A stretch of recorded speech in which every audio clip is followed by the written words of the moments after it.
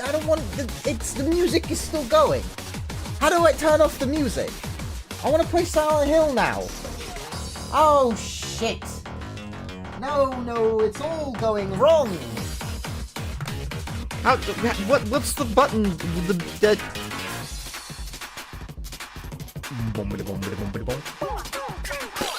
No, turn that off. I found it. I found the no music button. Hello everyone. Time for Silent Hill 3. The button is 3. The button is always 3. 3 is the only button you need. You were jamming? Well, go jam somewhere else. It's time for Silent Hill.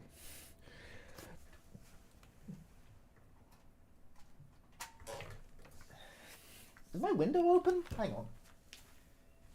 Yes, it is.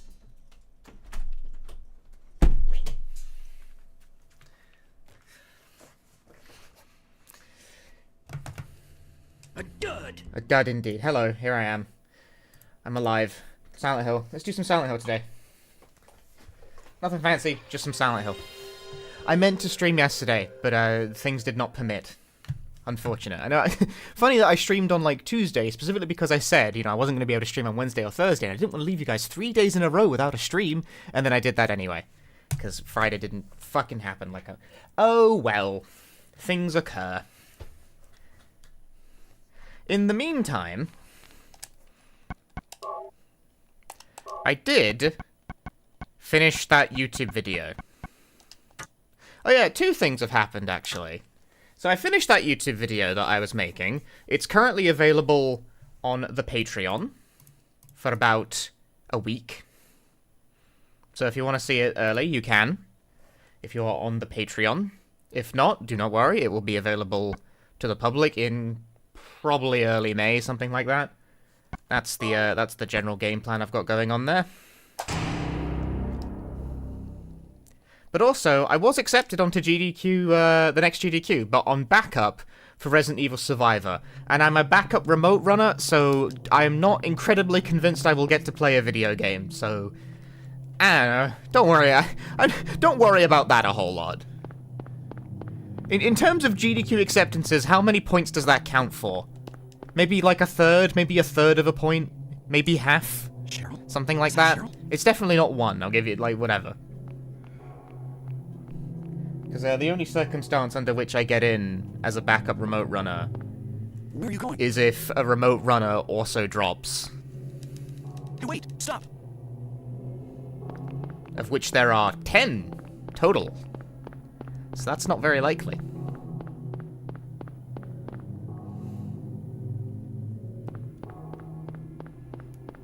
So yeah, I am a remote backup runner. How many are dogs this time? 0, but they're still milking the dog thing. Astonishingly. Just the dog is an in-person runner this time, apparently.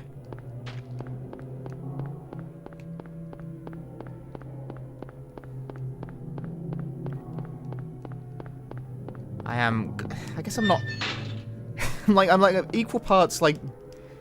Am I surprised that they're repeating the dog gimmick twice?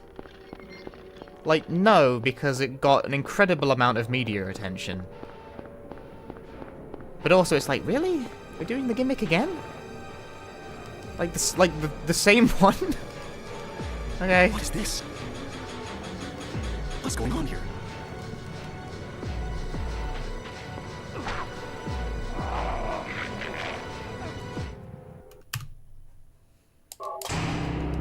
How do you make the gimmick fresh, or do they not care about that? Well, since putting a dog on camera seems to cause people's brains to short circuit, I don't think people do care about it. I'm a massive fun hater about this. I thought the gimmick was like sort of annoying at baseline.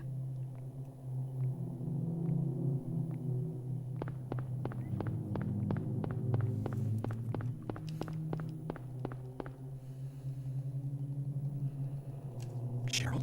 Is that Cheryl? Like, for fucking, like a week I was reading articles and everything was like, first dog to do a speedrun at Games Done Quick, and it's like, no, the human is still doing most of the speedrun, just the dog is sitting on a button sometimes. Hey, wait! Stop!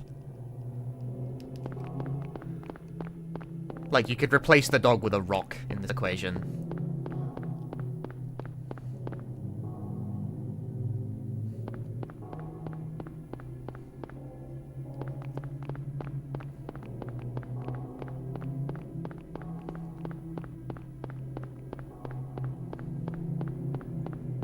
I disagree. Streamer is notorious dog run hater. I kind of am. Barrel of Randomness, thanks for the 26 months of Prime Gaming.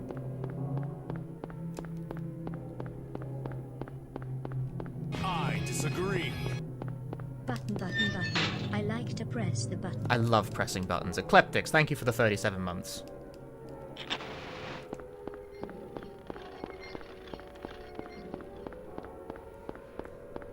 But anyway, like, being a grump about this sort of thing feels kind of... because I don't really have anything against the person who does it, you know? I feel like I'm gonna start beef by accident. This? He seems nice. What's going on here?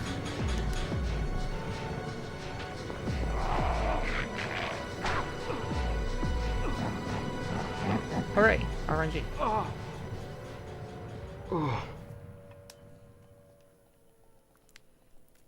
What's going on here? Yeah, I guess at some point... See, the thing about being... :D. Colon D. Pumpkin Daimyo, thank you for the 3 months of Prime Gaming. The thing about being on backup, though, that's, like, kind of awkward, is that I still have to consider and, like, think about who my commentators are going to be, and it's like... I'm not even going to get to do a run. What's that? Huh, radio. What's going on with that radio? Who am I going to get to do commentary when, like... Eh... Might not even get to do it. It just feels weird, you know?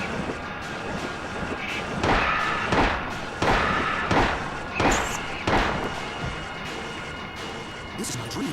What's happening to this place?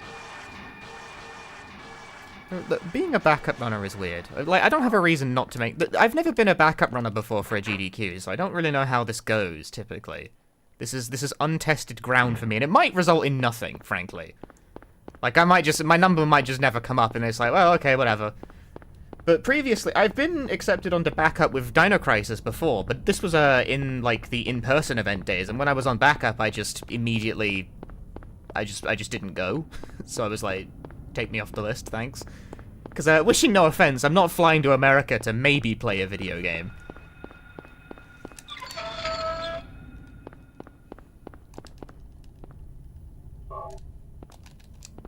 It's like, it's a... I don't know if they took that into account when they, you know, like, put the backup in or whatever, but I'm not going to the event on backup, guys. Like, it's accept or nothing if I'm going in person.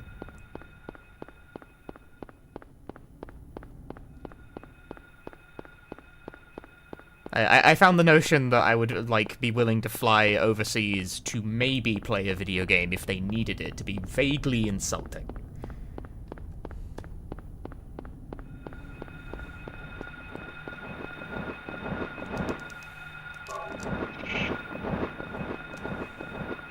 Well, the thing is that my run doesn't have a corresponding main runner. Like, there isn't a Resident Evil Survivor run accepted on, like, main, and I'm, like, the backup for that guy. Mine is a completely unrelated run they're going to throw in if someone else dips. As far as I know, I'm the only person who even submitted Survivor. Hey, Forever Man. And PMSN. I'm gonna take my advice on eating. Eat as much food as you can, Jules. The Americans have good food, and they make a lot of it.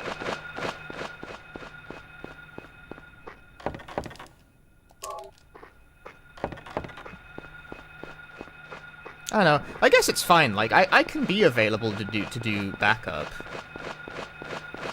If I'm online, at least. You know, there's no reason not to. What's the game I'd be replacing? I don't know. That's what I just said.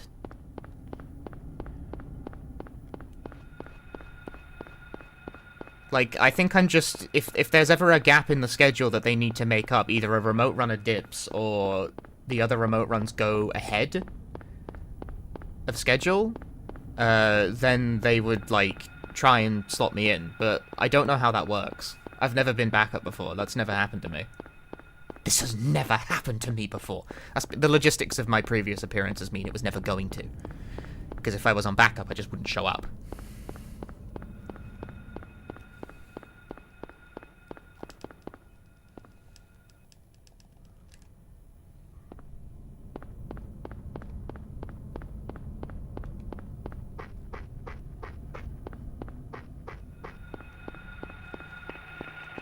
Hey, I know. The bones under your teeth cut yesterday. Ouch. That is crazy. That was the perfect position to completely fuck that lineup. 6 in row, 6 in row, 6 in row. Ayano, thank you for the 2 months of Prime Gaming. There's bones there. The teeth are bones. And yeah, so I don't think I have to be on call the entire event for backup, because I'm only... Cheryl? I'm a remote backup runner, and they tend to bunch the remote runs into a block, so I think I'd only have to be available during the remote block. Where are you going? I think. I don't know. Hey, wait! Stop!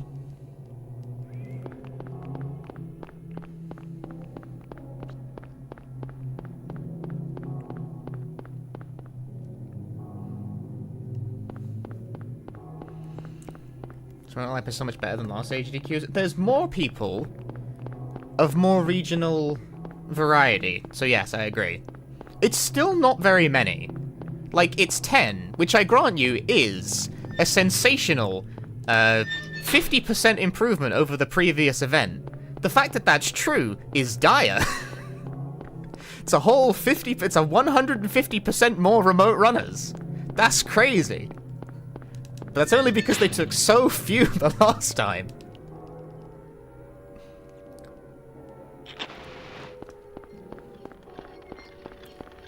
Now, instead of the ratio being like, 95 to 5%, it's more like 92 to 8%.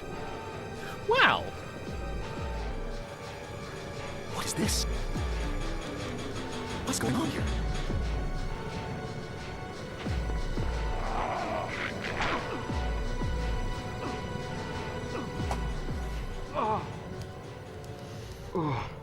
Do I also do speedruns at hard level? No.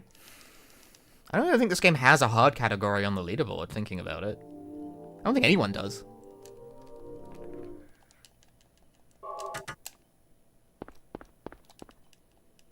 Free world record? There's no category. I disagree. 6 in backup, 6 in backup, 6 in backup, 6 in backup. B-Man, thanks for the 29 months. I am indeed on... Whether it takes a few remote runners? I don't know. Radio. What's going on with that radio? Is it because that guy who faked his run? No, I doubt it. I don't think anyone cared about that, really. They're certainly not trying to prevent that. That was a bizarre outlier from that guy being a weirdo, but it wasn't like a serious problem. This is my dream. What's happening to this place? No, I think they just want to run an in-person event again and don't want to run an online one. That's it, really. I think it's just a personal preference on the part of the organizers.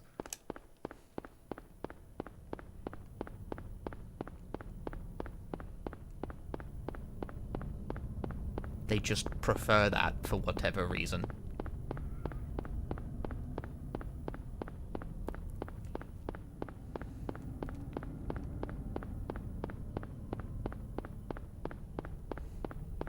Can I please say outlier again? Outlier? Outlier? Which way did I say it the first time? I don't remember.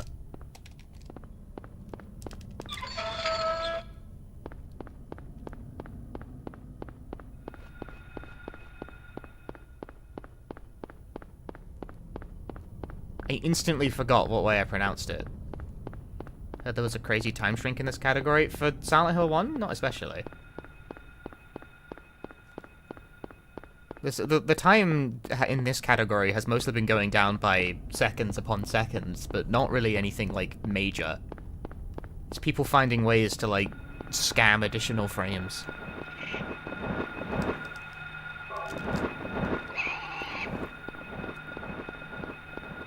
Here's an event corporation. Their skill set is strongly oriented towards doing in-person events. Yeah. That's just how they like doing it.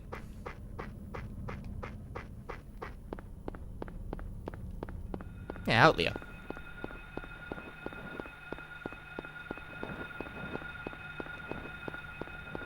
Why is this the thing we've latched onto?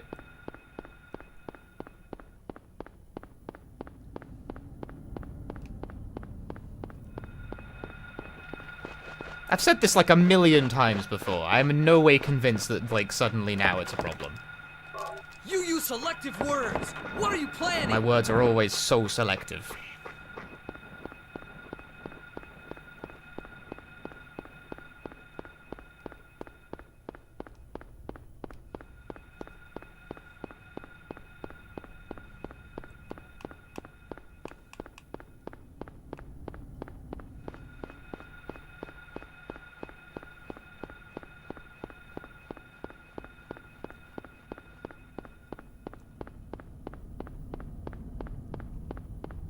On the plus side, Resident Evil Survivor getting in on backup is a good omen, at least.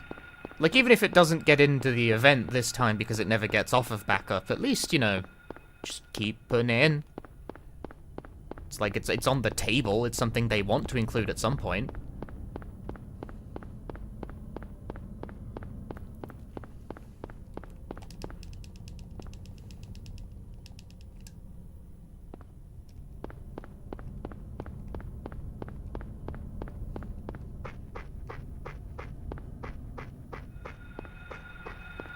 My mother?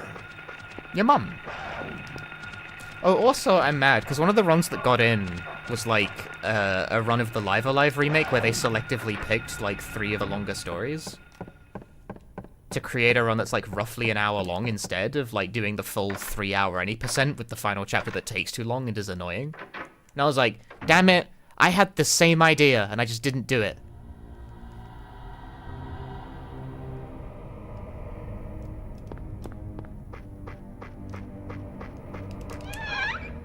So my instinct is that would have made a good marathon category, and I just didn't do it. I just didn't get around to it. It's like, fuck. Fuck. My instinct was right. I mean, the thing about that, though, is it's a... Would it even have mattered, you know? Because it's Live Alive, it's an RPG. My audience doesn't watch those. But my instinct about what makes a good marathon category is, like, totally true.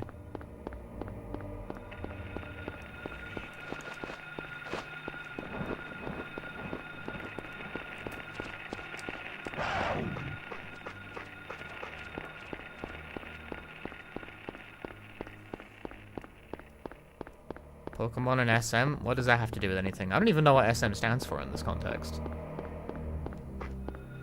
Do I watch a lot of speedruns for games I don't plan on running? Sometimes, yeah. I don't know about a lot.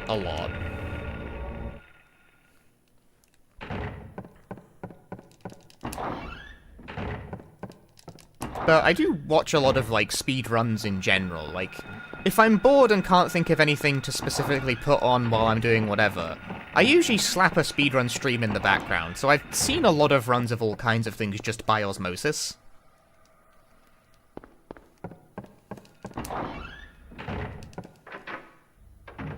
Really thought if they wanted to go that route, they could just bid war the scenarios? True.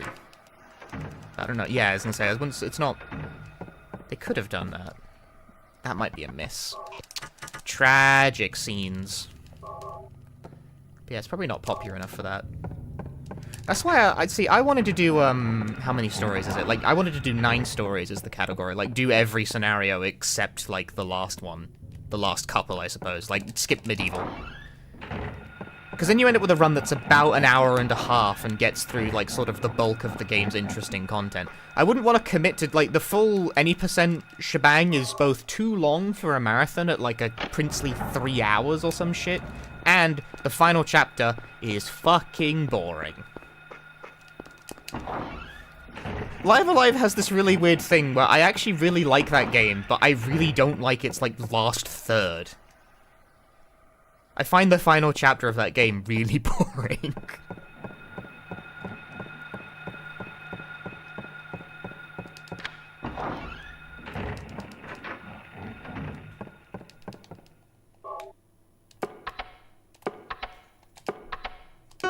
I'm bad. Why did I do that?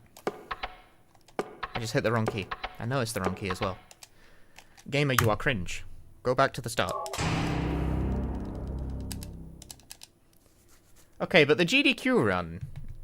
It's like it's not over yet because GDQ has the chase game submission period, where you can submit things that came out during the initial submission period, new games essentially. Do I have anything for that?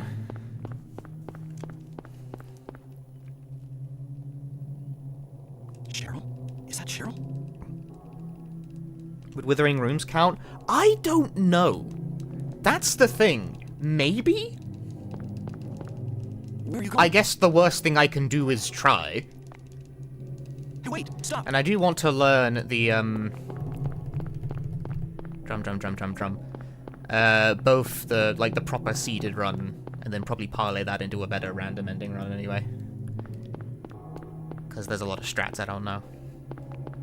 We've got a route to copy now. Hatcheye posted a run.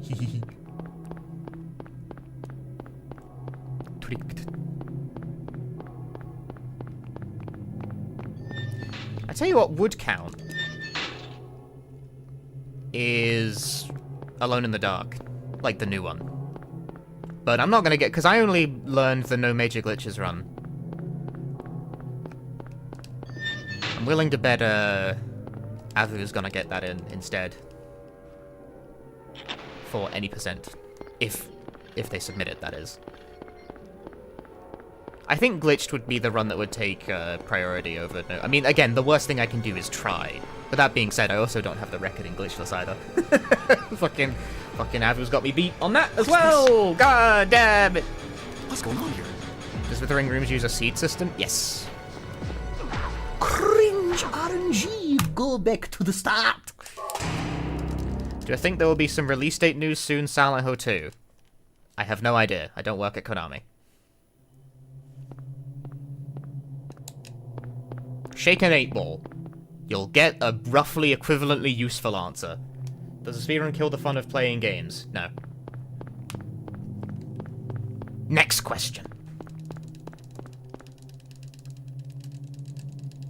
Cheryl? Actually, like, quite a few of the games I have covered in videos on my channel are games I have done the speedrun of. Like, the Seven Mansions thing especially, I had done the run of that before I made the video, so evidently not. Hey, wait, stop.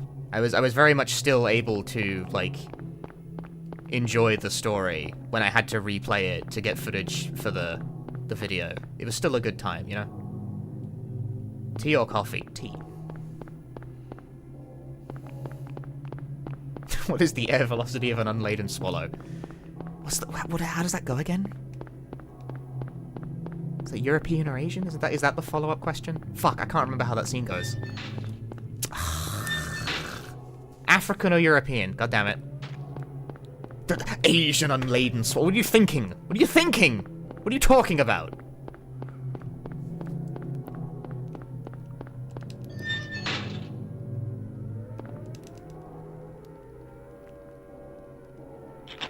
It's been a while since I've seen it's Holy Grail, right? That's going to be even a more embarrassing thing to get wrong. Like, it's Holy Grail, right? Is it Holy Grail?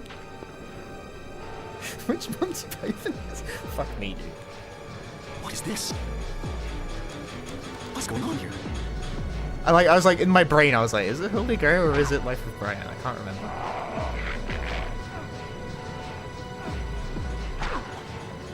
No.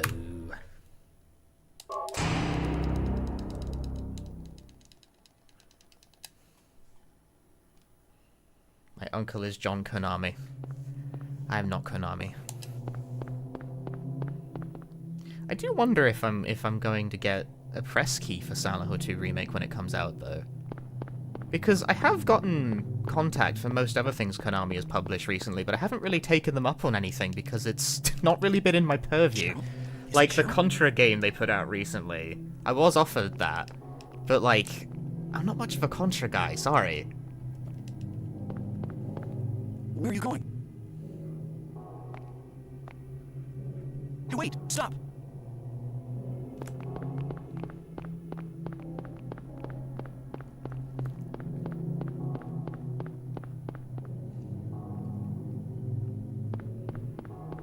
flavor of tea is the best. There is a tea for every situation.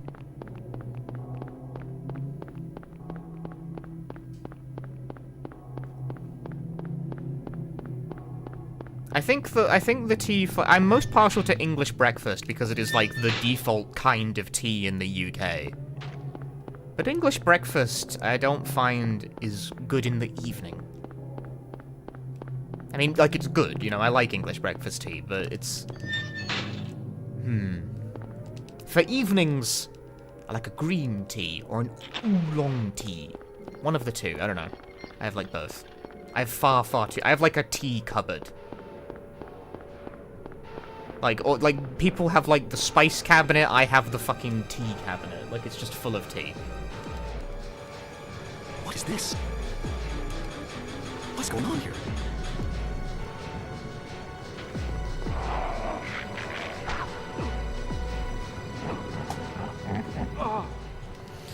Hey, Waffle but how are things going in Punchy? Well, things are going well. I am well. I finished that video I was working on, which is great, although I'm currently in... Am I using a CRT shader? No, this is just what the capture looks like coming off my PS2. Like, this is just what the game looks like. The lines are just probably signal noise from the analog signal. I don't know, there's probably, like, something I could do about that. I don't care. What's that? Huh, radio. That is authentic fuzz.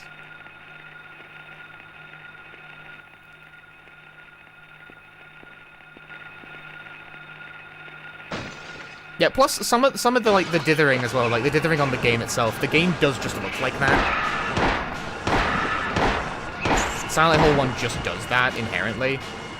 But I know what he means when he says there are some lines, like, going across the screen. There is, like, some signal noise in my capture setup, and I've just never really cared. It's not a big deal.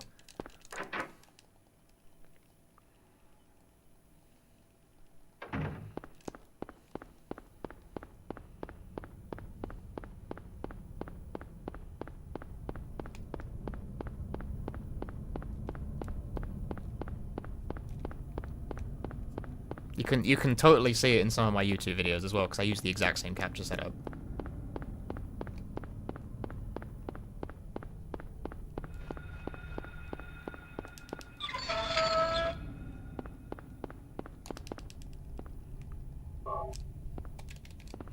When are we gonna get by Punchy back? Whenever I'm wearing a shirt that, like, looks good with it. I stopped you because I was wearing a blue shirt the other day. I was wearing my Kingdom Hearts shirt, and the bisexual filter made it look green. And I was like, that looks ugly as fuck. So the colors were set back to normal.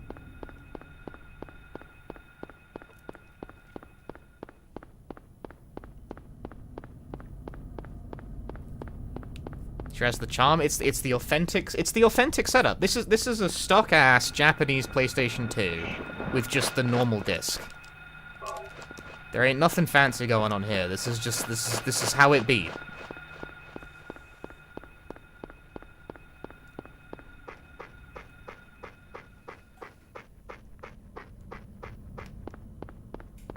I got that retro gaming business going on here.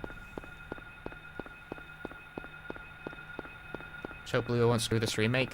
I think it'll probably be okay, I guess. I think I'm somehow this weird mixture of both less enthusiastic and less doomer about the Silent Hill 2 remake than average. I feel like it's got a decent shot of being okay, I guess.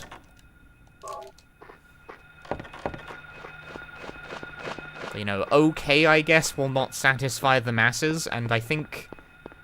I mean, big releases in general aren't allowed to be just okay, you know, everything's got to be amazing or it's, like, dire with no in-between. But in this case, if it does come out just okay, that's, like, possibly the worst outcome, because, I don't know, why bother, you know?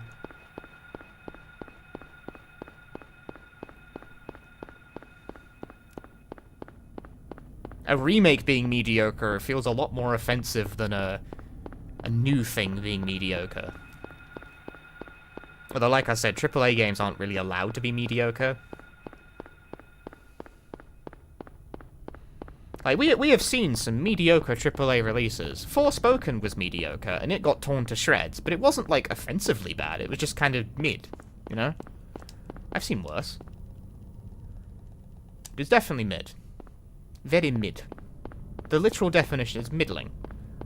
But, like, I've played more dysfunctional games. It's just not an astounding one, you know? It's kind of... there's not really a good reason I would suggest anyone go out of their way for that. Showed off the overhauled face of James. Did they? I thought that was people just noticing, like, updated Steam assets. Okay, for one thing, I'm a bad person to judge facial appearances, especially ones going for realism, because, fun fact about me, I can't see faces. I have prosopagnosia.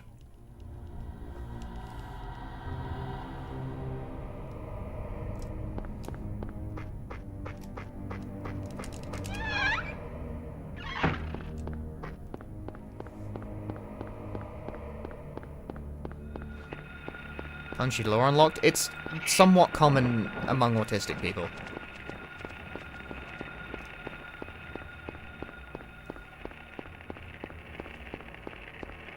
Like if you have autism, odds are good you have some degree of prosopagnosia as well. We're not good at processing facial expressions. For me, it permeates down into not really being able to recognize people by face.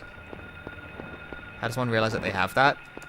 Well, in my case, it's the fact that basically everyone looks the same.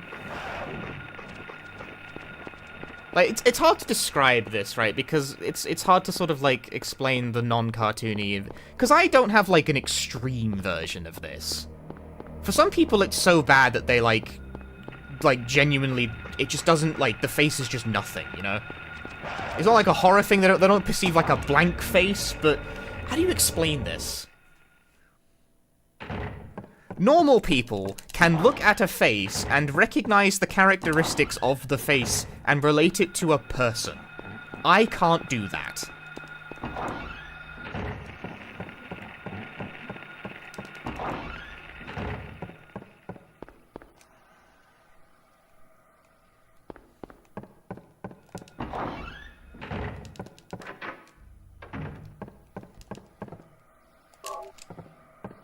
Like, I can see the face.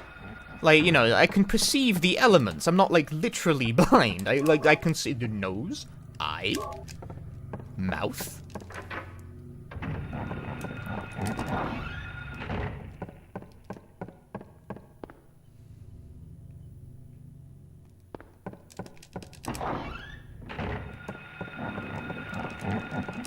But, like, I can't recognize faces in the same way. Because most people will remember the face as a whole, and I just won't. It just doesn't... I don't perceive it that way.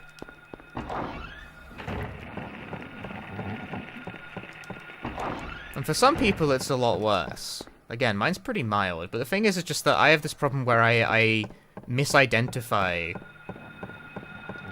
Like, I always have to double check to make sure who I'm fucking speaking to when I'm at work. Because everyone at the office kind of already looks like someone I already know. Like... I did it, I put the piano in correctly.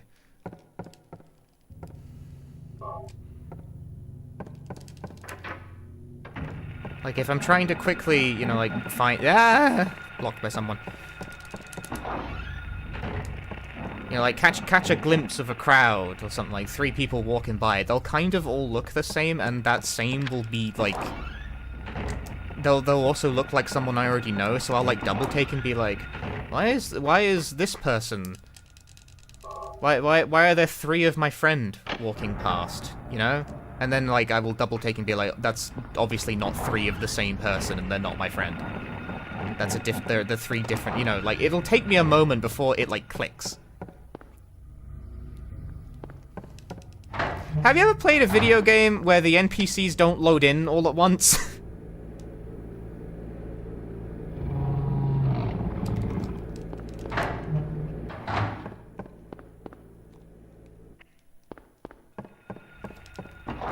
Because it kind of feels like that sometimes. Like, I have to wait a moment for my visual processing to, like, distinguish Because at a glance, I will just perceive everything to look the same. It doesn't have a particularly big impact on my life. The thing I think makes it the worst, though, is that it makes it actually quite hard to remember people's names. Because a lot of people will remember a name by the face that is attached to the name. I can't fucking do that.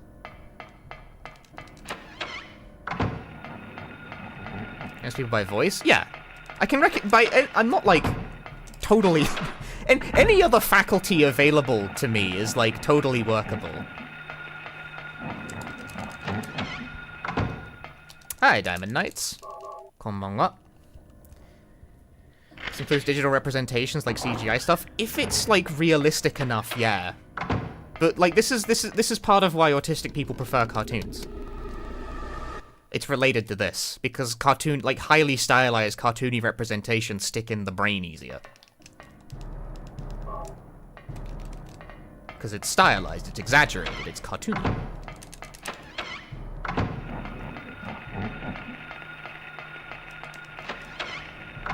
Yeah, obviously, any other faculty available to, a normal person is a thing I can use to distinct, it doesn't cause me, a tremendous amount of issues in my day-to-day. It just might take me a second.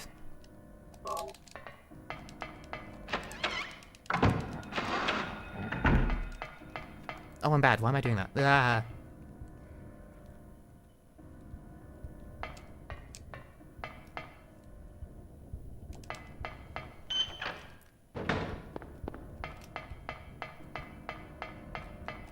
Isn't the same with exaggerate people IRL? Yeah. If someone's got a very noteworthy hairstyle, then that's a thing I can use to identify someone. If someone has, crazy facial hair, that'll work. I'm not very good at seeing faces, but I can see what's on the face, I can still see. The eyes do work. The problem is with the how it's processed. It's not with what I'm actually seeing. This is really hard to describe to normal people. And again, it's pretty mild. Other people have very severe versions of this. It always bugged me about Zero Escape, actually. Because this is a plot point in Zero Escape. Can you recognize your close family's face outside of household? No. No. No, I can't.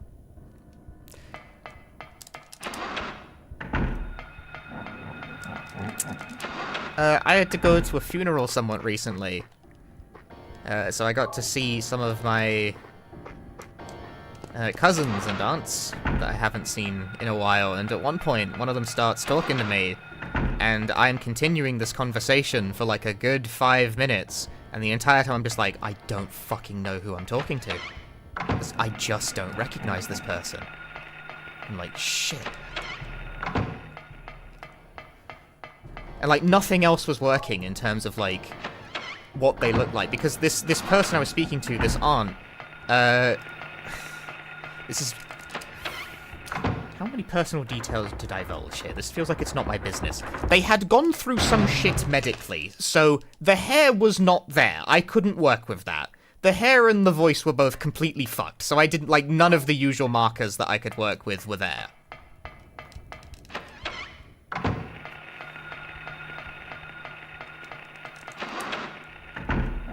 And honestly, that probably did have an impact, because, I imagine they probably weren't looking the healthiest as a result of this, which double fucked my ability to recognize who the fuck I was talking to.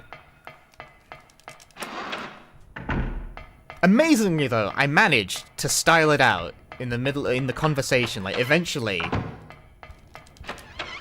midway of the conversation, I'm I know who I'm talking to now. Yes! I managed to evade the awkwardness. I didn't have to ask. I puzzled it out.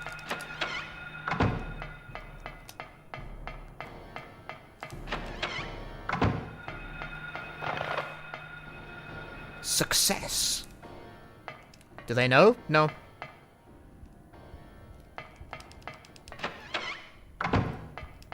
I don't really tell people.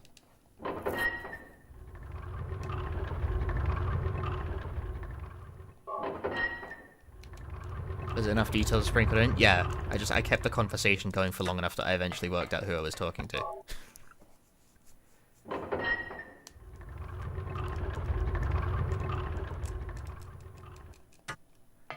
Because obviously they recognized me, they had no fucking issue, they were like, hey, what's up? And you know, they start talking, and I don't know, a conversation begins, and I'm just like, I just keep the conversation going because I'm in the opposite of like, I can't just stop and ask who I'm talking to.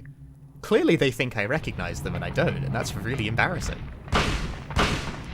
Whose funeral was it? Why is that relevant?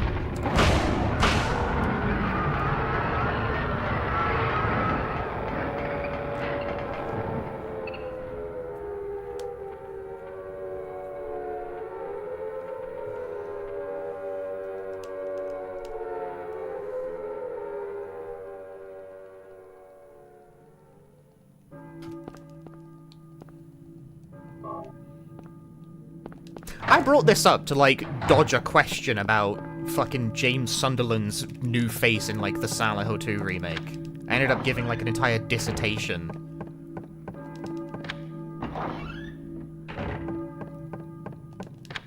A minor medical condition that I have. And it really is minor. Like, it's not a big deal. Hey, Radio Achievements, thanks for the raid. Welcome.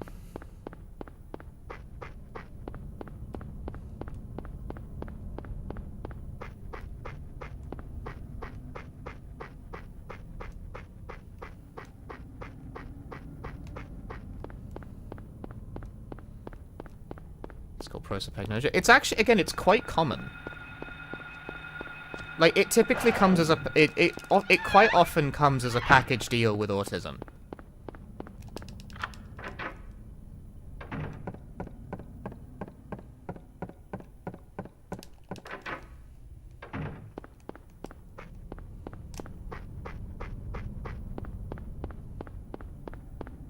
Which makes sense if you think about it, right? Since, like, one of the symptoms of autism is, like, difficulty processing facial expressions.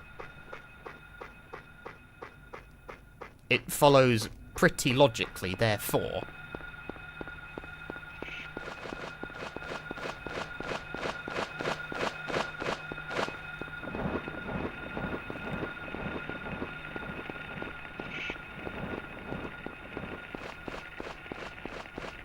Is this a weird topic of conversation? I'm, like, pretty cavalier about this.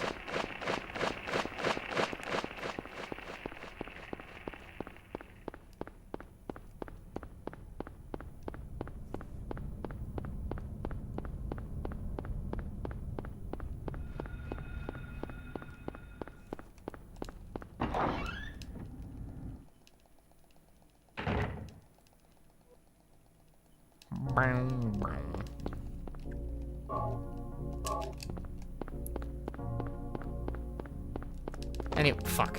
Bonked. No, did I not turn far enough, or did I turn too far?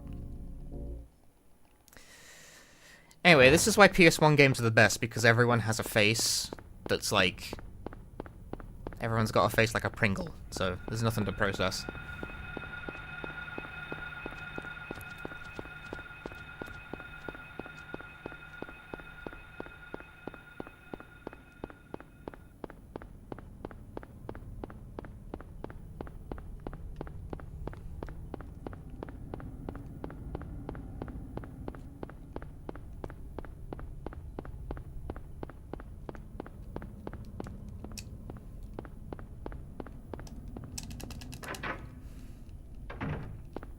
Ah, my turn just didn't fucking come out. That's grim.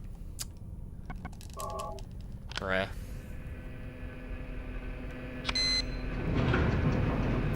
That sucks.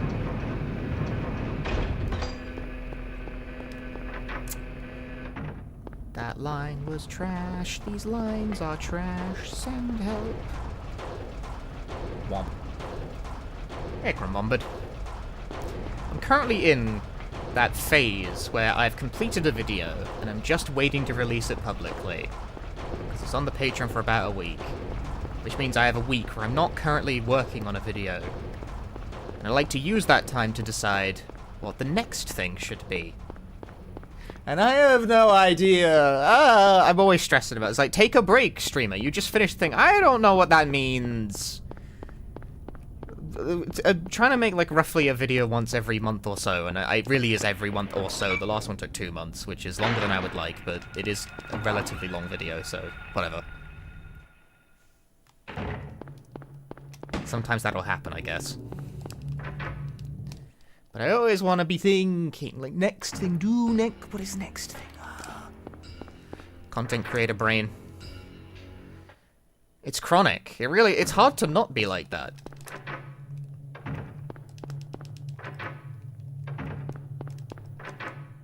Because it's a pretty stiff pace, you know? Is there a list I decide from? If I ever have an idea and I rather like it, I write it down.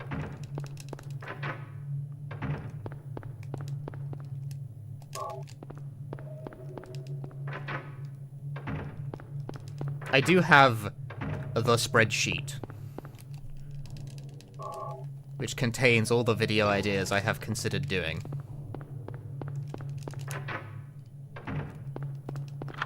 It is not public, it is for me. You cannot have it.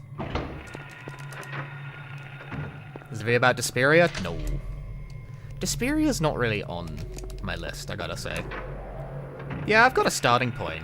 And in fact, I actually even have some in-progress script. Like, sometimes when when I've got a moment and some ideas, I scribble down some thoughts. Like, I write maybe like a starting paragraph for a video, or just some disconnected thoughts about something. So I've even got some scripts that have some words already jotted down in them. I've actually got a script that is basically 2/3 complete. It's not getting published. That's a scrapped video.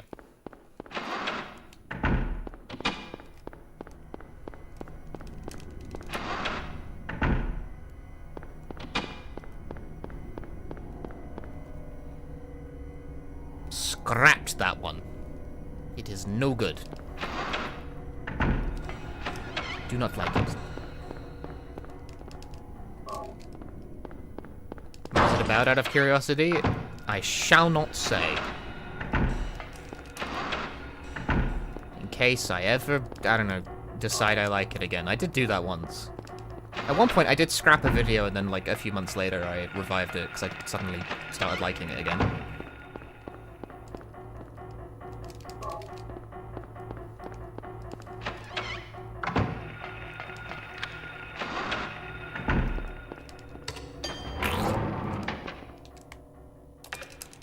Oh wow, this sucks now when I scrapped it?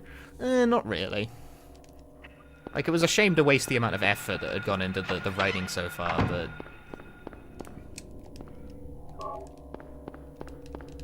I do that all the time.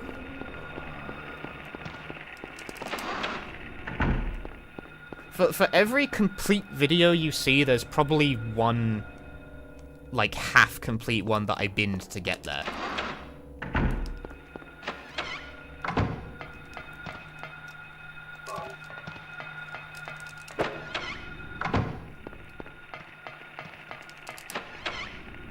Or a loss of interest. It's more that I just didn't think my thesis was good.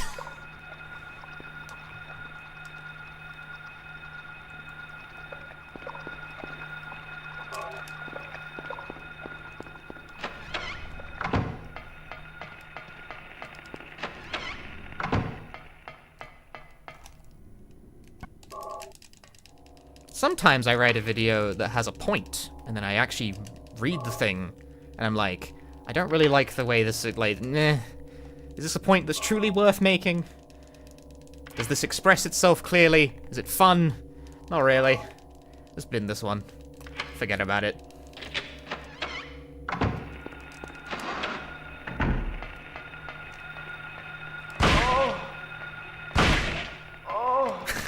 Grim.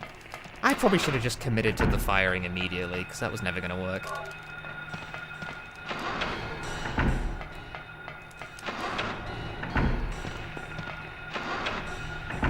And people graduate with milquetoast these. It's much better to scrap something, though, before it hits the editing. So far, if I have ever scrapped a video, I have generally done it between, Like, at the absolute latest I've ever scrapped a video, I have scrapped a video after I recorded the VO. But not before I started editing it. Where the fuck am I going? Nowhere, apparently. It's been a really bad hospital. But if I ever dedicate, like, a significant amount of time to editing something, and then I decide I don't want it, that would really suck. Because editing is by far and away the most time-consuming part of the process. Hey, Anthony.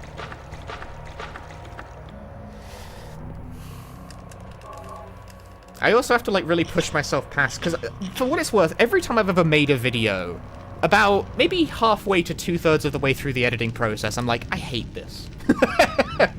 I hate this thing I'm making. This sucks, and I hate this video. All the time. It's like, is this even funny? Why would anyone give a shit? Fuck this video. What's this?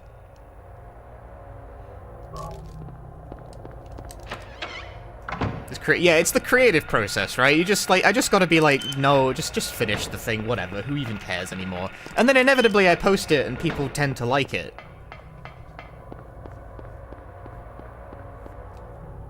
Because people seem to like the shit I make.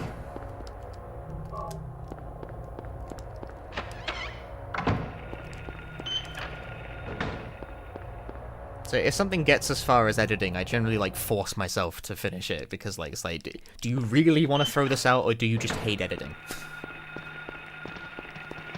No! Oh my god, it happened again! That's so bad. This hospital sucked. There's so much time saved in the hospital. Was I dreaming? Yeah, if you've ever spent time, like, on something that has taken a significant amount of time to produce, I think you've probably had that feeling of, like, hating it at a certain point. And I only make YouTube videos that take, like, at the low end, like, maybe 3 weeks to make, and at the long end, 2 months. Because I refuse to make videos that take longer than that. I am so far not in the mood, or the sort of the creative workflow to make a video that takes, like, 4 months and is 2 hours long. Fuck that. Hate that. You have this issue with drawing emotes. I think yeah, it's like, it's a universal thing. Because I worked on Freedom Planet 2 for like 3 years as well, and I don't think any of us were like, man, I hate this fucking game. But like, towards the end of the production, we were definitely like, is this even good? We would like ask each other, is this good? Is the video game even good, or does this like totally suck? Oh god, they're gonna hate this shit. No, this sucks actually. What the fuck?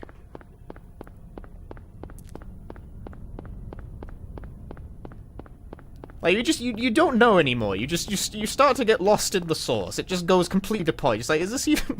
This sucks, actually. What the fuck? And then we released the game, and it has, like, a 96% positive review average on Steam, so I don't know. I guess it went fine.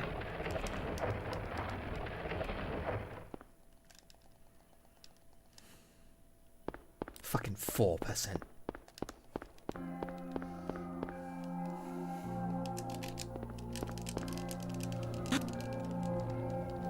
Was that 4%? Piece of shit.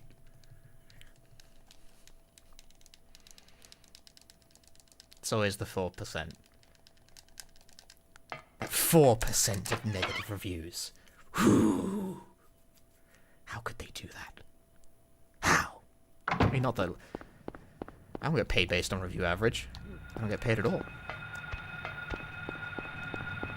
Jump! Why did you not jump, my man? What the fuck? The AI in this game sucks.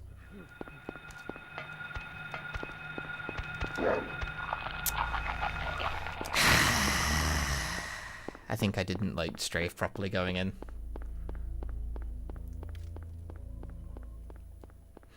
Well, that's why showing someone a thing you make and they just say, nice, thanks, instead of, oh my god, this is the best. Some people are just like that.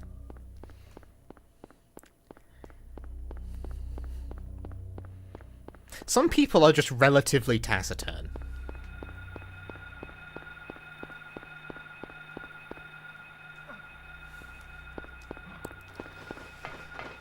Wah, wah, wah. Second try out of bounds. Fuck any percent sucks. Oh yeah, Silent Hill 1 got into GDQ, incidentally, but not by me. It's by death tropes. They took death tropes, and not me! How dare they take someone with a faster time and... but they took all bosses. So, like, the same run as the one that was at the previous GDQ. Like, I mean, it's been a while. It's been, like, what, 4 years or something? Something like that? Still no any percent. That's whack. I mean, I pitched all bosses as well, so I'm part of the problem.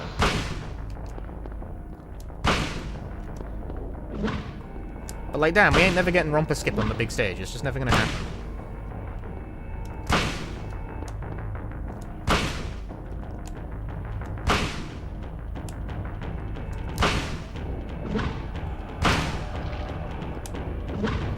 Where the fuck am I?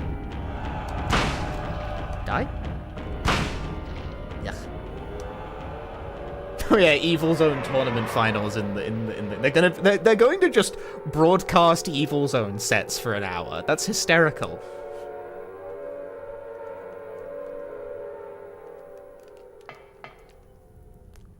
Actually, this is my chance. If there's a gap in the schedule, I can get in on backup. And it doesn't take an hour to play a set of Evil Zone if one person just dominates the whole time. I need to pick someone and train them via net play so that they can become stronger. Who's going to enter? Because I'm not going. I'm not playing.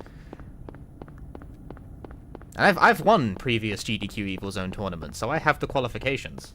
But if I pick someone and train them to become the strongest Evil Zoner, they can end the tournament in rapid time, thus giving me an opening to get into the event. Yes, I see it now.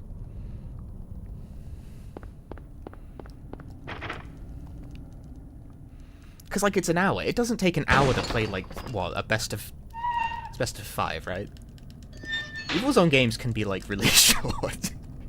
If that goes 3-0, that actually will end really fast.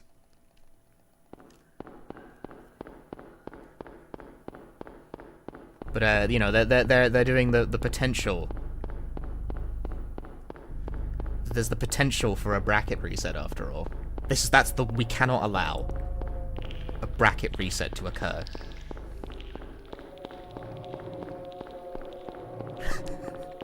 Men will sabotage a tournament instead of going to... I'm not sabotaging the tournament, I'm increasing the player skill. By training with someone. Using my extremely cracked Setsuna.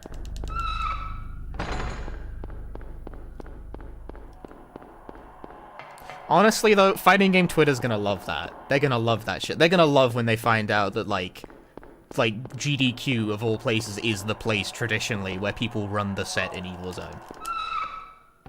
2 times... yeah, how many... I think I've won it twice, but it might have just been once. I'm not totally sure. But I have definitely won GDQ Evil Zone at least once.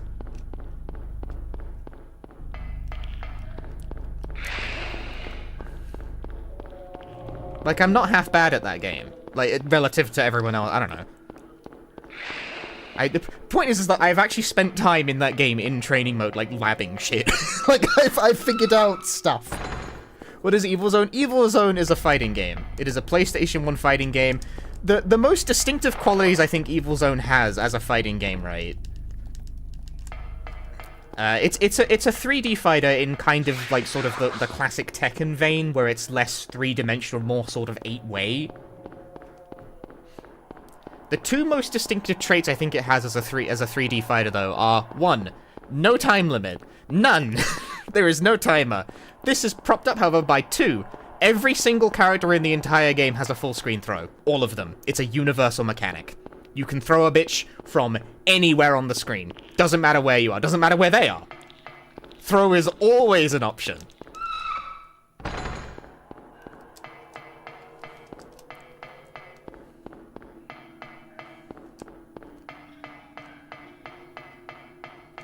Like, the game has normal throws.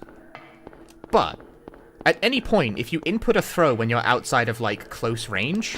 Fuck, bad turn. You start to create a ring underneath the opponent. If the ring completes and they're still standing in it, they get thrown. The game calls this a capture throw. How do you escape a throw? Do a throw-in. Actually, I think for captures is specifically you have to tap guard and that texts the throw. There are totally option selects involving this. The timing is, like, not super easy, though, and the throws are quite fast.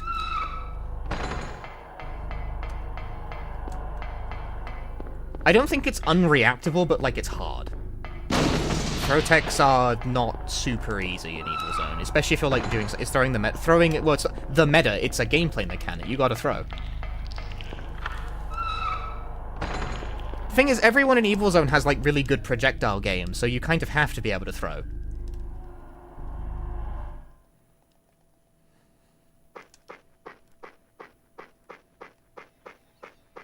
Like, it's a universal mechanic. Everyone can do it. But the throws themselves aren't incredibly strong. Like, they don't do as much damage as, like, getting up in someone's shit and mixing them. Is the game fun? Yeah, I like it. It's dumb, but it's fun. I genuinely think the full-screen throw thing is actually quite interesting. Like, it's better considered as a mechanic than you might expect. I don't know if I could say it's, like, the new standard for how fighting games should work, but as an alternative, I think Evil Zone's, like, better designed than I think it generally gets credit for. There is a sensible risk-reward and rock-paper-scissors dynamic to throw versus zone versus get in and mix someone's shit in.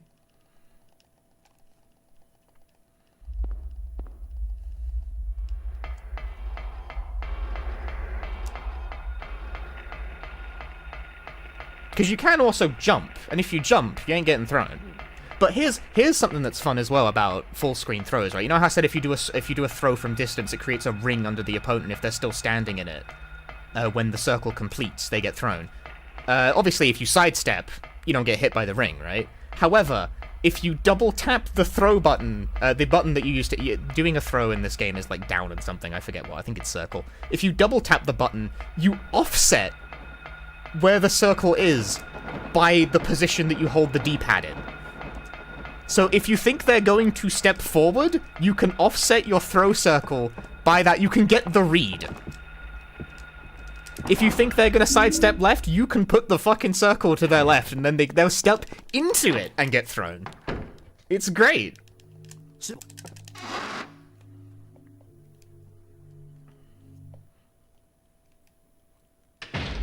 If you read someone's sidestep, you can fucking throw them out of it. It's great. From full screen. If you think you know what they're doing, if you've got the read, when someone has the read, the game feels impossible. It's like, I can't even fucking move without getting thrown in this goddamn video game. That's when you jump. You jump in. Jumps can't be thrown. There's no air throw. That's not a thing. But then you jump in.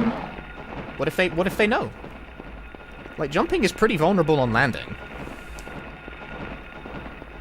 So, like, do you empty jump? Do you, like, empty jump and then throw the landing recovery? That's funny. But if they jump in with a button, you'll get bopped. Fuck, I let go 5 years ago.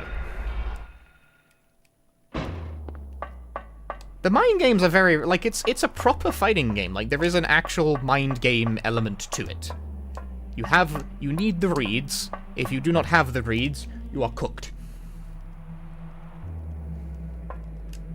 You are indeed like, the fun of the fighting game is definitely present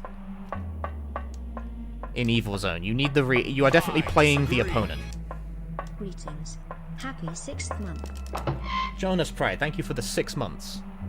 Happy 6th month, folks. There is definitely a tier zone in Evil Zone, though. It needs more data. We need more people who are actually, like, good at the game to help us out.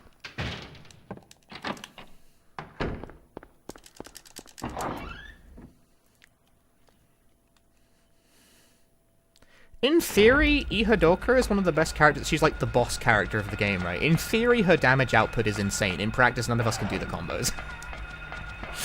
In practice, none of us can do the combos. They're really hard.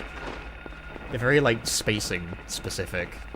She can do, like, OTG juggle stuff. Theoretically, Hadoka can, like, kill off 2 clean hits. In practice, it's really hard to do that. Something that's, like, much easier. Something that's much easier is like, playing Kakarine, because she has a lot of, like, idiot checks that are really obnoxious to deal with.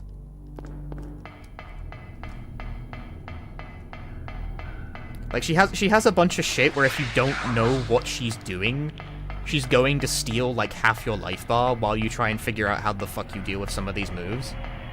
She's got this stupid, like, pinwheel thing where she, like, pushes a ring forward. And it's really awkward to punish, even if you do block it, because it has a habit of going slightly off axis. And being, like, even fucking 2 degrees off axis will fuck your punish up in weird ways. It's often safer to just throw. Counter hit throw does a lot of damage in that game, so it's actually not that bad.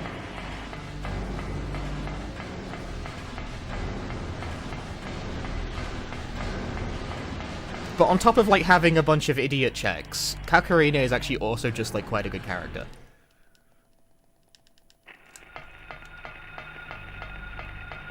Like, her damage output's good, her mix is solid. Nothing to complain about. And she's fast. That's important. Being fast in Evil Zone is a big deal. That's why Galley is probably the worst. Because the thing is that movement speed directly helps you avoid throws. Kakarine is, like, some of her shit is so fast that even if you have the read on her, like, doing a running dash attack, if you try to, like, forward throw it, your throw will still fucking miss. If your timing on that isn't exactly right, you'll still probably fail to catch it. Whereas some characters do not move very fast, and then they get thrown anyway. Did I play Guilty Gear? I've played a Guilty Gear in my life, yeah.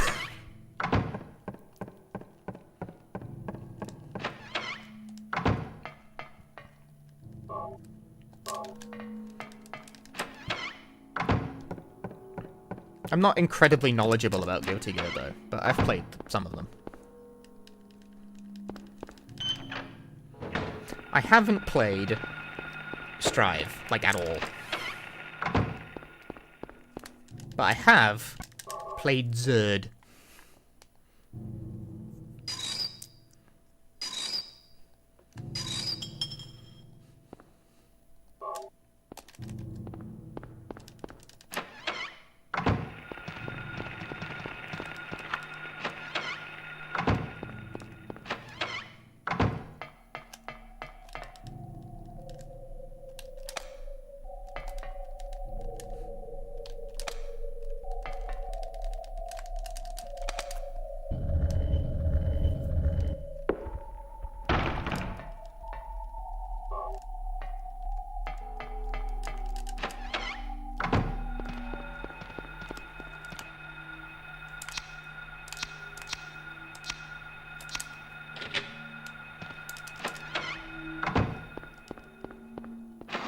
You know, people play Strive and can never tell what they're on about. Finding game terminology is easy. It's easy, dude.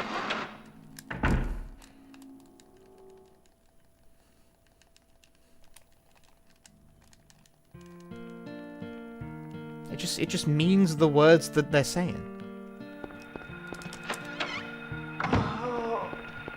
What terminology is there, really? Spoken like someone who's never gotten hit by a meaty low.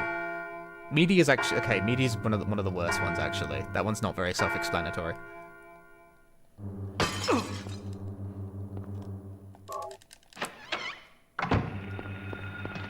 Meaty what? A meaty low. Fighting game terminology primer 101 with the streamer Punchy. Stop doing that voice. A meaty is an attack that is timed to strike the opponent as they are getting up from being knocked down. Named so because it hits, like, on the later frames of a given attack's active frames.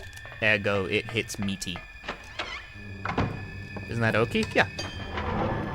Meaty is a kind of Oki. Oki refers to more the general concept of, like, how you push advantage when someone is knocked down. A meaty is like a specific kind of attack. Like, a safe jump is not a meaty, but it is okay.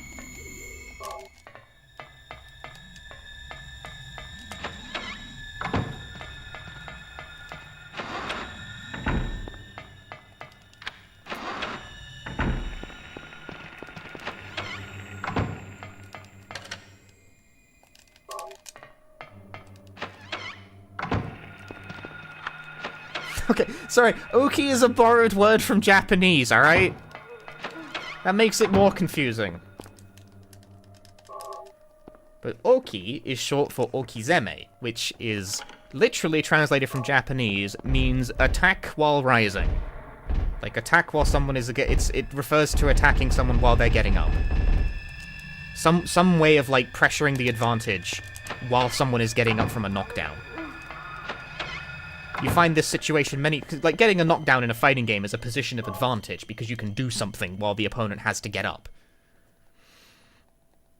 In 2D fighting games, this generally involves setting up some kind of pressure or trying to bait a disadvantageous reversal from them. In Tekken, oki is a whole other thing because you can kick people in the head while they're on the ground in Tekken.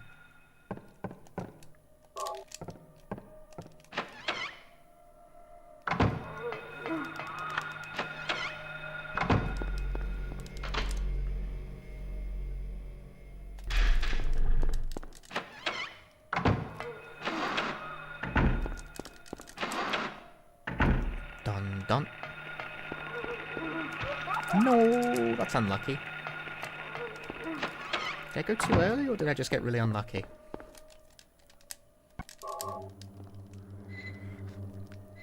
Flying game from playing your school days was Street Fighter 3 Third Strike? Damn.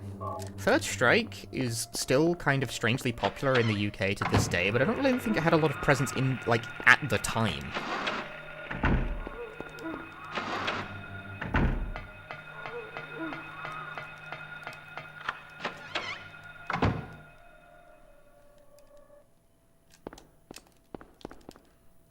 I wonder, if they re-released Tekken 3 these days with, like, modern-ish netplay, do you think it would sell well? I mean, it would definitely sell well, like, let's make them, but do you think people would play it?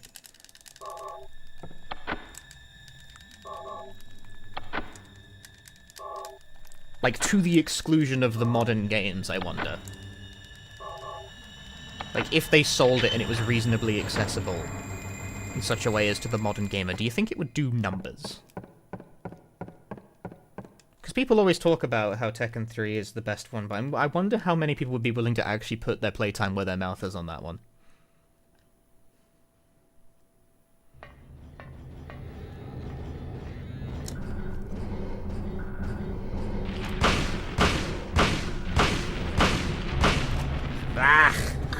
Nembok ini.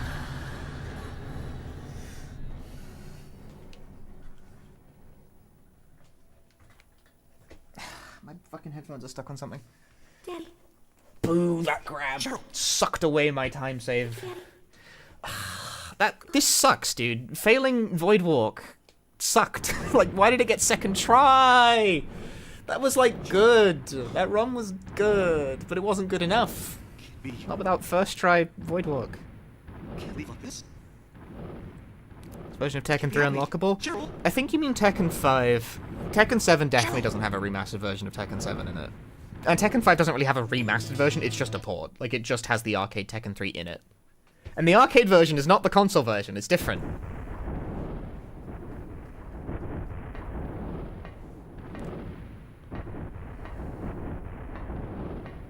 Although most people aren't going to notice. I will. I'm annoying. Harry. Go.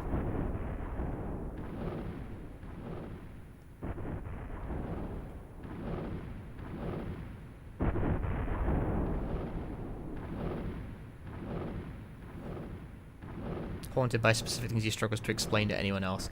Well, Tekken 3's arcade thing is really easy to explain. Anna is like a completely different character in the console version of the game, whereas in the arcade version she's just a skin for Nina. And Gon and Dr. B just aren't in the arcade version, like, at all. 3034.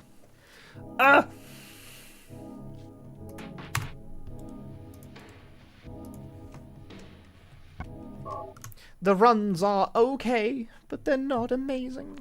It's hard. PB is hard. My PB is good. It's hard to PB. Your opinion about Tekken 3 might rest on nostalgia. It definitely rests on nostalgia for a lot of people, but here's the thing, Tekken 3 is good. Like, if I have, in fact, gone back and played, like, ran the set of Tekken 3 with people who are kinda good at Tekken, at least within the past, like, 5 years or something, it's good. It's a good video game. You know, the people were not, they were not under nothing there. I don't know if I'd say it's the best one, but I do think it's probably the most immediate in its series. It's the super turbo of Tekken. Where are you going? If that makes, like, Tekken 2 and 1 I find kind of annoying to play. Like, they're stiff in ways I don't appreciate.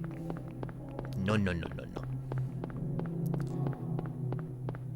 they're not bad. I mean, Tekken 1's kind of bad. Tekken 1 has the absolutely hilarious nonsense that is King's... I can't remember what move specifically. He's got a move that's, like, plus a number that's so big it should be... It's measured in seconds rather than frames.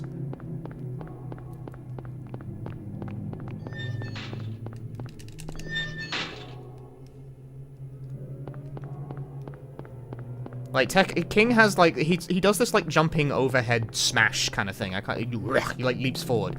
On hit, it's a perfectly normal move. On block, it's, like, plus 700 or something. And it's a stagger, so if you jab them, it floats. It's an on-block combo. And you can get, like, fucking 50% off it. It's absolutely unbelievable. Tekken 1 is fucked up. Incredible video game.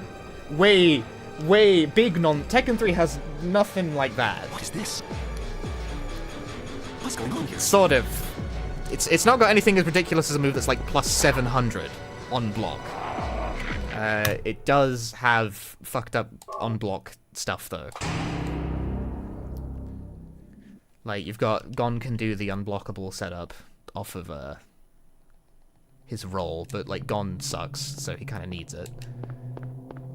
Ogre has a bunch of weird shit that he can do as well. He has, like, the sort of the lunging kick, and that puts you into a guard stagger state, and I think he can do a thing off that. I think he's plus enough to get, like, a jab in. Cheryl. I don't remember. Is that Cheryl? I am not incredibly good at any of these games. Either way, it's still good.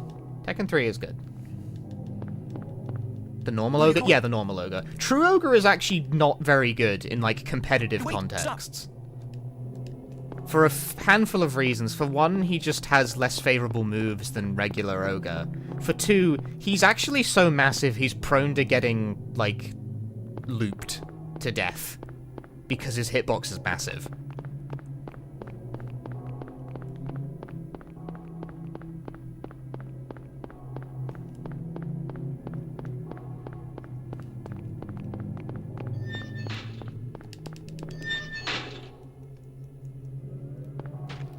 So, True Ogre is, he's prone to getting into these really awful, unwinnable Oki situations. But he does have the unique ability to fucking air tech.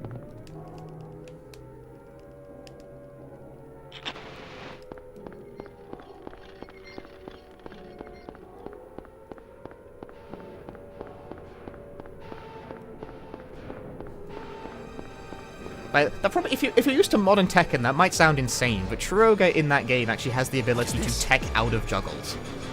What's going on here? You know how a lot of people complain that in Tekken it's a game of juggles, you get knocked into the air and then you're waiting for like 5 minutes while the opponent finishes their combo? True Ogre can air tech in Tekken 3. If you press a button at the same time you get hit, True Ogre will fucking flip out of the combo. Gon can also do this. No. It sounds great when I say it like that, right? Like, if you tech it, you can flip out of juggles. The opponent doesn't get a combo. The problem is that it's actually not super safe.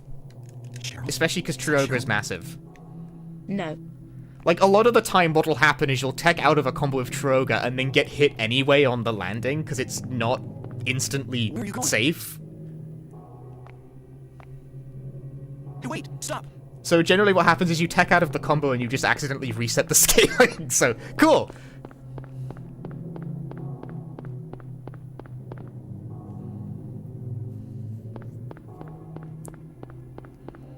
Back to work in your garden, lurking so I get ad revenue and your cats stay calm. Cool. Hi, Crumbombard's cats. Yeah, you tech out of the combo and you get hit into said combo. Or you just get caught again by the juggle anyway while in midair. Yeah, the true ogre, like the final, true fighting form, is actually a worse character than the regular form. Normal ogre is crazy, like S tier by a mile. He's got, like, horrible unblockable situations he can put you in very easily. He's just a strong character. He is a bit large. That is a weakness. But he's not that large. Whereas True Ogre is ginormous. Yeah, she was strong too. The Mishimas in general in that game What's going on here? are good. Heihachi and Jin. I mean, does Jin count as a Mishima? Whatever. He's good.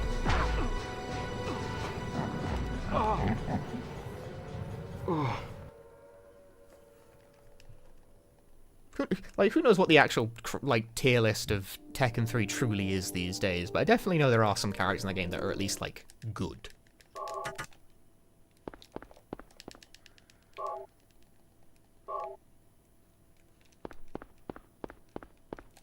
Ogre can run some scam shit. You saw some of the Evo JP reviews for fighting games? What have we got on deck? I haven't been watching Evo JP. I honestly forgot it was airing. Radio. What's going on with that radio?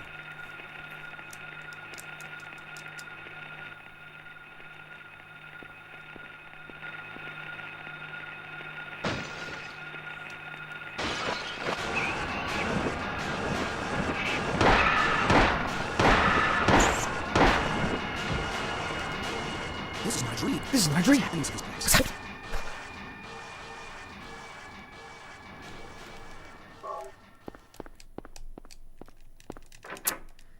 Too much walk.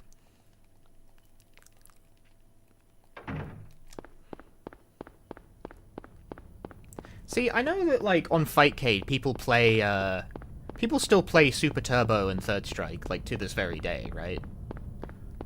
But that has a thing... That's free. You know, they did sell the Street Fighter Anniversary Collection, but I'm not sure people play those old games on that format especially often.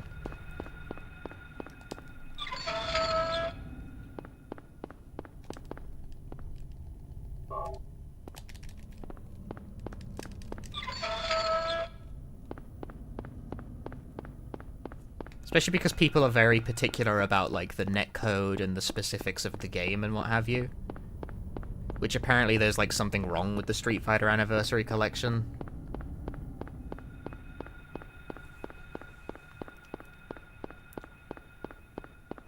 That caused people to just go back to Fightcade. You gotta get it, like, absolutely right if you want people to use, like, a modern implementation. Otherwise they're just gonna go back to Fightcade.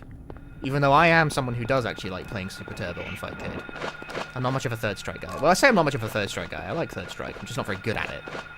I'm not good at any of these games. What am I talking about? I feel like I'm worse at Third Strike than I am at Super Turbo, okay? That's what I mean. I mean, it's easy to, like... Super Turbo is, like, easy to pick up and play. Especially because, like, I just play Ryu, you know? It's like, all you gotta know is... All you gotta know is normal and defiable. That's a combo. Why do I play Japanese version? Because it's the version I have.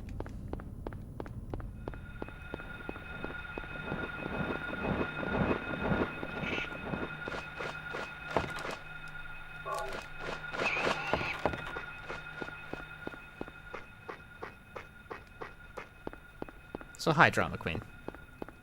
Just spam 3 like Jim in Tekken. It's only... Jim Mishima only knows the grind. He only knows how to press 3. For those of you who haven't seen this, there's a stream that I'm gonna lose all my viewers. They're gonna go watch Jim Mishima. No, is he even still live? I have no idea. There's a stream on Twitch where someone who set up a bot to play Tekken 8 ranked with just Eddie, just mashing 3 over and over and over again, and it keeps winning sometimes. Like, it's climbed all the way to orange rank, doing genuinely nothing but pressing 3 over and over again. Because for what Eddie's 3 string is just really hard for a lot of people to deal with. It's like, off one string, mid-check, high. And then it go like, launcher, low launcher. And if he keeps mashing 3, he gets a combo. Like, it combos naturally. If it hits the wall bound will follow up correctly from just mashing 3. If the eddy gets knocked down, and he's got to get back up again, the mashing 3 gets the eddy while standing 3. And while standing 3 is really fast, and it fucking crushes. He can do it all from 3.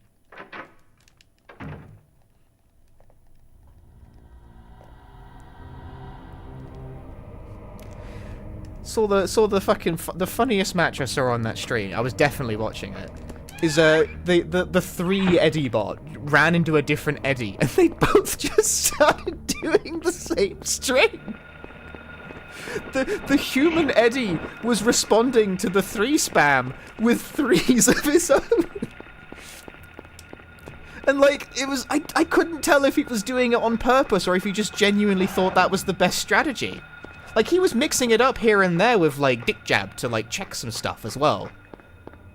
So I don't think he was doing it for the bit. I think sometimes that person was just like, I'm gonna press 3. It's like, good old 3. It never fails. It's really funny, because like, they keep mashing 3, and then they get the launch, and then they get the combo, but you keep mashing 3, the combo will drop after like 3 hits after the screw or whatever, I forget. But when that string drops the second time, the enemy gets up, and the very next thing they get hit with is a low. That's the next part of the string. So people tend to just stand up into it. Because, like, crouch blocking immediately on wake up is really weird. So then they just get hit again. It's a flawless strategy, really. I wish I'd come up with it first. I really do. I'm not that inspired, though.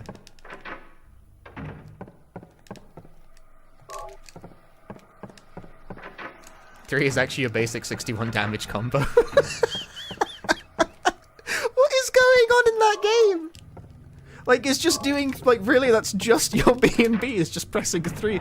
Dude, I should get Tekken 8 and download that character. I don't need to do combo, I can just press 3.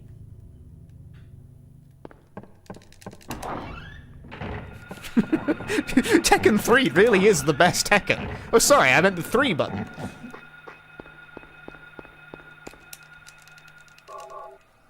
If the air was programmed to not rematch losses, it would 100% reach red. It totally would.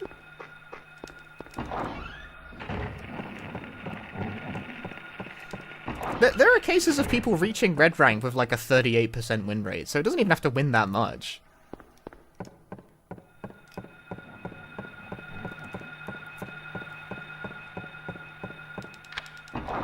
I don't know what the Eddie Bot's win rate is, but I think it might be good enough to just get to red rank.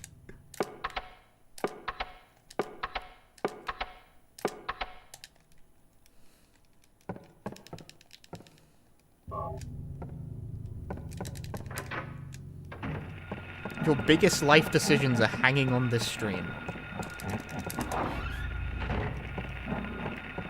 Hey! The brain that started responding with just mating 1 the entire match. Oh, no way! That sucks.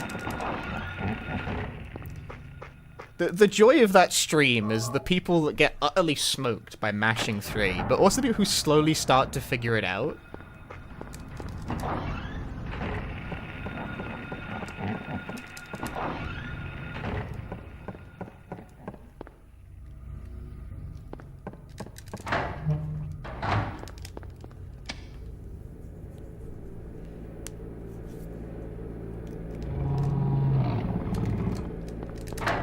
It's very funny stream.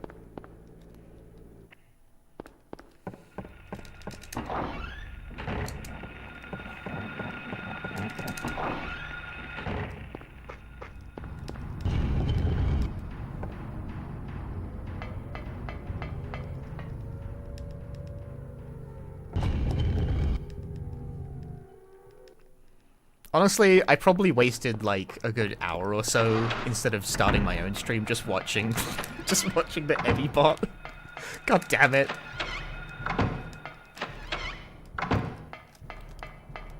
Need to block my own computer from accessing Twitch, except to stream myself. I need to be doing other things with that time. I gotta do the content myself, man.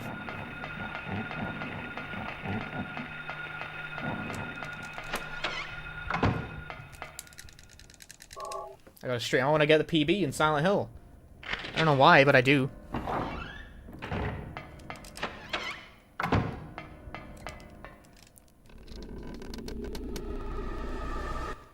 PB another category? I don't know. I'm a speedrunner. I'm out here speedrunning. It's not about why.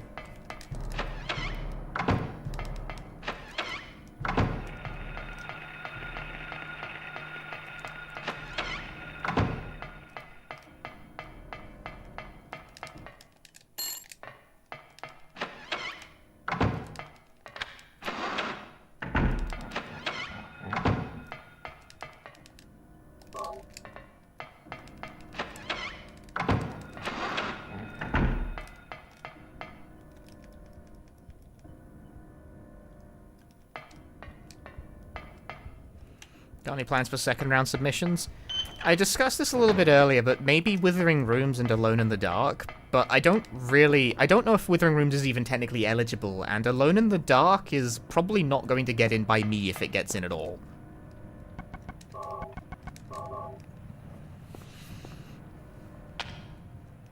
Which Alone in the Dark? The new one. That's second round submissions are for new games. Because I only ever learned no major glitches. I never actually got around to learning the broken stuff.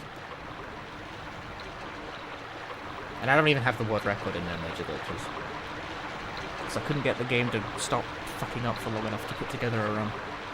If I was willing, I think I could get record in that game if I was willing to grind it out. Even though I'm like a minute off, but like I know where to find the minute. I know where it is. It's over there. In the run. Withering Rooms uncertain due to early access. It's a game that's been out technically for like 2 years, but it's only... In fact, I've actually submitted it to GDQ before. But like, does it count as a... I don't know. The worst I can do is try and maybe they'll say, no, this doesn't count.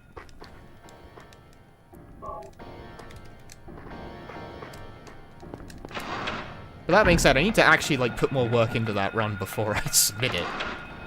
Maybe I should do that this weekend. Or some other time. I don't know. I've got like the whole week.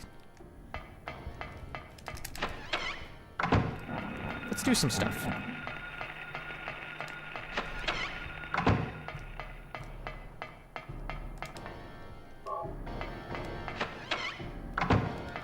When she comes out the 8th, that gives me a whole 10 days to lab out a run. Hell yeah! Woo! That's so much time to work with. Cool, I pressed the walk button 3 distinct times and the game dropped it every single time.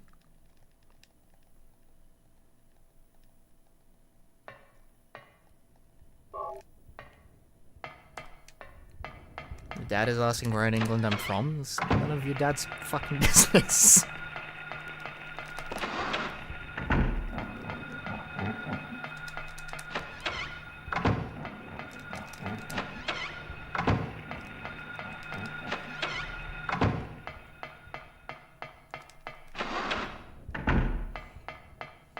He doesn't believe your accent. I don't believe you have a dad. So we're square. What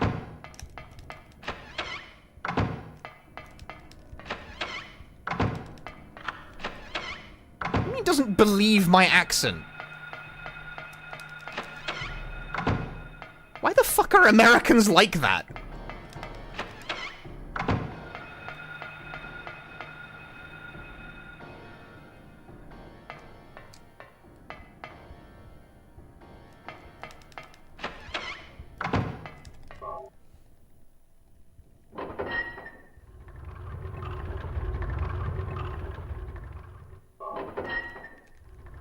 No, you guys don't talk like that. Some of us do, evidently.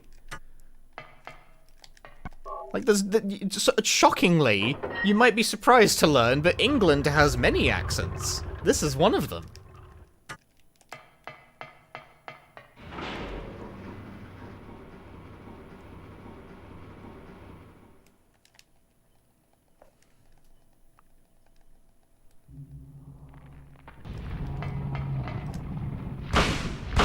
No, why you got to push?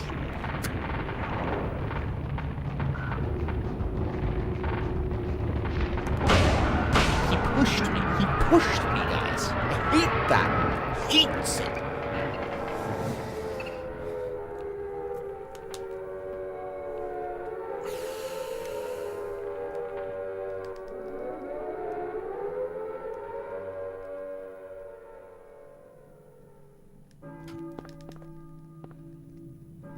Hey Victor, how are the runs gone so far? They've gone okay.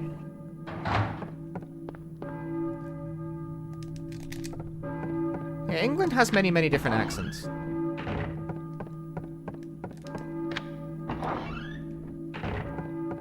There's quite a few of them. Very different. All sorts of places. I have one. I have the one. I have a relatively... I don't know.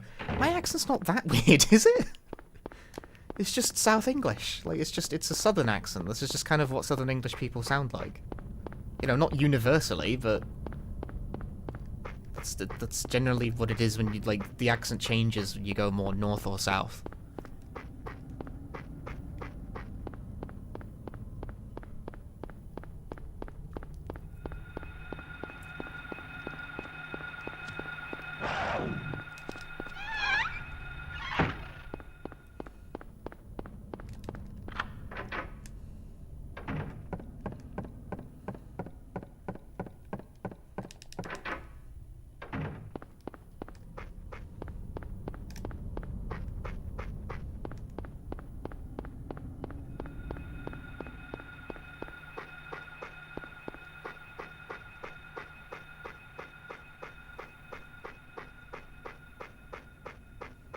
Folks who think UK English accent is a singular thing probably explain when they hear someone from Yorkshire talk. I find it so strange. Because, like, Americans have all sorts... Like, America's huge, so they've got all kinds of accents. But it changes less regularly.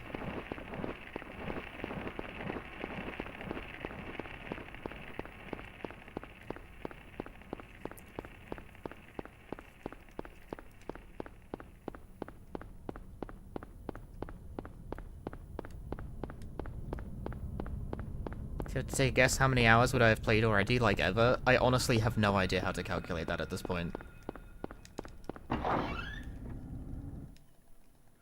Like, I know you said if I have to take a guess, but I can't even ballpark it.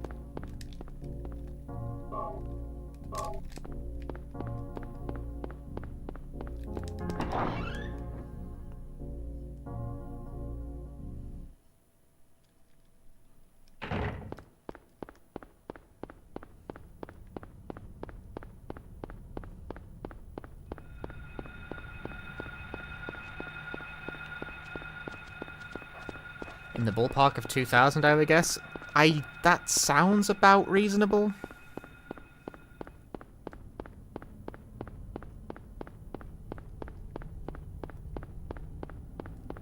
It's gotta be at least a few thousand hours by now.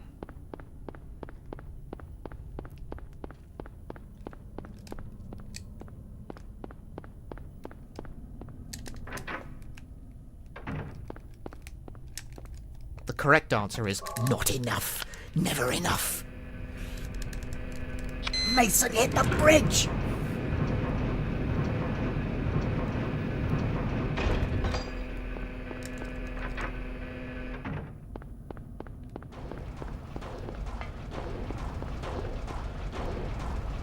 That's a split. That was the latest split in the universe. That was so... I wasn't paying any attention.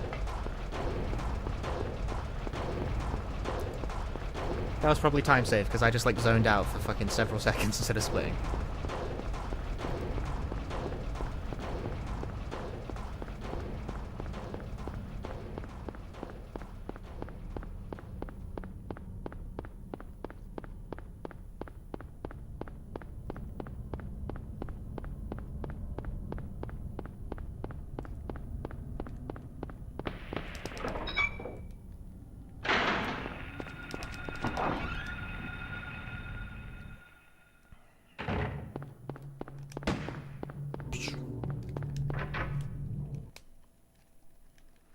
think Splithead boss is the only one in the Silent Hill series that one-shots on all difficulties. I actually think the reverse is true. Every first boss in the Silent Hill games can one-shot you.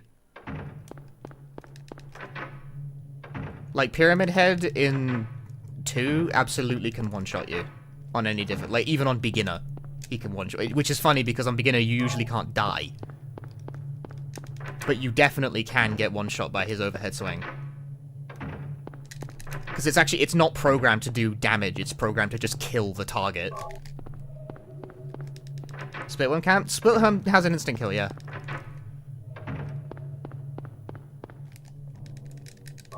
I don't know if he uses it on easy mode. But he does totally have an instant kill. So when Splitworm, like, pulls way back into their hole, how very phallic, if you just stand there and eat it on the nose when they come out of the hole, you die. It's an instant kill. It will kill you instantly. That you survived on beginner in 2. That's a reasonable thought because you normally can't get killed by anything on beginner, but no. The thing is that the overhead strike that Pyramid Head does in 2 isn't coded to do damage, it's coded to just kill what it hits. It, like, bypasses the health bar and just sends you straight to dead.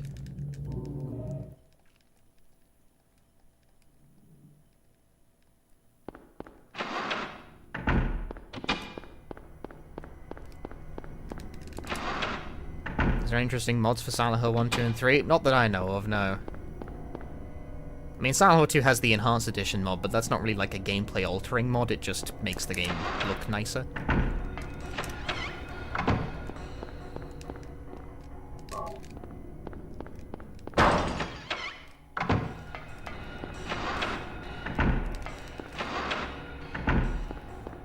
I don't actually know of any mods, like, period, for Silent Hill 1. I don't think any exist. No! Why you gotta do these things to me? I just want to get in the door.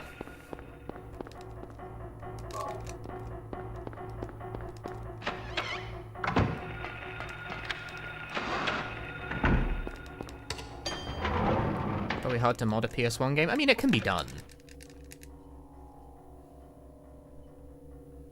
There's something for 4? There is a mod for 4 that... There's a randomizer mod for 4, for one thing. But also, there's a mod that, like, restores cut functionality.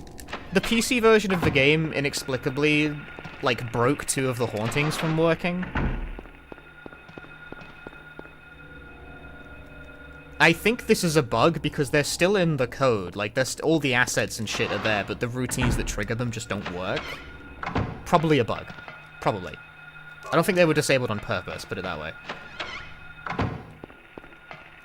And there is a mod that restores that functionality to the PC version of the game. Ciao. Randomizer seems like a good way to play the game. Randomizer, I am not interested in the Silent Hill 4 randomizer, because I don't even like Silent Hill 4 normally, let alone playing it random, you know?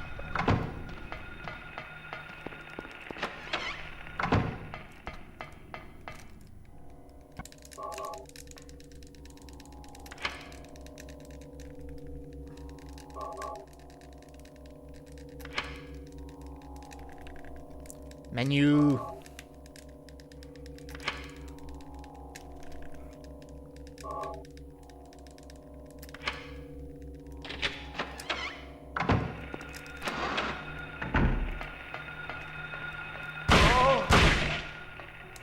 Just walk through like it's nothing.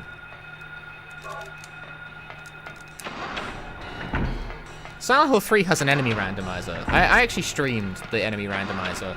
And it was interesting for one stream, but it doesn't really have any, like, longevity to it, unfortunately. Because the thing about Silent Hill 3 is that you can randomize all the enemies, sure, but I can also just run past all of them. Evasion is key. And you are actually pretty impressively mobile in Silent Hill 3. Sucks in love. Sucks in love. Aiden, thank you for the 4 months. Thank you very much. Oh my god, I'm gonna be Partner Plus minus in May. I qualify for the lower tier of Partner Plus. I get a very slight pay bump from Twitch. How cool. Partner Plus minus. They don't have like a name for the lower tier of partner. It's just like partner plus, like tier 1. I don't know. Partner plus minus. I disagree. Sean Parsons, thank you for the tier 1 for 6 months in advance. Whoa. Thank you very much.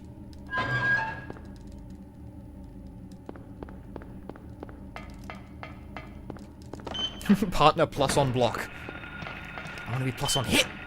God damn it. Partner plus minor. You got your plus on block, but you didn't get the combo. You're not cool enough to get the proper 70-30 split.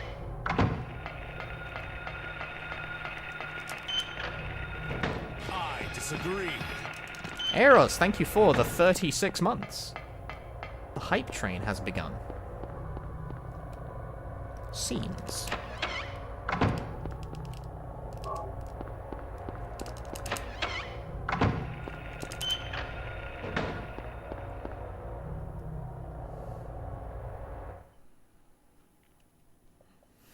You should get hype because this run is about to go wild. Whoa, wow, it's totally free. Wow! Gold! Was I green? Man, and I got like nurse blocked too. That's crazy.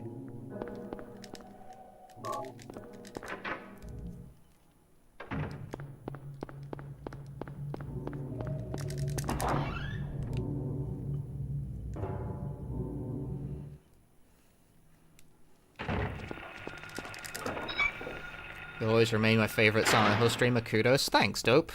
Time to immediately stop playing and instead play Resident Evil instead. I'm a Resident Evil streamer now.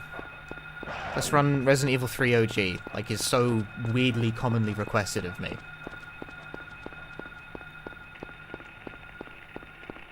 One day I'll learn Resident Evil 2. One day. Just don't know when. Still, it hasn't happened recently. Just immediately switched to 3 Eddie.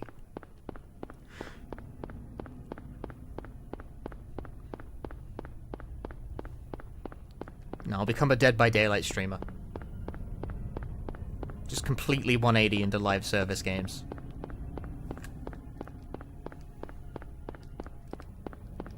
For reference, I don't even play it. Like, I don't even play Dead by Daylight. I don't know anything about, like... Well, see, I know enough about it to know I don't want to play it. But, like, in terms of how you play it, like, what the buttons are, no clue.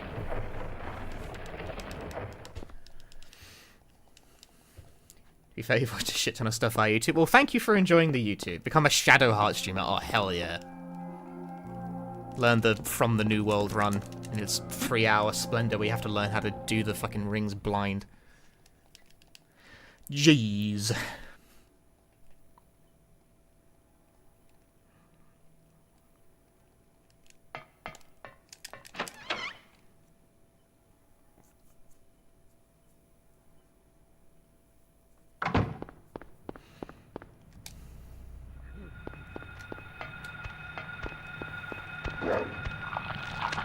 It's in!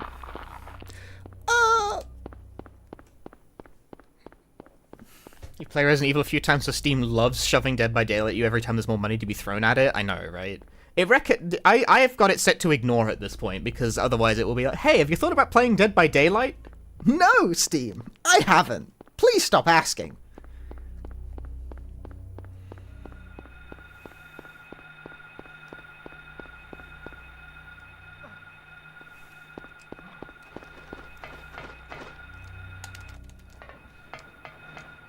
I know you can set it to an ignore list. That's what I just said. I just said that. Mom, they're not listening to me again.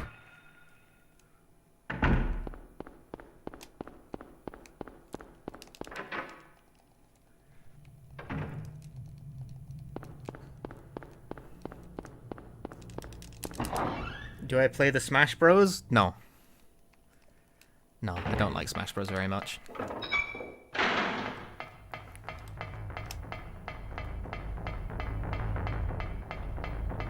Would you like me to run Shadow Heart's Covenant even though long run is not really a thing? That run is both long and hard.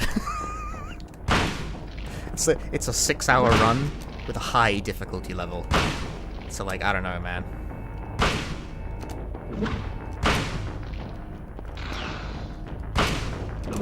Ow. Stab me with his butt.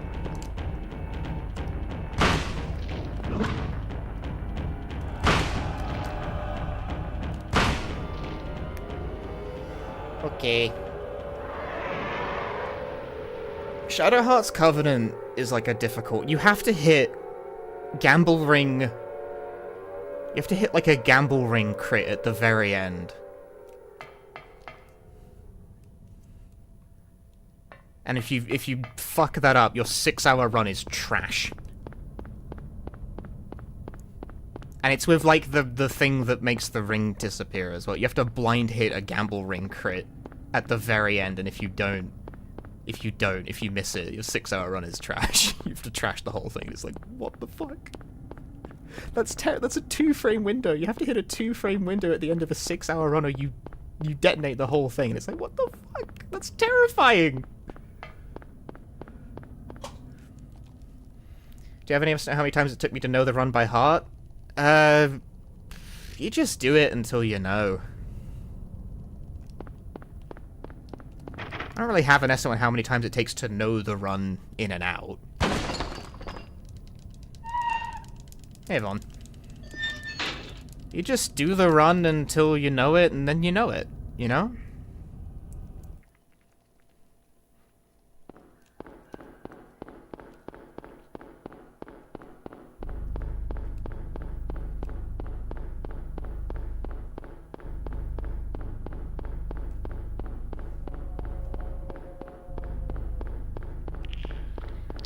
You've got to be shitting me, that sucks. Ugh. I heard no movement. That's outside. Clean.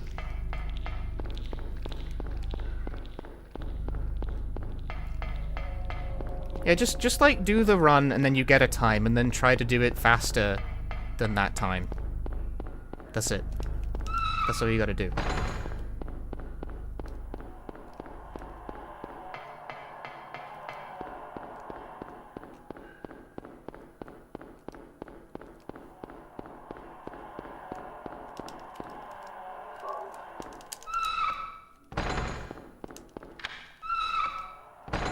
If the time's going down, then you're still doing it right.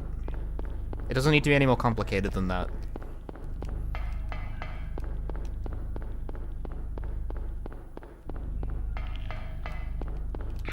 Oh.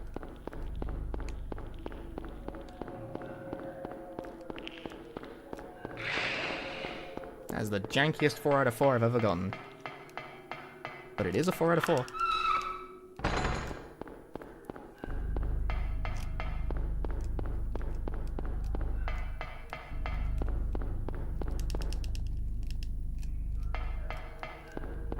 Hey, Robin.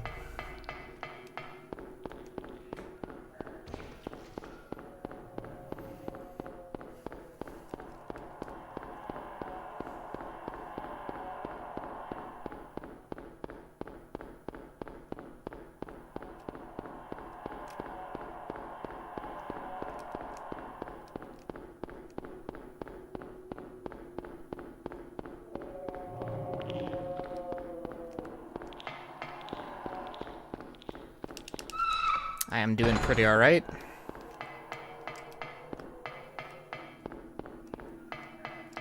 Hey! Ah, movement hard, oh my god. Please. I feel like I've been in good physical condition lately. Nice turn. I say this because since I have the DDR machine in the living room now, I am fucking 5 kilograms down over, like, the past month. Wow. He loves to step on arrows.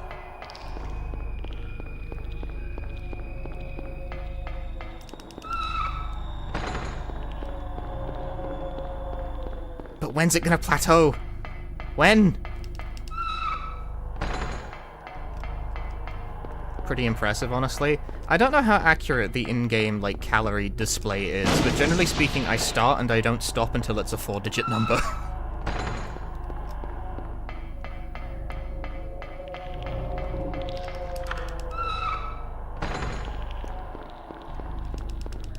Your neighbours like listening to loud drum and bass when I play. Me neighbours are always listening to loud drum and bass! They're not even around for most of the day. So I don't think they, like, have to worry about it that much. I do, when I hear them coming back, that's generally when I stop. But they're out for a lot of the day. So I'm heavy stepping when no one's around. Which DDR machine I own? I bought a Stepmania X stage that plugs into a computer. I don't really, like, own a particular make of DDR.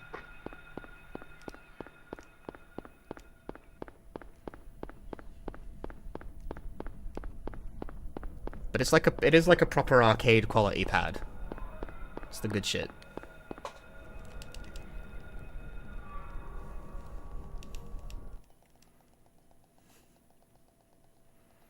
I've made too many changes to my life at once to know what, like, the specific catalyst is for the currently successful weight loss. Maybe it's all kinds of things I've done at once. You know, I'm sure the fact that I spend, like, fucking 2 to 4 hours a day heavy stepping on my DDR machine probably isn't hurting.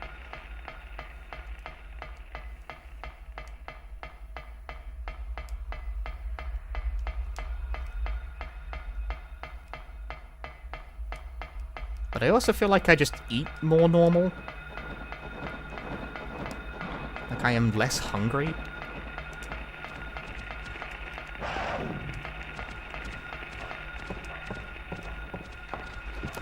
Ah, why you got a bonk? That bonk sucked. Speedrunning has not been in stock forever, been wanting to get one. I somehow got really lucky. Just one time it was in stock and I tried and it just went through.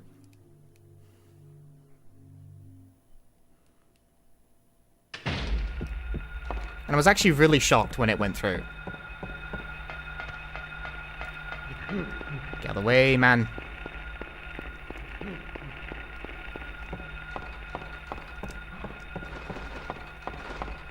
Hi, I'm Lewis. Thanks for the good luck.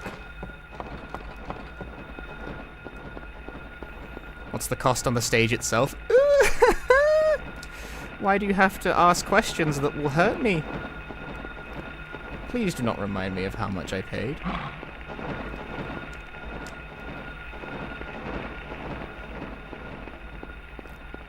I think raw cost-wise it was like $1,300. But bear in mind I got mine shipped from America. Nice run stop. So the shipping cost also kicked me straight in the dick.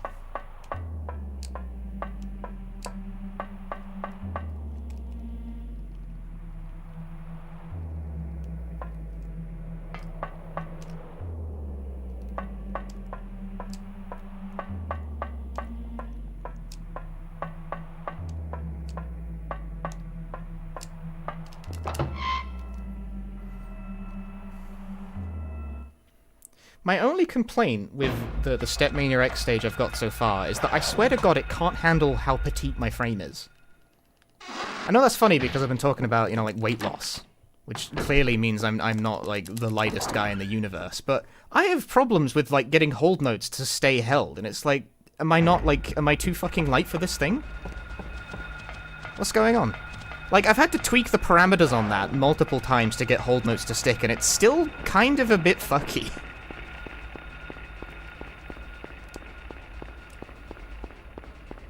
I don't really have any problems with registering the steps when I step, but hold note actuation is like a whole other ballgame. I don't know what the fuck is going on with that.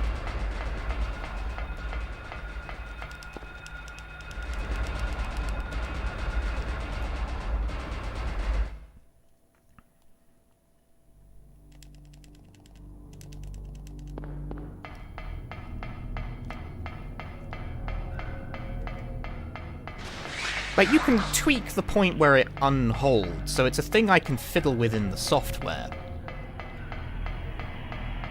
But it makes... But I've never had this issue on an actual cabinet before. Like, from just, like, dropping holds while my foot is still full on the panel. because I, like, shifted my weight slightly, and it's like, you're really picky about that. The Step Mania stage is really picky about that, in a way that actual cabinets just aren't. And I do not know what the deal is with that. It's, like, kind of driving me nuts. I could not, for the life of me, get a PFC on Crazy Shuffle Difficult because of this. I couldn't do it until I, like, went into the software settings for the pad and fucked around for a bit, because I was just dropping every other hold. It's like, what the fuck is going on here?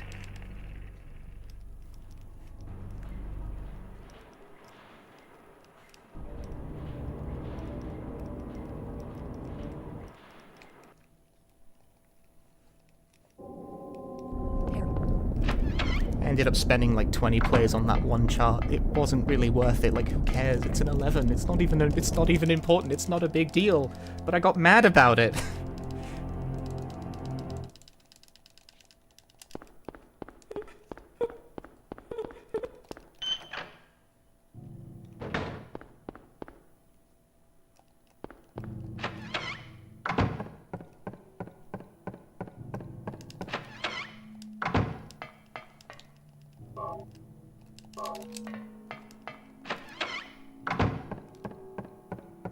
Thing is, I don't want wear extra like metal weights on your feet. Never do this. Like, even as a joke, by the way. I'm gonna take this totally seriously. I've seen people talk about this all the time, but if you're playing a game like DDR, for the love of fuck, do not put like ankle weights on. It does not work as a workout method. You will fuck your ankles up. Do not do that.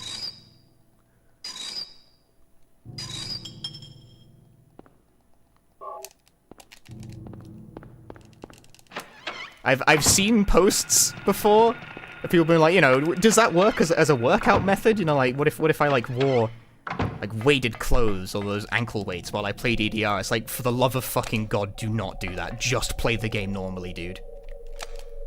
You'll absolutely you'll destroy your ankles and your knees. Do not do that.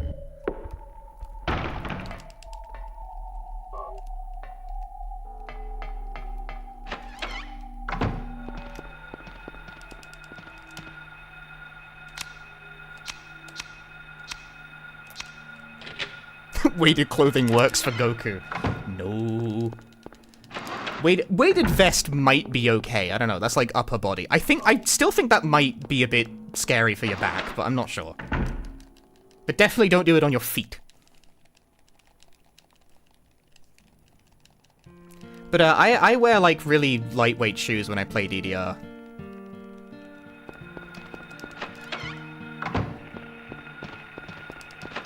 I wear the Vibram 5 Fingers shoes, which unfortunately I have really come to like, despite the fact they look abhorrent. They look so gross. Toad shoes, you look like a freak. But they're really comfortable. And the low profile is admittedly really nice for dance gaming. I hate that I like them. It feels so bourgeois.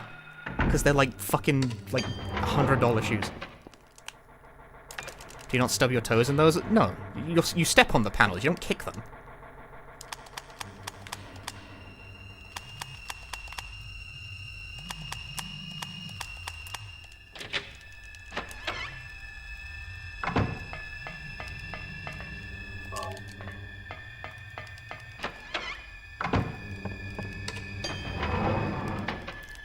Don't kick the panels with your shoes.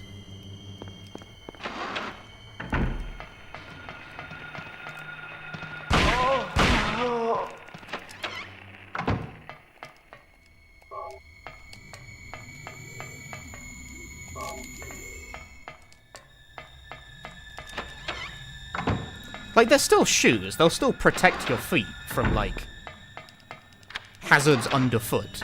I don't recommend playing DDR barefoot, because if you, like, cross a bracket wrong, you'll fucking break your foot open. But, playing with toed shoes is fine. Like, there's enough cushioning there that it's okay. At least in my experience. I don't know, maybe I'll live to regret it when I start playing, like, the harder stuff. Play with Crocs on. I mean, I don't recommend that, but I don't think it'd be the worst thing you could do. I like how my strafe just got completely ignored by the game there. That was very epic.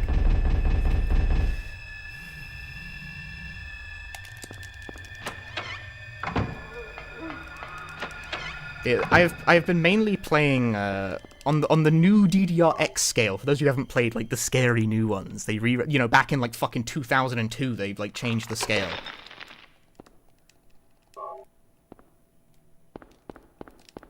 But I've been like trying to complete all of the 13s, and I am a solid like 240 songs in that. Only like 140 more to go. Woo!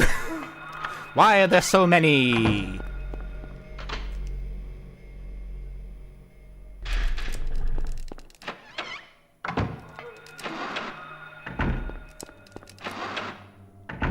Dun dun.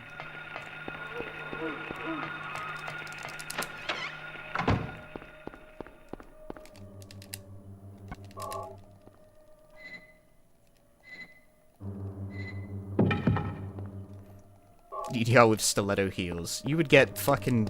At the arcade that I went to, like in the pre-pandemic days, you bought heels to the dance game machine, you would get thrown out of the fucking arcade.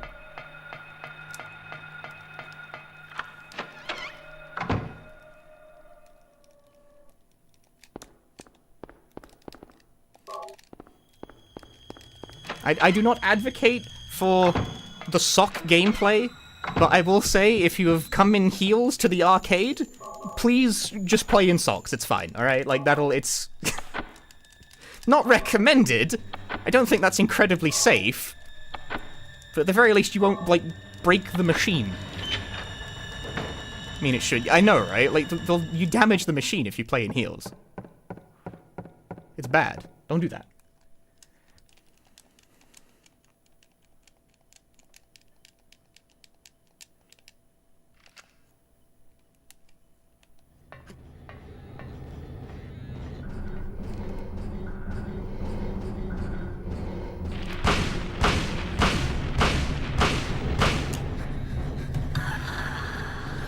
I don't know if that's PB or not, because this is like 70k scams after all.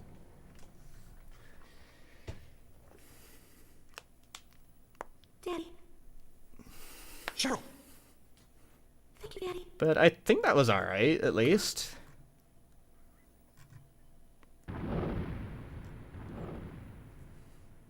Cheryl? Can't be. I hope it's PB, but it's probably not by 10 seconds if it is. Like, this is like a 70k scam being compared to a pretty good 90k time. Cheryl! But it might not be PB at all, it's hard to tell. Dude, my follower count is exactly 23,800. It's a round number right now. I've just noticed.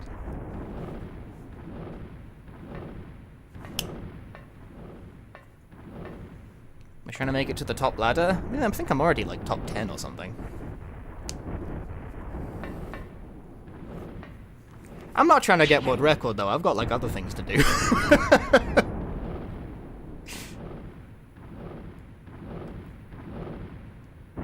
Blessing of 70,000. I don't know, Barizzle. Hold your fire. I don't know. This is minus 10 on 70k compared with 90k. It might be scams. It might be scams. Hold your fire. I think that run was like alright at least. I don't know. But it's hard to tell.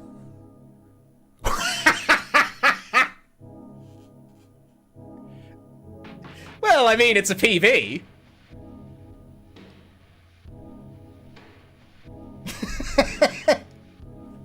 1 second. 1. You're better than me! 1. I'm not complaining. I'm perfectly happy about that. Any PB is a good PB to me.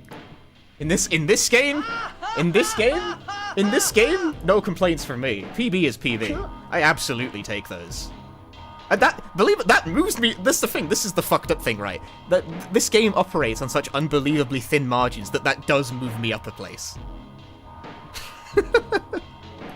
I've gone from 7th place to tied 6th. That's disgusting.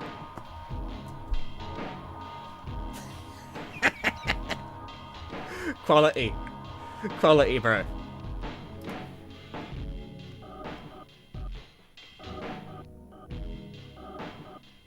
I disagree. Robin, thanks for gifting a sub to Infinite Winters. It's a tie. You use selective words. It's a tie. What are you planning? I tied 6th, but like it's a PB. It's -10, but it's PB. No complaints from me. Yeah, my last PB in this category was 2 years ago, so that feels pretty good, you know? It's nice to just get any kind of a PB. Thank you for the GGs. God, this game is so hard. It's a struggle to get any kind of PB going in this business.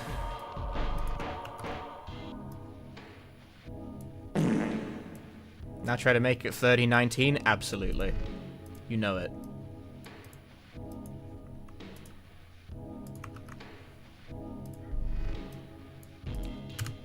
But we absolutely take those. 100%.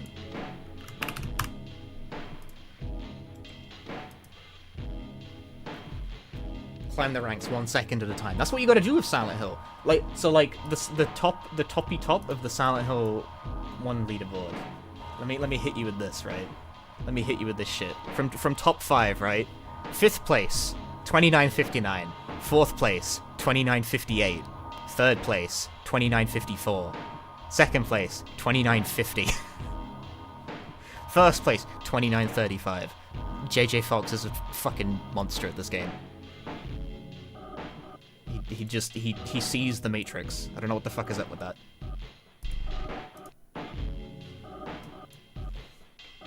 Next top 5, dude. To get top 5, I have to get sub 30, and that's like so difficult of a boundary to cross.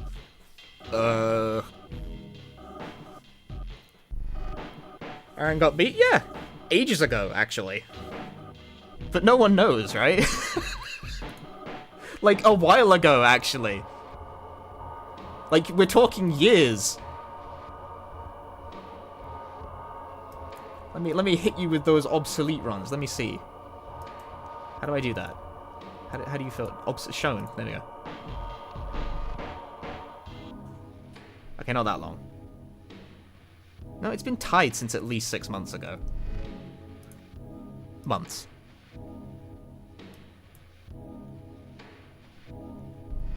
It's been 6 months. Did you join late? Nah, you're just in time. I mean, I've finished a run, but you're not late. It's been centuries, absolutely. You know, I want to do something real quick. I'm going to stand up and make sure my fucking pants don't fall off. I'm going to stand up, get a shot of me not in frame. I can't use print screen because OBS blocks it for some reason. Get my hand on the shot. Get a shot. I'm cooking something here. I'm not wearing pants. Ah! How dare you? How could you trick me like this? It's just not fair. Crop to selection. I'm cooking something here. I'm cooking something stupid. It's not like a big deal. I'm doing something. Yeah. Image. Create new. It's a small deal. It's always a small deal around here.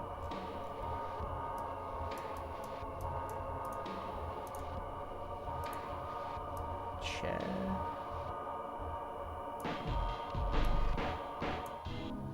Yeah, so now I think it's still slightly bigger than I'd like it to be.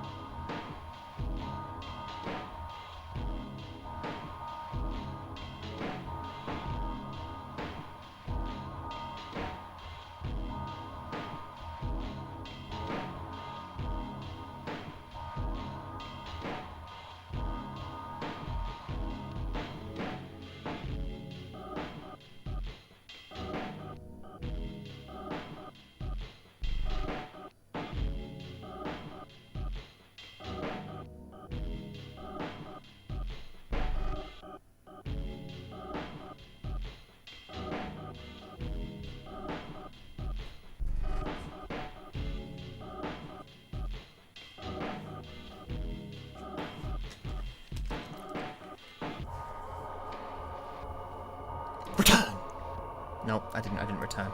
I'm lost. Where am I? Return! There we go. A dud!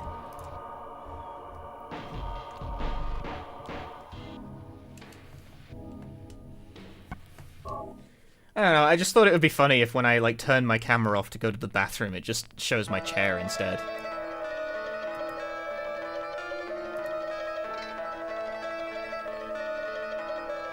Life, death, life, death, life, death, life, death.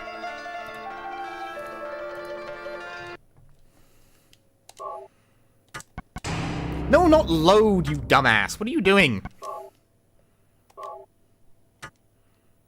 Just making sure my settings were normal.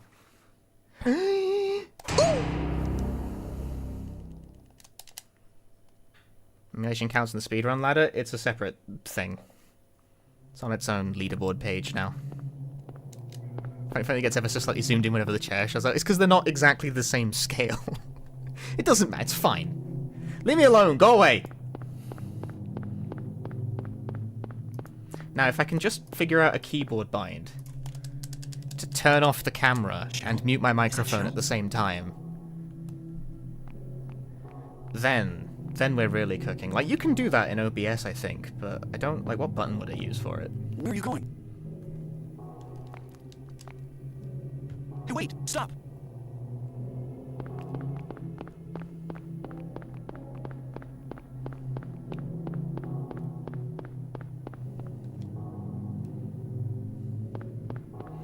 Anyway, it's your boy, Harry Mason, back at it again.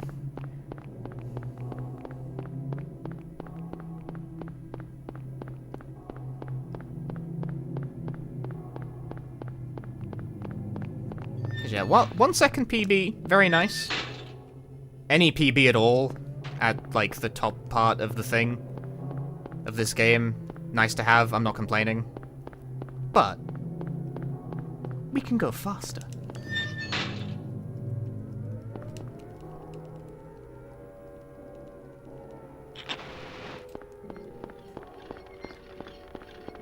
This PB, you're taking a break from your computer, good job. Thanks, Mallow. It was 1 second. It was a 1 second PB, but it was a PB.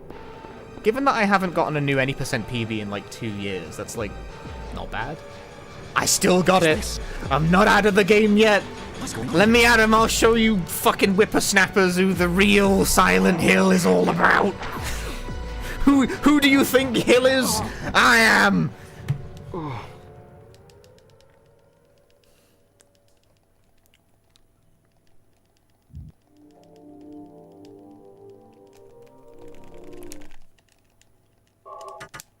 You don't need to mash the menu button like that. Trick I learned a few days ago doesn't work, right? What? The setup for the out of bounds?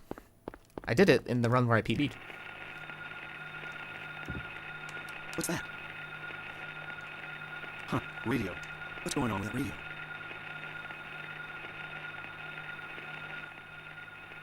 He's the loud hill that we're all searching. I'm not loud hill. Am I loud hill? Chat, am I loud?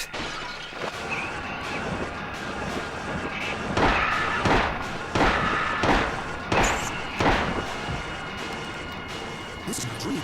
Chat, what do we think of this?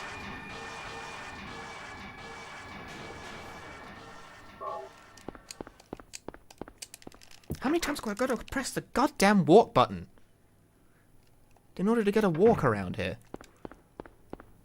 How many? Huh? Huh?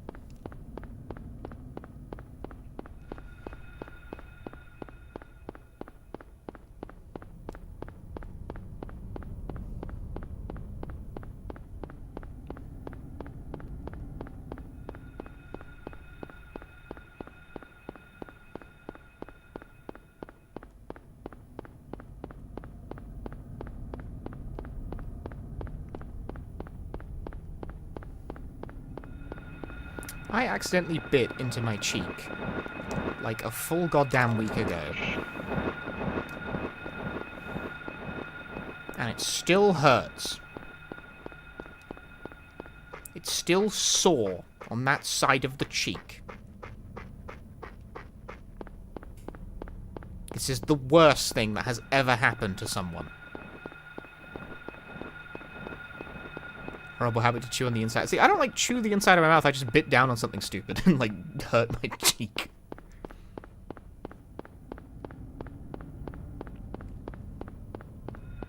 So how do you do that? How do you like accidentally bite your own cheek? I don't know. I did though.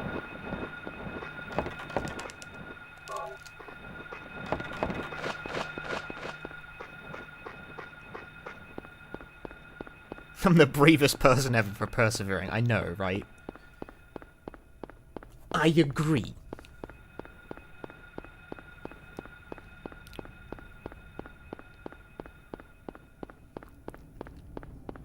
If I put a tier list on which is the better controller, where would I place the DualShock 2? A better controller compared to what? Like all other controllers?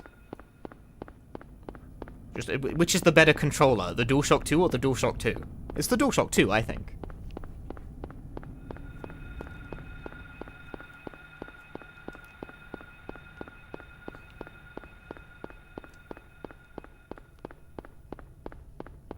But maybe the DualShock 2.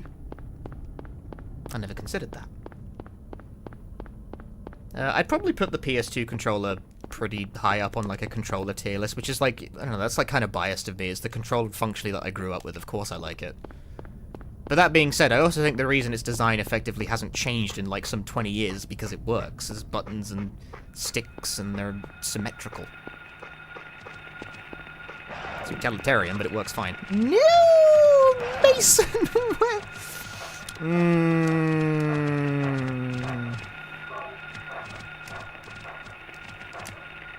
Tokuni nani mo nai. Where's the other like doghouse? Where's the one where you get the famous like, I'm not sure since there's no dogs around. Where's that text? Because it's not that doghouse. It's like a different doghouse. I think. Maybe? Maybe you get that text if you haven't like examined the note. No, that doesn't make sense. There's clearly dogs around.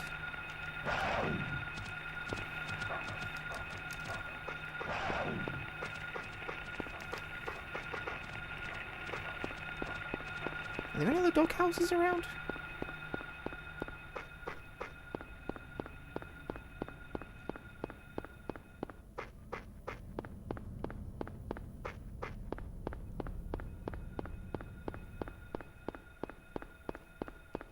I'm not seeing any other dog houses. Any dog houses in chat? Of course.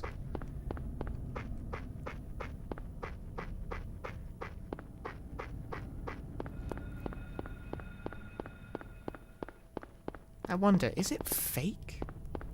Is it possible that I'm not sure there's no dogs around was ever real? Is it a hoax? Maybe the text never existed. Maybe we've all been played for fools. Where the fuck am I? I never go this way. It's before reading the paper? God damn it. What did the text say? Toku ni nani mo nai? That just means nothing in particular.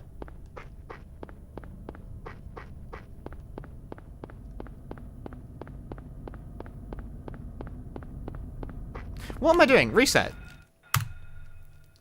Before reading the paper? See, now I want to see... Okay, you know what?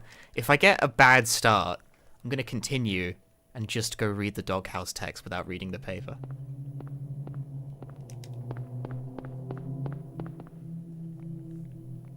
Hey, climbing errors.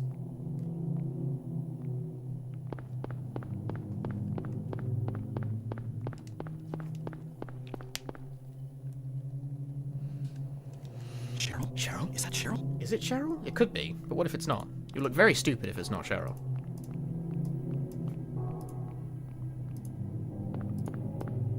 Where are you going? Hey, wait! Stop! My mother?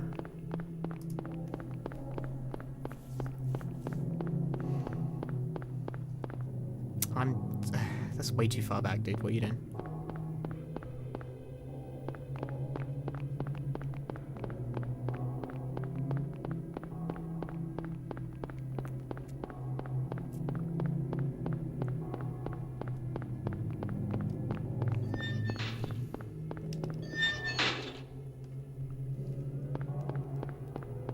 Reminds me, I went to go to the store the other day, and there was just a little dog running up and down the street. Like, no collar on, no nothing. It's like, clearly this is someone's dog. But it's a little guy running real slow. It kind of seemed like it might have been, like, barely using eyes. Words are hard. Old and therefore kind of going a bit blind. It didn't really seem like it was responding to external stimuli. What is this? What's going on here?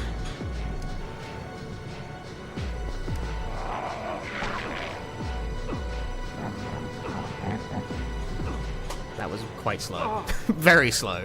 Strange, the RNG was alright, but that was really slow. Small guys are just like that. You will give me an egg. So I like try and get the dog like out of the street and into like at least off the pavement or whatever. But it regards me with suspicion and hostility, presumably because it can't really see me.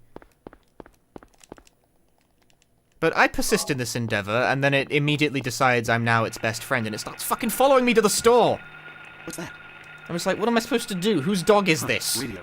What's going on with that It's radio? like, I want to go to the grocery store, man! I want to get bread!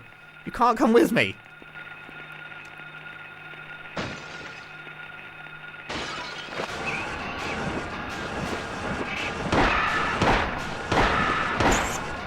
So I've just got this, like, semi-blind, small, like, scruffy-looking dog following behind me intermittently, like, approaching for pets and then also growling at me because it sort of keeps forgetting what I am. Because, again, I think this dog is, like, semi-blind or something, so it keeps, like, growling in suspicion when it's like, who the fuck is this? And it's like, oh, it's that guy. It's the guy. We've determined that this guy is okay.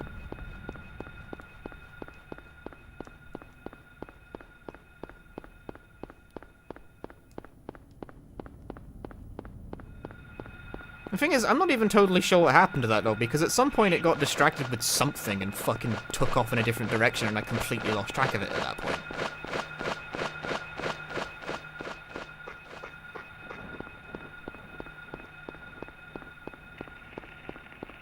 I was like, well, I want to go to the fucking store. This opening was crap, by the way. I would have reset this, but I want to see what this text is. 多分これに当たろう。特に気になるものは見当たらないな。That is different. My curiosity is sated.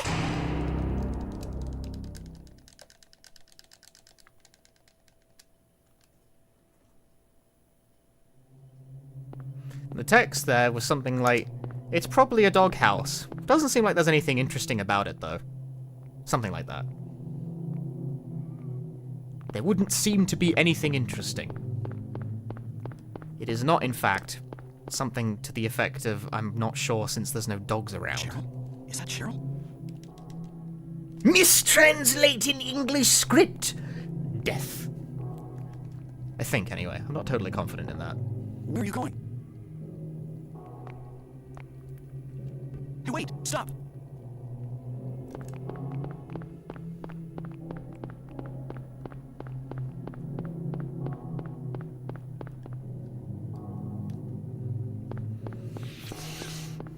I mean, I wouldn't be surprised. It's like, there are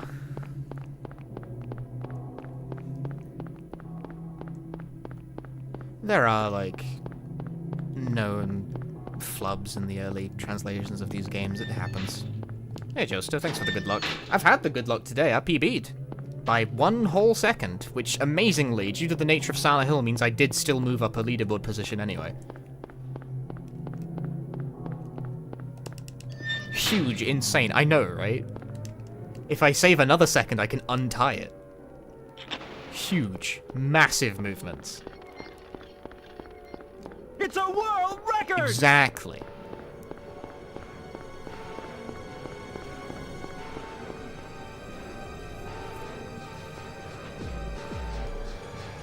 this? What's going on here?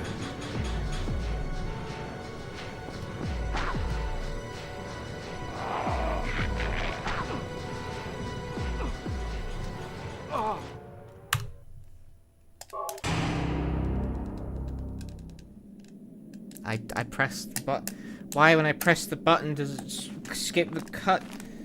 Oh.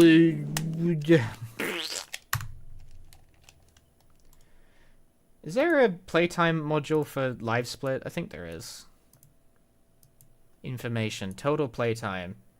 According to live split, my total playtime on these splits is 10 days, 9 hours, and 44 minutes. How many hours is 10 days? Where's my calculator? It's 24 hours in a day. It's fucking 240, dickhead. What are you talking about?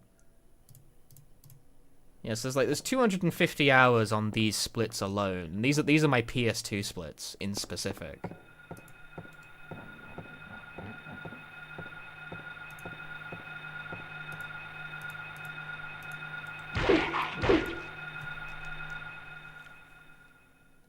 Yes, I'm willing to bet the total amount of time I've spent running this game is definitely at least a 4-digit number. Because this is just my PS2 splits. Like, PSTV splits, I ran on PSTV for a lot longer than I've been running on PS2. My PS3 splits are a different ballgame, and there's all the other categories I've ran. My playtime in this game is too much. How do I have 250 hours on just PS2? What the fuck? Why? What are you doing? Cheryl? Is that Cheryl? This is IGT, but does console actually matter or nah? It's complicated. Where are you going? Hey, wait! Stop! Theoretically, no. Theoretically. PS1 speedrunning moment. I don't think any console explicitly makes the run faster, but the thing is, using a 70k PS2, you get better performance in various key areas of the run, so it makes it easier to execute. You can, like, do turns tighter and, like, make finer inputs, and you have more, like, frames to mash through dialogue with and stuff. Whereas 90k performed worse in those key areas, which makes the run, like, harder.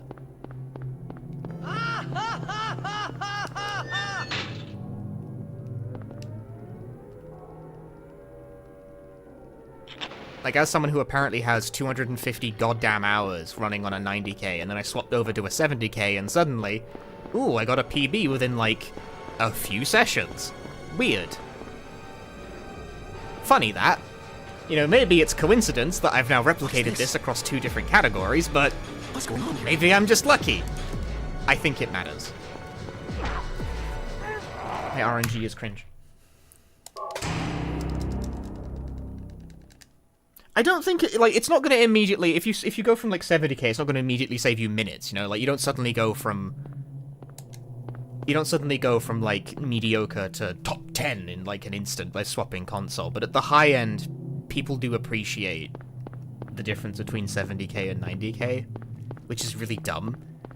PS3 probably behaves similarly to 90k, so terrible load times aside, it's probably fine.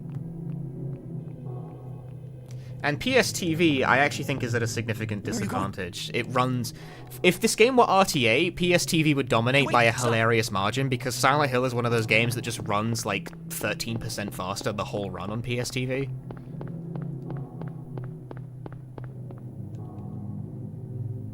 And that's actually bad, because it's IGT.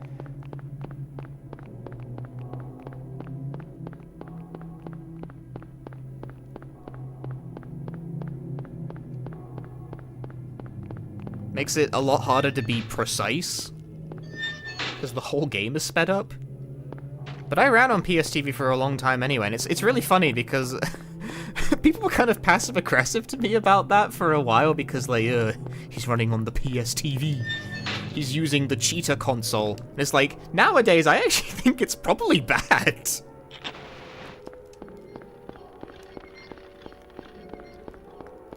Like, I was probably never at any kind of an advantage. I think it was actually probably losing me time overall.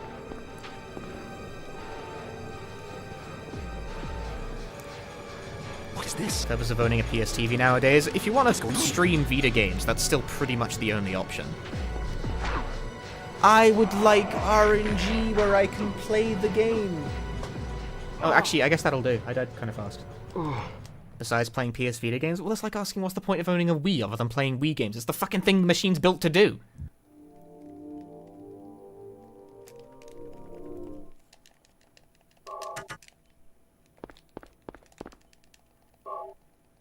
It's what it plays. That's the games that work with the console.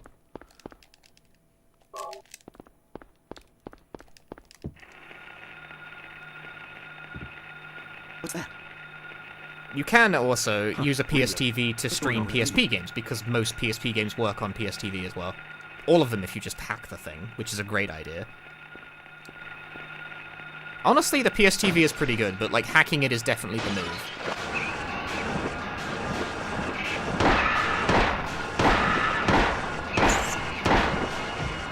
If you hack the thing, suddenly you have a device that can play PS1, PSP, and Vita games, just all in one place, and you can stream off all of them, and that's pretty good. That's pretty tops.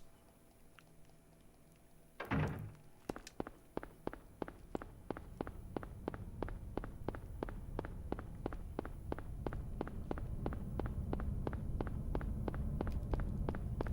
got a lot of mileage out of it. I am happy with my PS TV experience. If I ever got it in my head to pick up a PSP game for like a run or something, don't know what game I would do, but if there's ever an occasion where I would like to pick up like a different PSP or PS TV Vita game to run, then I would definitely use that again. Yeah, I know I did for Origins, but I haven't ran Origins in a really long time.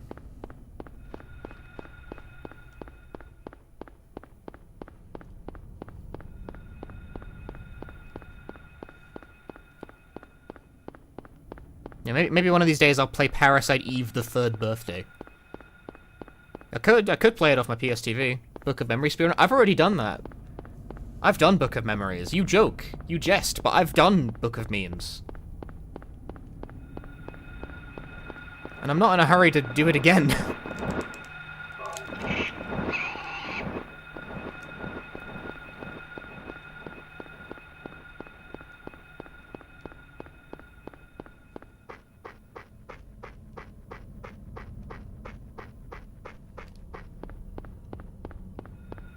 Is that even a game? Silent Hill IPSI. Book of Memories is a video game, yeah. It's a dungeon crawler. It's not a very good one, but it is a game. It's a functional, like, dungeon crawler.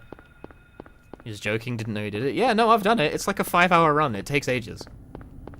I did it once for the bit, and then never again. I did, like, properly route it. I did attempt to work out, like, a path.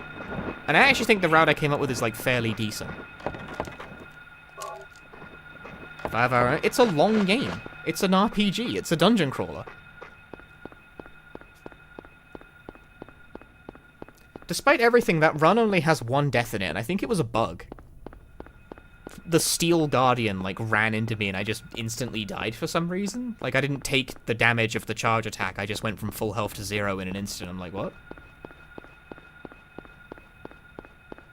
How have the runs been today? I PB'd. I PB'd by 1 second, so pretty good. PBing in any percent is a cause for celebration. I get, like, 1 PB in any percent every 2 goddamn years at this point. So that's like, I've cashed that in for the next, like, however long.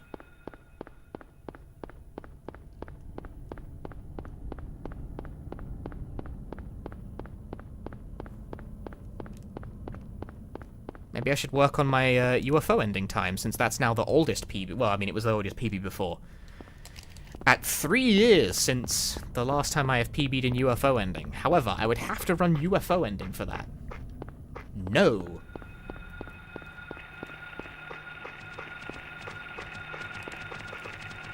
Does that count? Just about. Ah, the stairs! I'm sad. know what's crazy? Do you know what probably helped me secure the PB in the run that I did where I saved 1 second? The analog stick tech. The tech where using the analog stick in certain rooms means you can run against the door easier than using the D-pad. I did it for every single room. And that probably did, in fact, grant a second. Total. Cheryl? Is that Cheryl? Wait a minute, this isn't Resident Evil Survivor backup run practice. I don't need to practice. I'm gonna be honest with you, I could do Resident Evil Survivor off the cuff with no practice whatsoever. Hey, wait! Stop! Survivor is not a very complicated run. I don't gotta practice nothing. Like, I probably will still at least do a couple of, like, practice streams before GDQ goes live just in case my number comes up. I like to be prepared, but I can't see Survivor going, like, completely tits up, even if I just do it raw.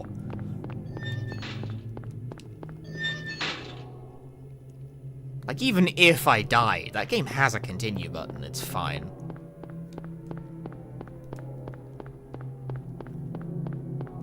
I wouldn't look good, but I could finish the run.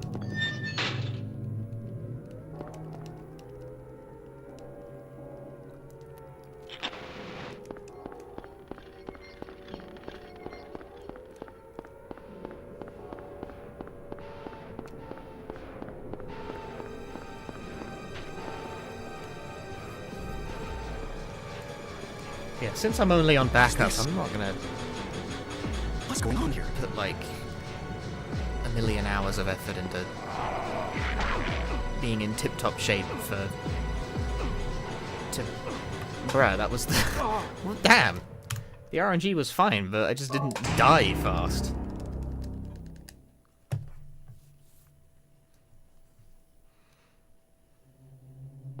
What about 1 hour of effort? 1 hour of effort is fine. I could do like an hour of effort. I could, again, de-rust the run a little bit. But I'm not going to be, like, grinding Survivor from dawn to dusk until GDQ in order to be in, like, tip-top condition, you know? I'll treat it like I do a hotfix. Cheryl? Is that Cheryl? Hey, Samantha, thanks for the congrats. We got the hit new PB. It's sweeping the nation. Where are you going? Hey, wait! Stop! Hey, wait, stop.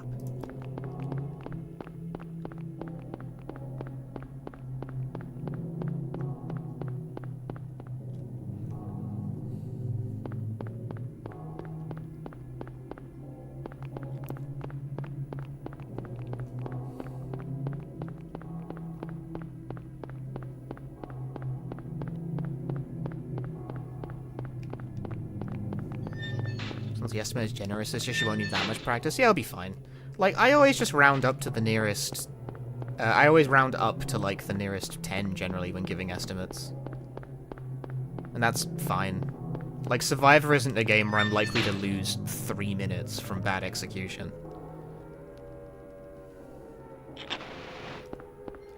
It's just not that volatile. It's pretty safe. Hey Roxas, thanks for the good luck. I've had the good luck. I PB'd today. First any percent PB in like 2 years. Wah! He's still got it. He's still got it. He's crazy. I'm not washed up yet, gamers.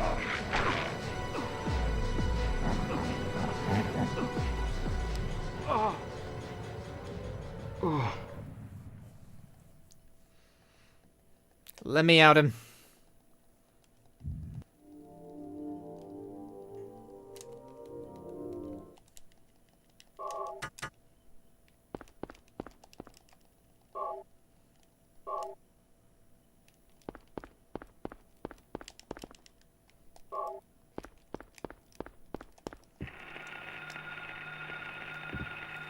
What's that? Huh, radio. What's going on with that radio? Radio, what's going on with that? I'm yawning. In my defense, it is like 11 PM my time. It is, in fact, a bit late.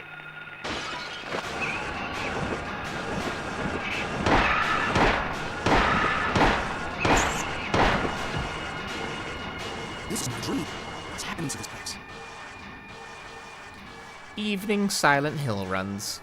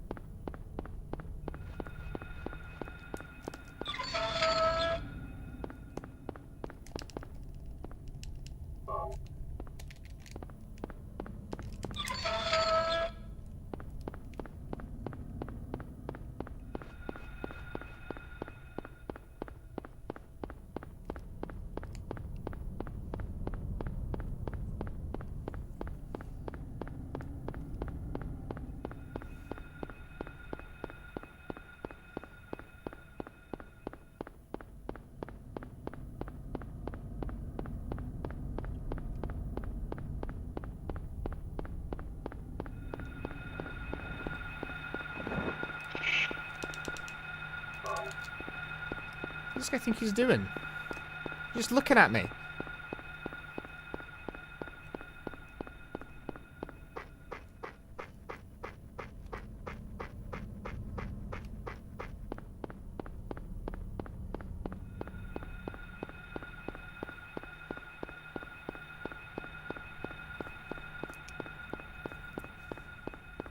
Bro thinks he can just stare.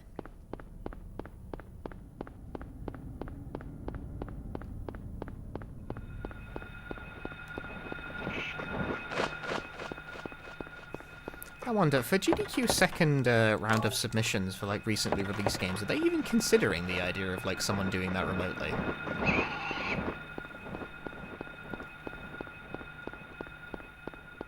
Like, is there even a point in trying to like cook anything for that?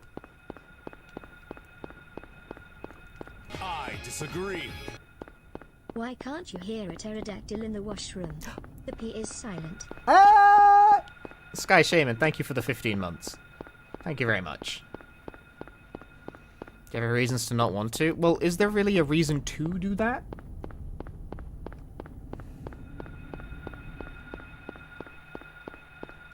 Like, if it's a recently released game, it probably doesn't require, like, a weird hardware setup, right?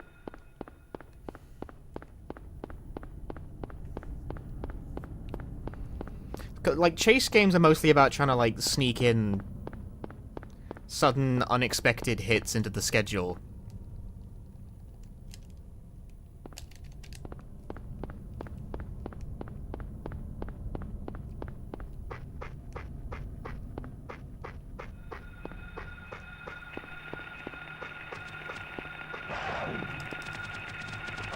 Stellar Blade ass percent. This game is ass.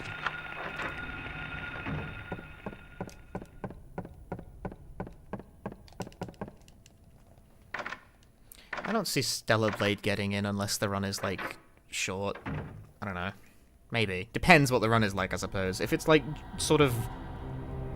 If it's on, like, the 2-hour end of things, probably not, you know? I don't see it.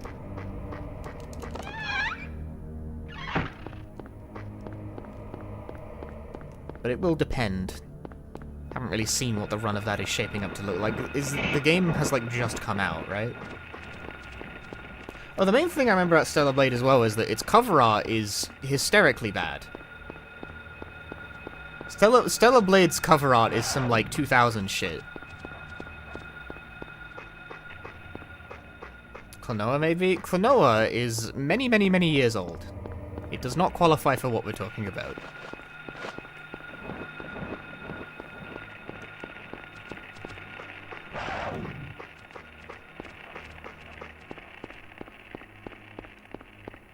The new Aoni may have a chance. Oh my... Right, I forgot there was a new Aoni.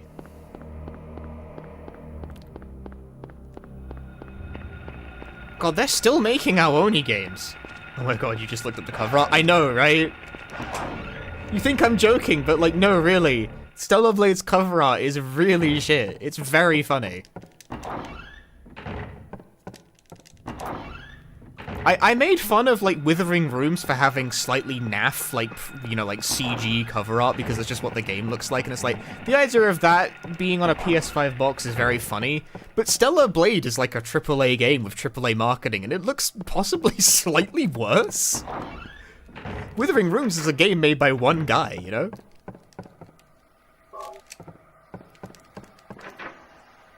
It's like, they kind of get away with the cover art looking a bit naff on the general basis that the game is $25.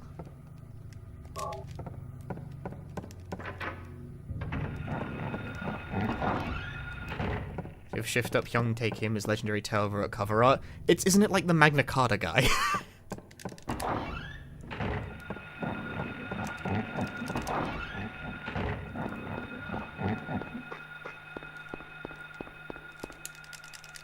Isn't that why it's the way it is? And that's like real deep cut shit. Like, no one knows. No one knows about Magna Carta. I know.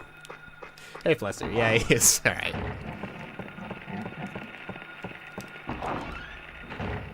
It looks like a PS2 JRPG. It's like really, I don't know what it is. I find it really hard to pinpoint what it is, but the cover art looks really naff. It's funny.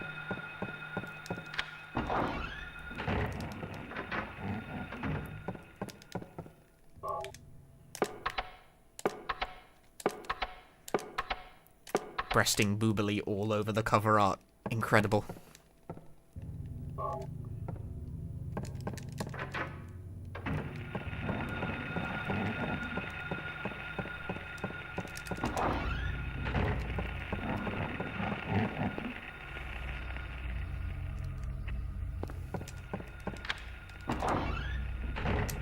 So, unfortunately, other than wanting to mention this because it amuses me, I'm not really that interested in playing Stellar Blade, unfortunately.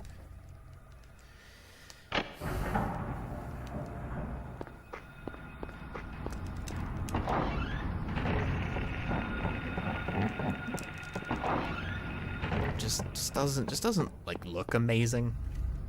Oh well.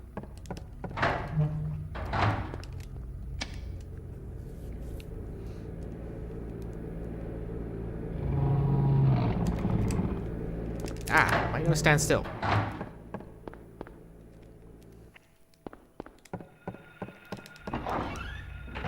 What's Magna Carta? Excuse the ignorance. No, this is, I totally forgive that, because Magna Carta is not extremely well known. Magna Carta is an RPG, like an old one. Yo, -0. It's an old Korean-made RPG. And I think, I'm trying to like picture in my brain how the fuck, because like the original is a PC game, but I don't think it has any like English translation at all. I'm pretty sure it's like a Korean PC game only, so like no one, when they say Magna Carta, that's not what they're thinking about.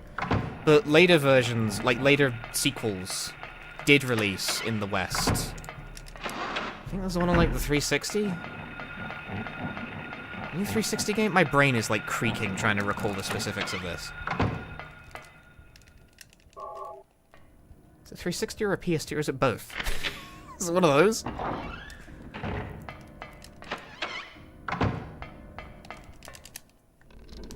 Two is 360, one is PS2. Oh, did one come out on the PS2? Hey Mogo, how's the stream going? I've got a PB today, so pretty alright. The original yeah, I'm given to understand the original PC Magna Carta is like, we don't, the West doesn't know anything about that shit because it didn't come out in English, right? But I'm given to understand the original version of Magna Carta for the PC is like buggy to point of liability.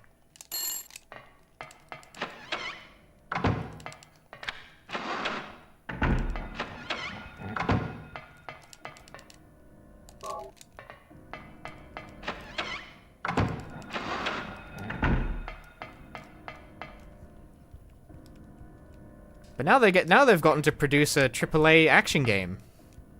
Or at least, you know, one of the people involved in that. It's not literally the same team. I think they've kind of like split and all gone separate ways at this point.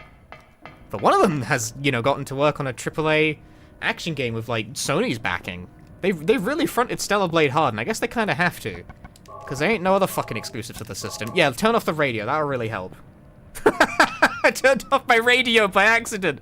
I have no more radio for the rest of the run. It's over, dude. No radio.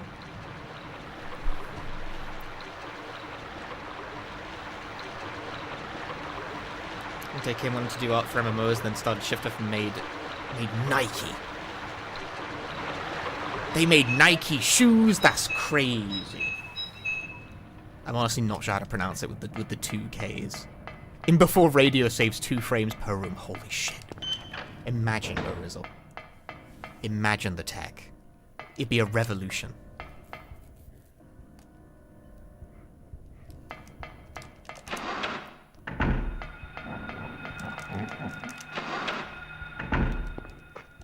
What if? Imagine a world. Wait, I could still hear the radio. Why is my quick turn? Where is it? Give me my quick turn. You know, my radio's still fine. I can hear it. Lies. It didn't turn off at all. Where's my quick turn? Give it to me. 1 menu action obsoleting years of... Imagine the potential.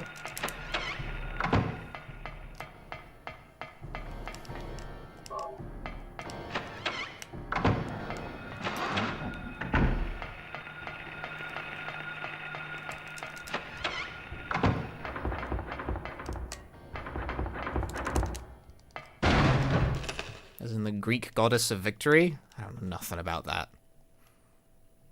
I don't speak Greek.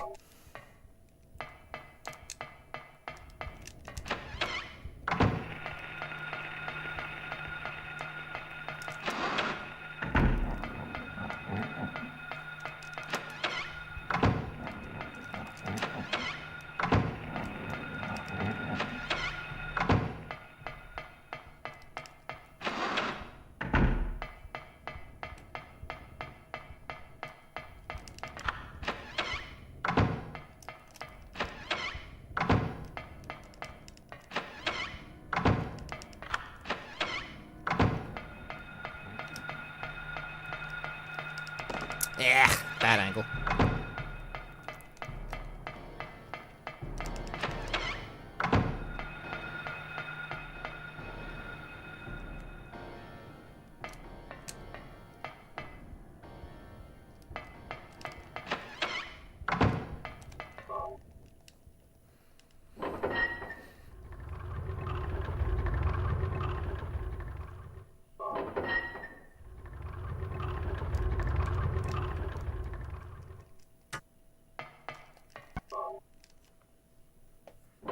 It's honestly tempting to play Stellar Blade just because, like, I have a PS5. God, I need to do something with it. Otherwise, why did I buy a PS5? But I really don't think I'd like it, so I'm just gonna not do that.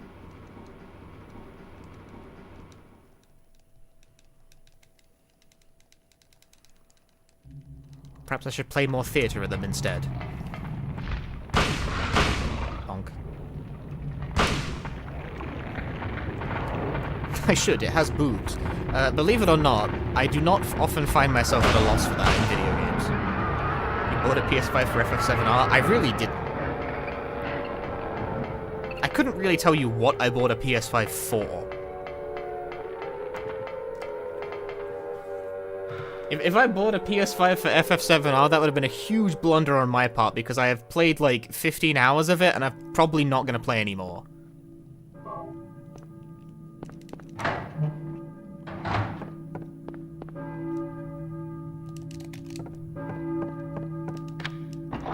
Like, unfortunately, I think I'm just out of the FF7 Remake trilogy at this point. I just don't like its combat, man. The -0s are back! Hell, we are so back, dude.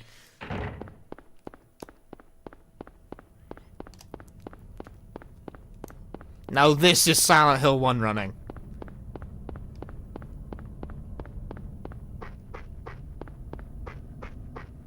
They really should have just done one game. Yeah, I'm hard-pressed to find myself disagreeing because then I might actually have finished the one game, you know?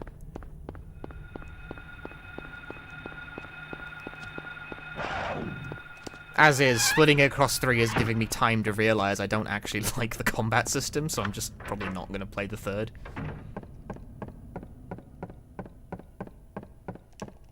I feel like I'm taking crazy pills when it's praised as, like, best-in-class action RPG combat, and I'm just like, I hate this. I really don't like this. I find it dreadfully boring at the best of times, and honestly kind of frustrating at the worst of times.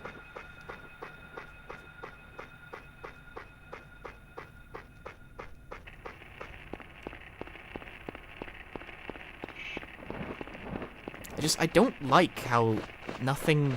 it just doesn't feel good. Like, I hit stuff and it just doesn't feel good. That's my base level. I hit the stuff with a big sword. Doesn't feel like I have impact. I gotta fill up the stupid stagger bar instead before I can actually do damage, and it's like, why? What if I just did damage?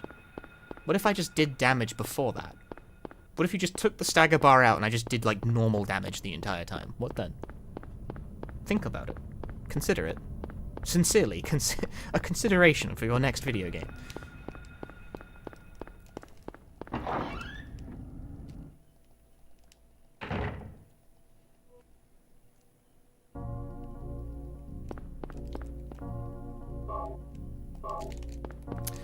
Hell yeah, just drop my quick turn input.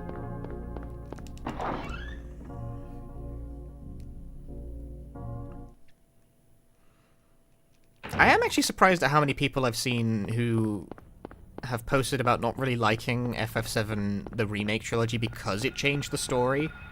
Whereas I'm sitting here like, it doesn't fucking change enough. If you ask me. Like, one of the reasons I fell off Rebirth is that I was expecting fairly dramatic shifts in the story coming off the end of Remake, right? They were like, okay, you know, now. Remake, like, teases this at the end. We're like, now, we're taking this in a new direction. We're going somewhere different with this. And then I play Rebirth, and it pretty much just follows the original again for, like, the 15 hours I played. And I'm like, I'm waiting for something new to happen. And it didn't. It hasn't managed to actually do that so far. And I don't think it's going to. It just doesn't. It doesn't actually, like, branch the story. It still really follows the plot of the original pretty much to a T. And it's like, why did you make such hay about the ending? Like, you know, the ending of Remake is like, you know, we've changed our destiny. We can forge a new path now. It's like, okay, you know, I see what you're putting down. I'm picking up. I like this. Let's go somewhere new. Let's do a thing. Let's go somewhere new. Daytona, let's go away. And then you start Rebirth, and it's like, I've played RE7. Whoa, they remade RE7. Crazy. I've played FF7. And it's like, this is the same. This more or less follows the same beats. Like, it's a little different in how it's presented, but it is still pretty much FF7.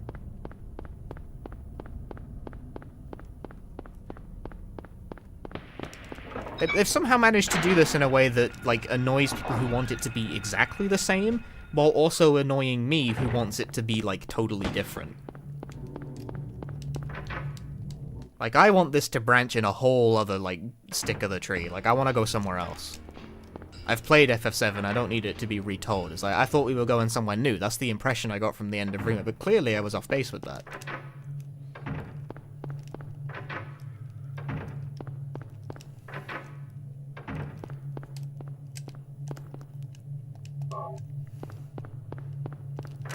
So somehow they get complaints from both sides of this particular field. People like me who are like, it's not different enough. Why did we make such a big deal about being, you know, like, forging a new path, fighting them plot ghosts? Only to then do the exact same thing that the original did anyway. What was the point of that? And then they also get complaints from the people who really like the original, being like, oh, they changed the story and added the Kingdom Hearts nonsense to it. Tetsuya Nomura did it again. Tetsuya Nomura is not a writer on the FF7 remake.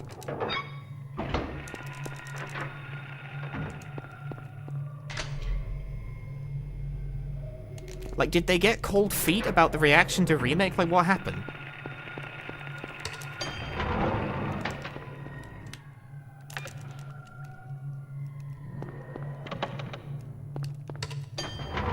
I say KH was nonsense? I didn't. That's just what people say. People complain about that. That's the complaint they use. Because they added something vaguely conceptually abstract, so people immediately throw up their hands and go, ah, Kingdom Hearts nonsense. Even though the original FF7 has that whole fucking bit where Cloud falls into the life stream and it becomes, like, very abstract all of a sudden.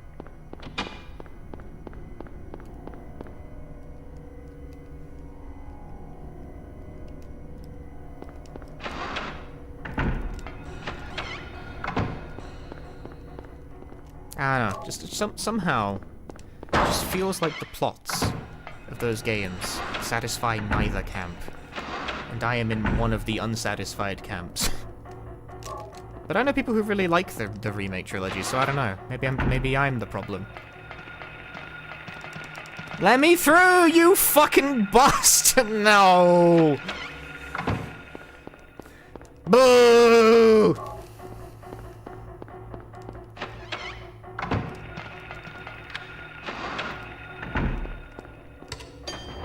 You fucking smell.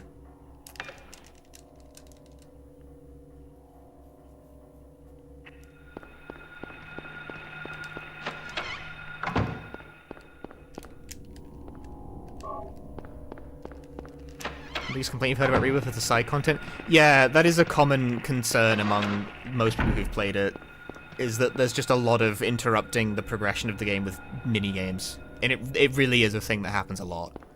This isn't even like, I've seen the Amazon JP reviews especially, because for whatever reason, Amazon JP is like where you find the opinions of the Japanese player base. You go to a game and you go to its Amazon JP page and you read the reviews under that. That's where they all post. I don't know why.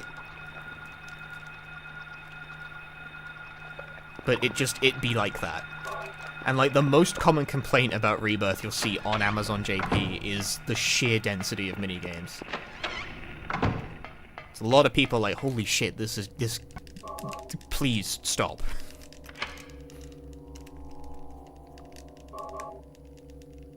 We don't truly know Sephiroth.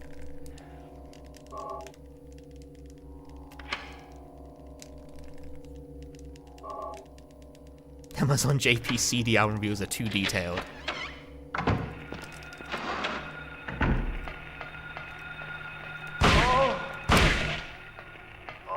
No, what do you mean that's not enough space? I don't fucking believe you. Bullshit.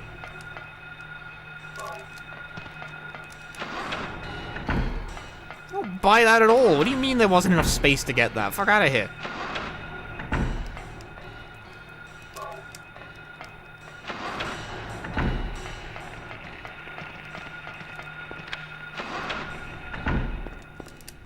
Hello? I appreciate that people leave reviews for books on Amazon JP at least.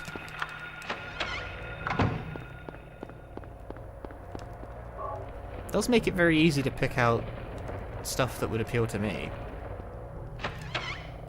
Because on Amazon English, fucking the book reviews over there, no one's talking about books on Amazon. Like, some people are, but it's not incredibly reliable. It's not like people's first instinct. Original Steven, thank you for the 5 months. How goes streaming? Streaming goes okay.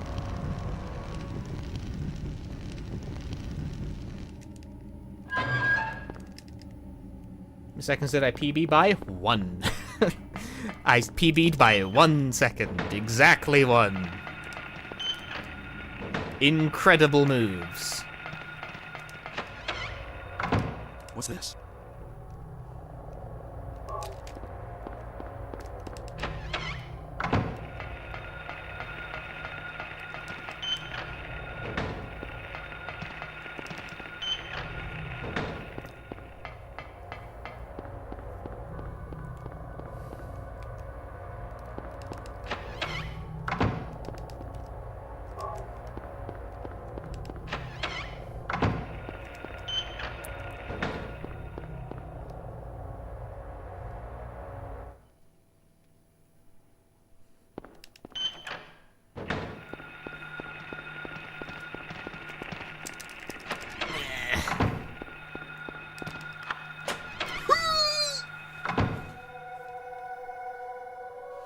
Dies of +8.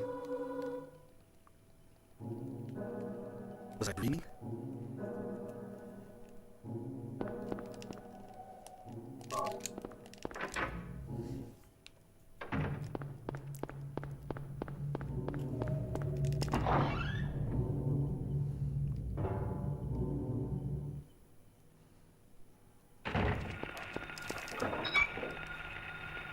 Actually, people don't really use Amazon for, like, game reviews in English, do we? I've never once thought to check like the English reviews of a video game before buying it on Amazon. If you want to read like user reviews of a game, you go to Steam or like you check its Metacritic, I guess. I don't really look at the user reviews on Metacritic either.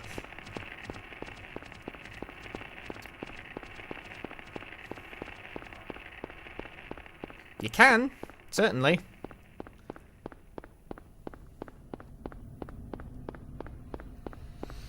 I find people are apt to use Metacritic for really dumb purposes, though.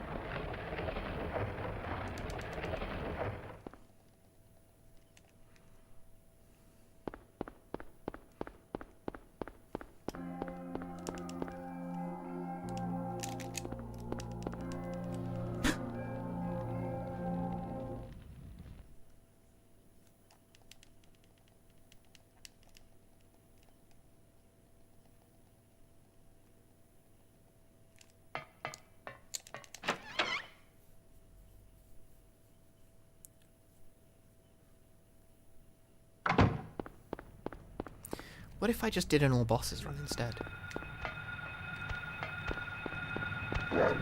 Good adjustment. Pat on the back for that for the streamer. He was way far back and I still got it.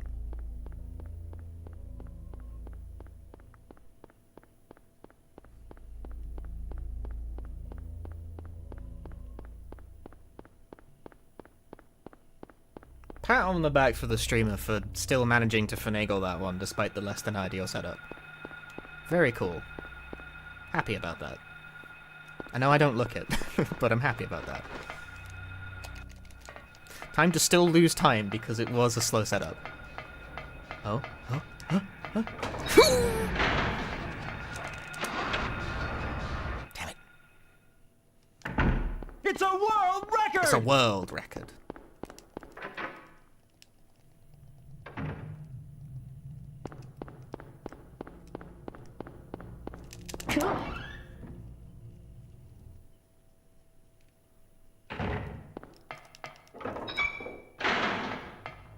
When did the Retro Game Challenge remake come out? Is that eligible for second round GDQ submissions?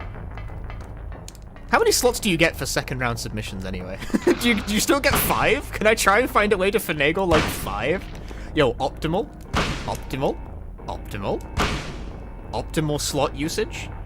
I am cooking. No, I got hit.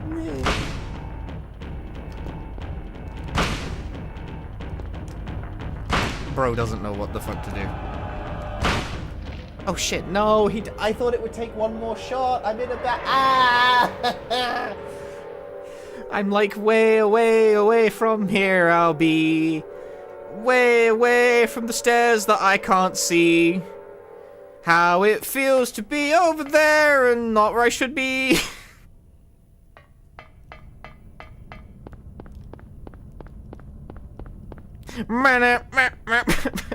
February 21 this year. When? Okay, I can't remember when submission periods start. Would it have been eligible? I don't know. Would it have counted? He doesn't know.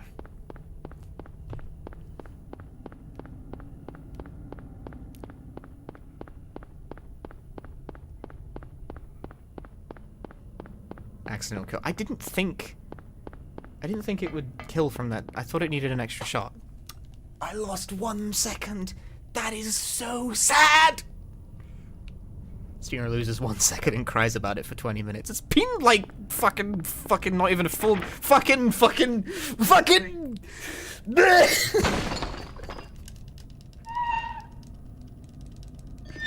Bro, I say fucking like when you're trying to make a noise to pause for time.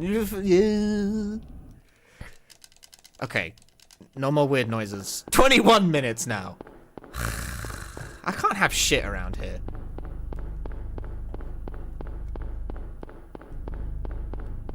Hey, Trip Tech.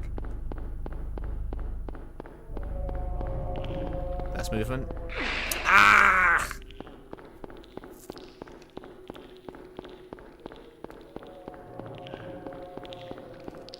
Good read. And I bonked the wall anyway. God damn it!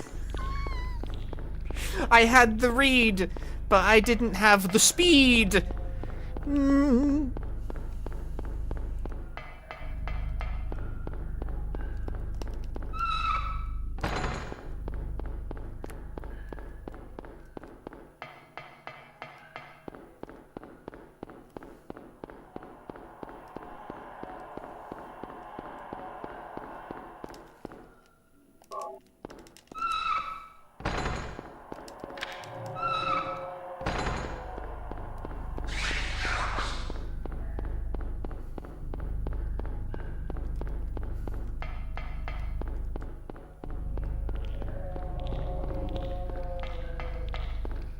Nice.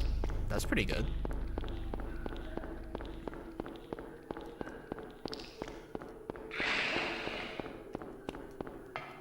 Not amazing, but... Dude.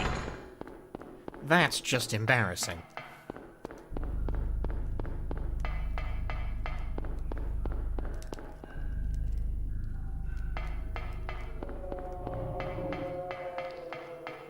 Speedruns operate on the concept that time is just an illusion.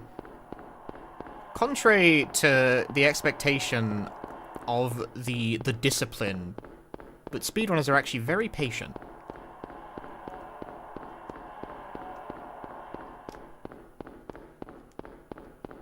Time just doesn't matter. It'll happen when it happens.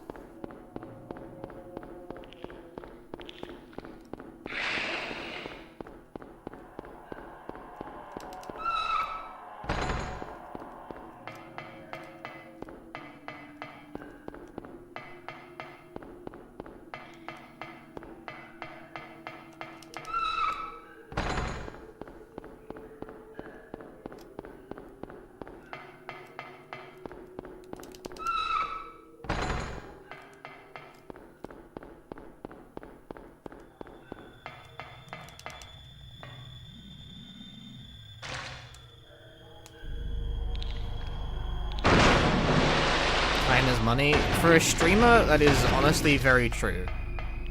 If I'm not streaming, I'm not making money. Time is money. A lot of people let that get really in their heads, and then they fundamentally, like, break on, like, a human level and become very strange.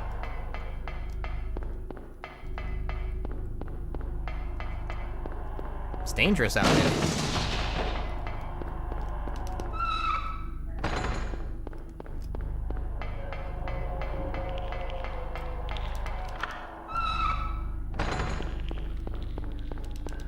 You gotta be careful.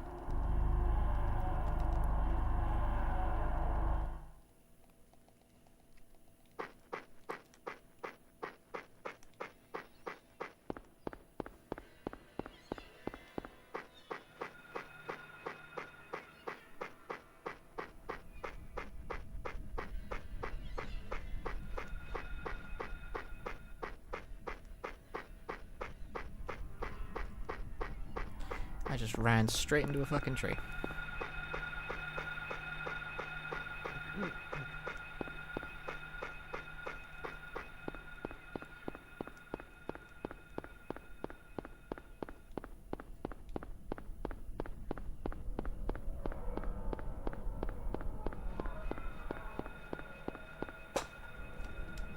Plus 12? How can I ever show my face ever again? Oh wait, I don't have to. I don't have to show my face ever again. I can just, like... Alright. Much better.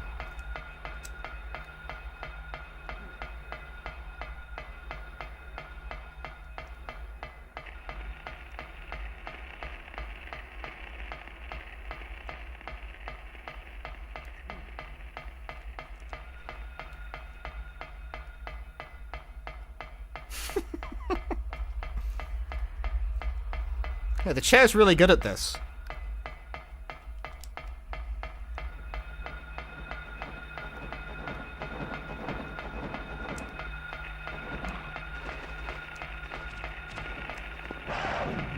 Let him cook. Let the chair cook.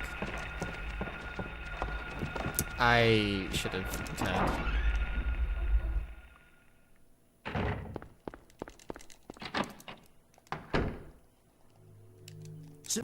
I keep doing that. I'm missing the door. Not turning enough. Okay, if the chair actually saves time on this split, I'm fucking retiring. It's not gonna happen if you move like that.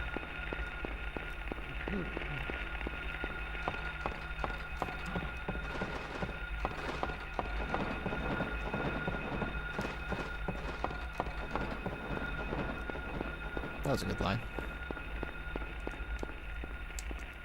Bruh, these stairs suck ass. What are you stuck on? What is this camera angle? Dude!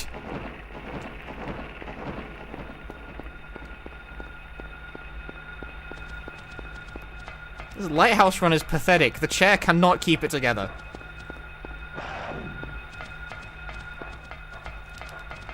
Your run stop is sad. You missed the door. Nah, fuck it. Give me the fucking controller back. This chair sucks ass.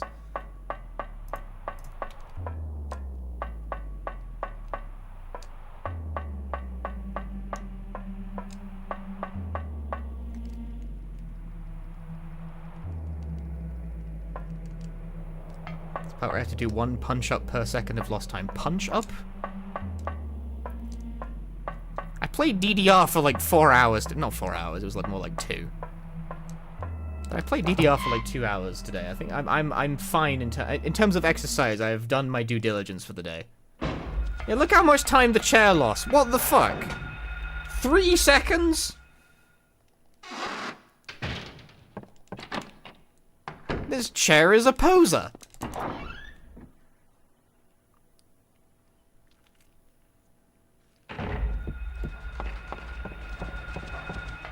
Never send a chair to do a speedrunner's job.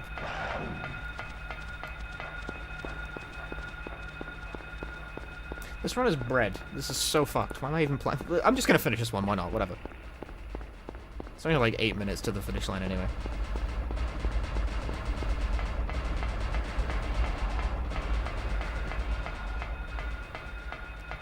Bruh! Bruh!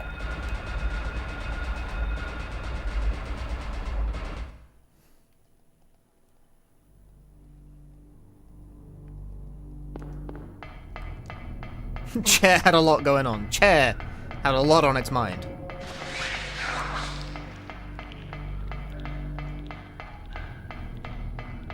But what Chair can't do is play a video game.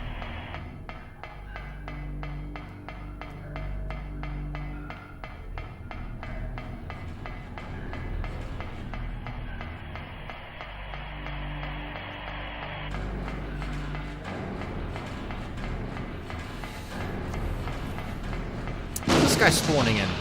Get out of here.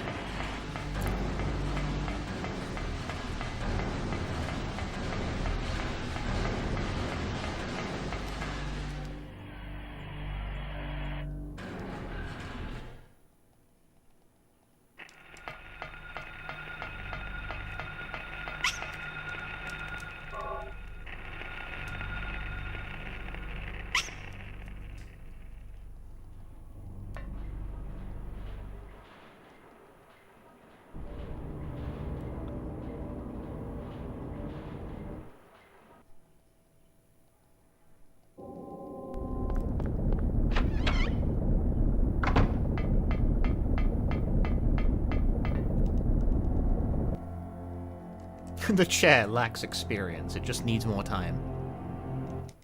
Chair can fucking level grind on its own time. I got stuff to do.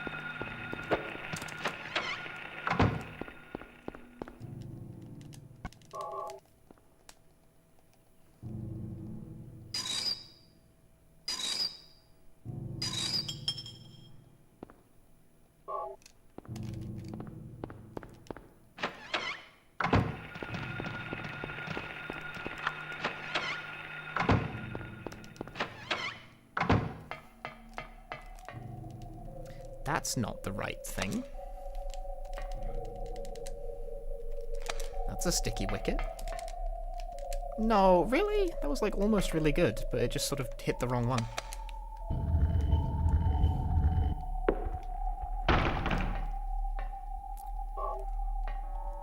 Almost managed the full strafe. Mason, how'd you miss the door?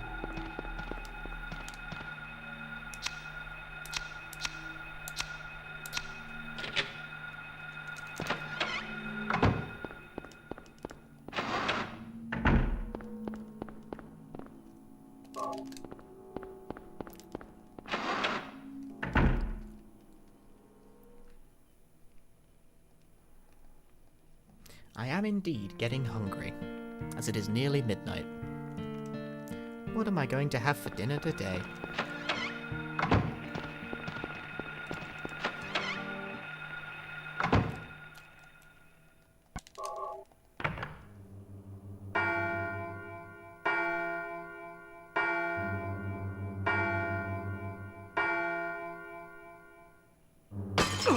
Beans and gravy. I do not like gravy.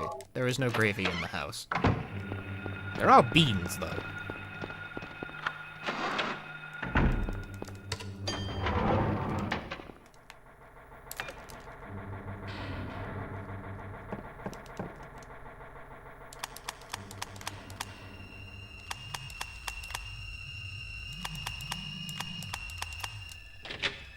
Do I work in the proper job today? Nah. If I was working the proper job, I'd still be at my work. Tried beans on your noodles? I have? It's not amazing.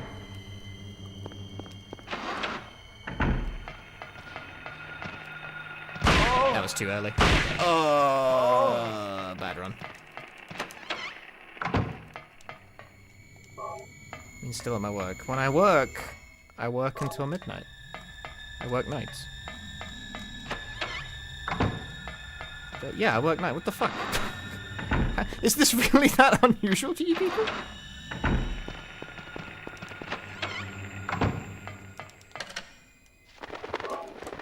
Y'all ever heard of a night shift?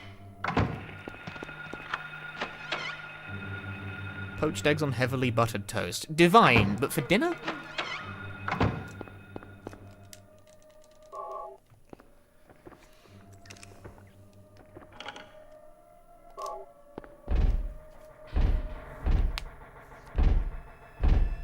Job in the US wouldn't have a night shift. My kind of job in the UK usually doesn't either. This is kind of a special case.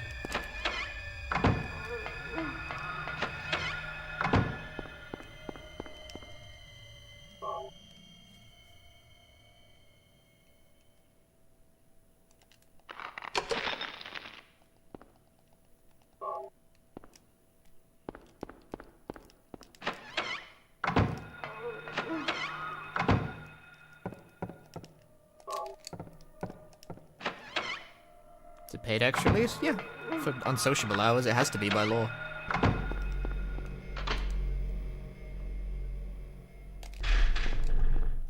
Ew, the one walk step.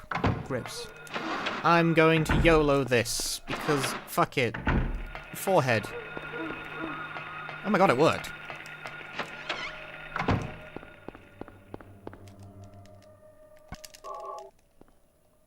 I'm still probably gonna lose time.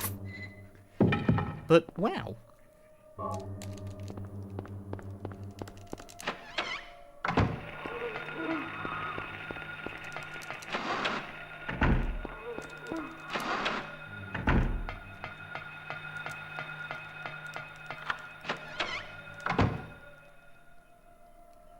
I've made too many changes to my lifestyle all at once to know what the exact cause is, but I am just less hungry lately, and like, this is a good thing.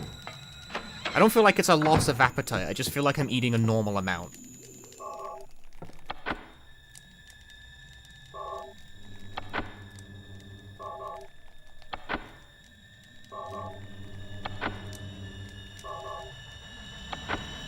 DDR news. The thing is that, like, DDR, you think would make me hungrier.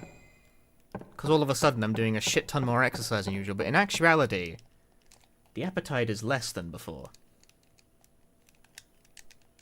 What's the deal with that? Maybe since I removed sugar. I don't think I removed... Honestly, I think the main thing I did is I just... Oh, fast charge. Exciting. That was really bad. I think it's that I just stopped putting artificial sweetener in my tea. That sounds really stupid, but... Thing is that it's really hard to Google the effects of artificial sweetener, because the internet will say fucking anything about artificial sweetener. Cheryl. But I do drink a sensational amount of tea. I remember at one point I ran out of the usual sweetener I use for my tea and I started using a different one and I probably put too much in it. And for like a week after that I was incredibly hungry all the time. Like I was eating way too much. I could not eat fast enough to satisfy my stomach. And I stopped and I decided, no, fuck that, no more. Unsweetened tea. Unsweetens your tea. And all of a sudden the appetite is way down. I wonder if it's a coincidence.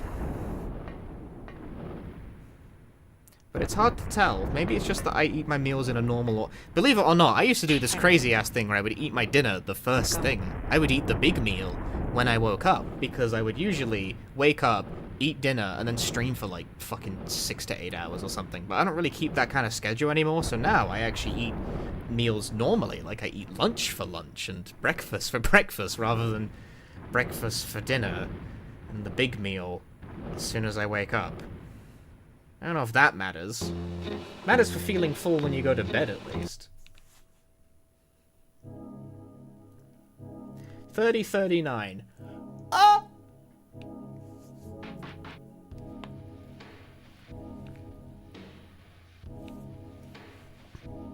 Grim.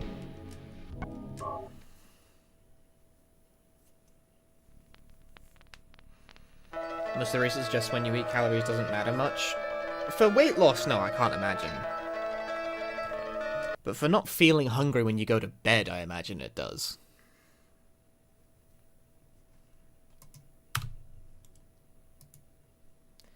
Alright, I think I got one more running in me, but like, give me a moment. I want to grab myself something to drink. Drink and like a short break.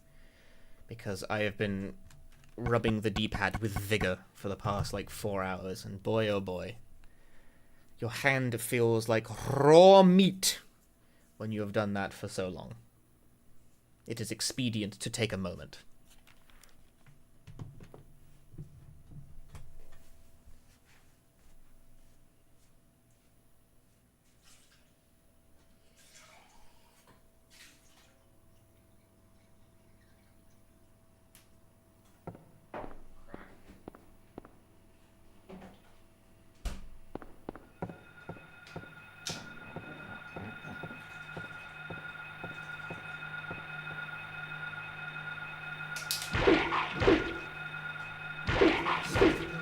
Kitchen.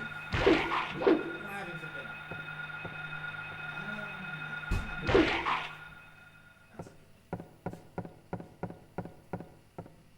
dinner? Glass of OJ.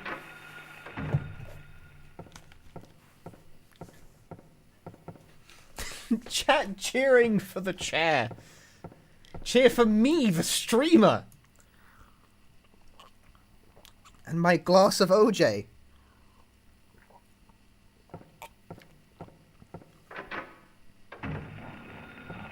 I disagree.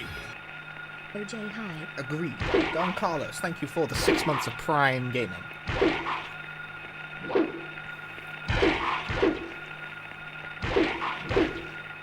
Stop trying to steal the chair's thunder. Alright, fuck you guys too. Bye.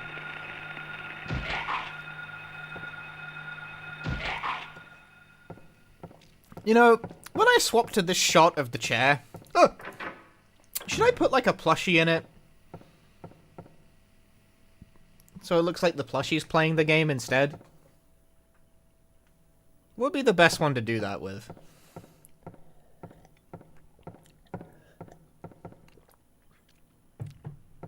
Yes, yes, yes, yes. Damn. Alright, hang on. Let's do a thing. Separate point reward. Thing is, what plush... what one would even look the best doing this? We've got Lucario. Can you hold a controller? Is this allowed? Can you? Is this? Is that like? It's like hard to direct this in a way where it sort of looks like they're doing a thing.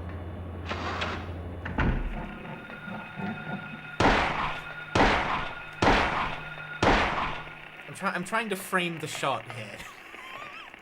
I'm trying to frame the shot in such a way that it looks like gaming is occurring. It's too laid back though. I don't know if this is the one. Maybe a plushie that can sit. This is true. This one doesn't really sit. This one doesn't really sit. That's not the one. Lucario is not the one. Aren't you posable? Are you you're posable. This is a great idea. I can break its legs. That's grotesque.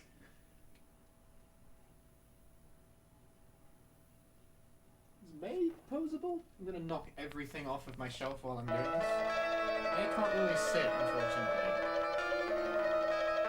The Baba plushie.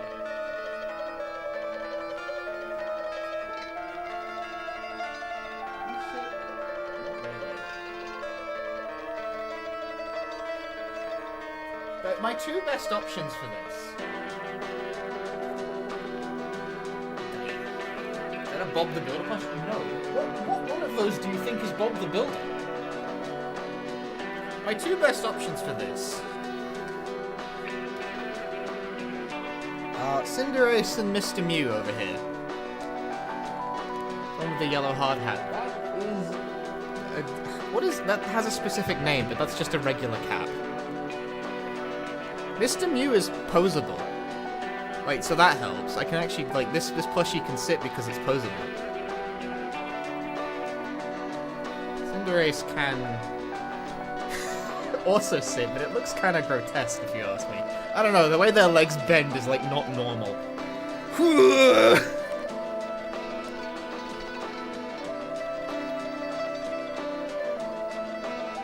But it is posable.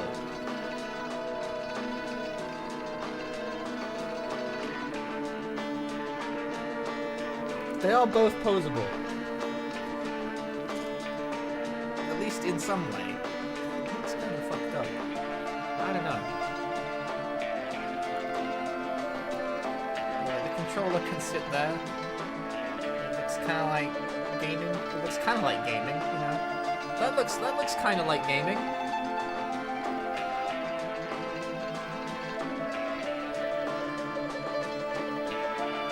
I think that's kind of gaming, right?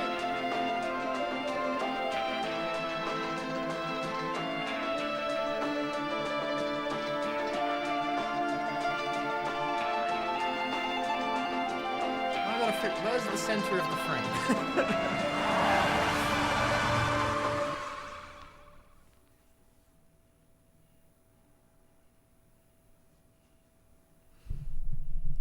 What if I try and move the microphones? I'm framing the shot perfectly. Hold, please. I'm cooking.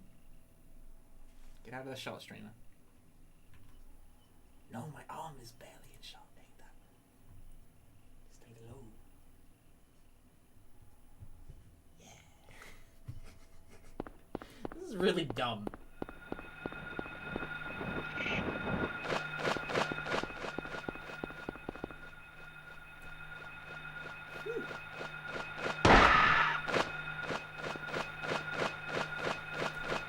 Alright, now, you... Go away! Get out of here. Stupid child. I've got to fix everything now. I fucked everything up in order to take that picture.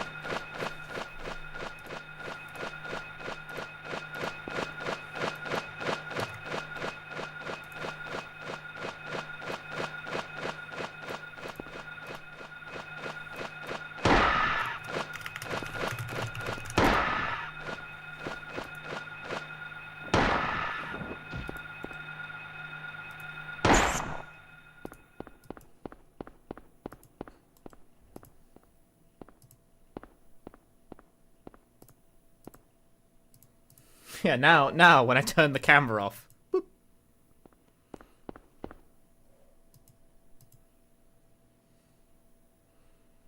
You get a plushie instead.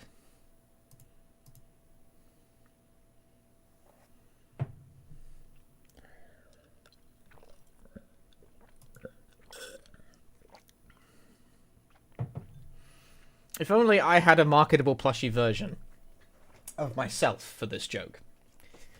Alas, I only have various variable shit to use for this purpose.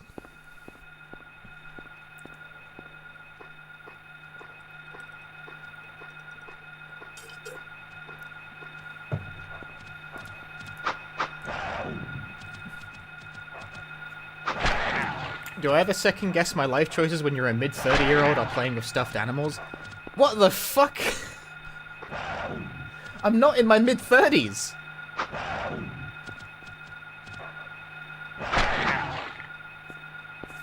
How old do you think I am?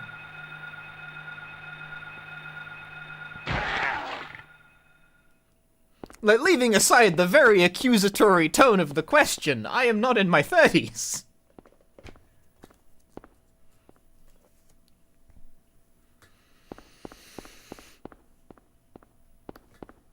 You look 31? I am not even in my late 20s, dude.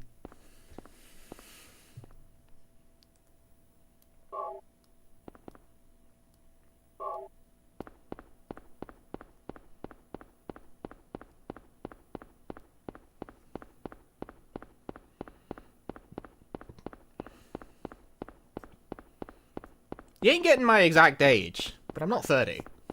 Not yet, at least. You know, time comes for us all, but it ain't come for me yet.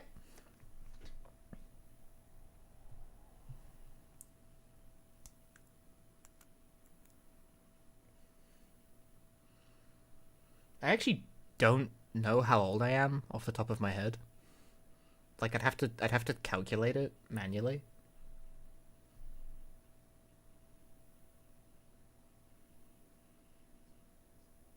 What year is it?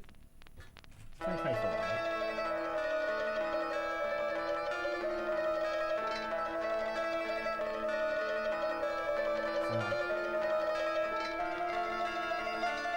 Yeah, okay. I know what it is.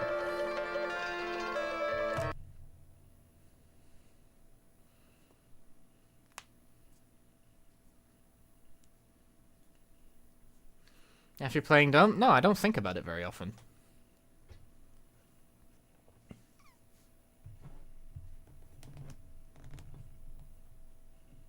You guessed right. I haven't said anything. How do you know? I didn't say a fucking number and I'm not going to. You don't get to know.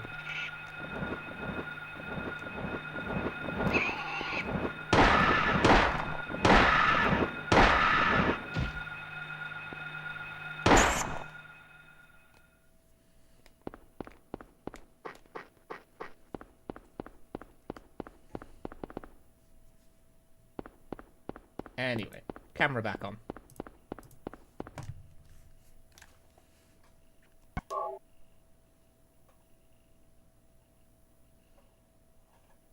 Like, chat said, like, every single number between 20 and 30, and, like, someone was like, oh, so we got it right. It's like, I didn't fucking say anything! You don't get to know! I'm not telling you what my age is.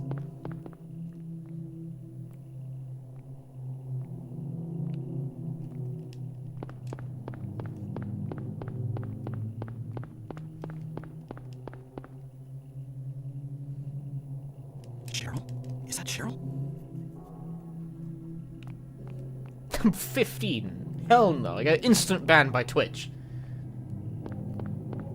Where are you Can't even joke about that. Twitch bans the account for being underage. Hey, wait, stop.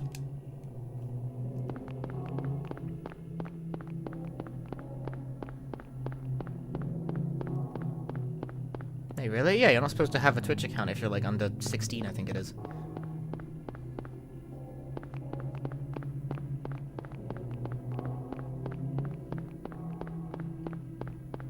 Pretty sure something you were so casually forthcoming about. The thing, they can't watch past VODs past a certain point because they expire.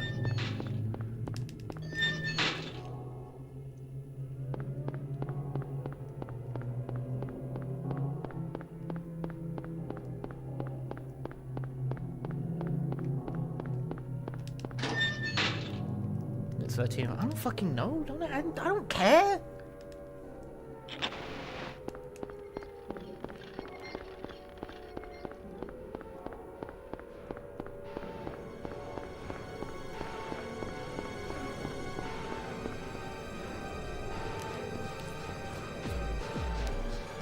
What is this? What is this? What's going on here? What's going on?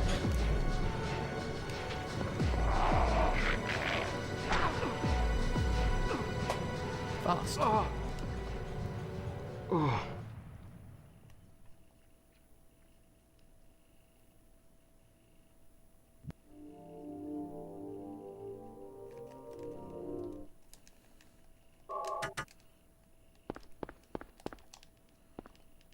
Completely missed that.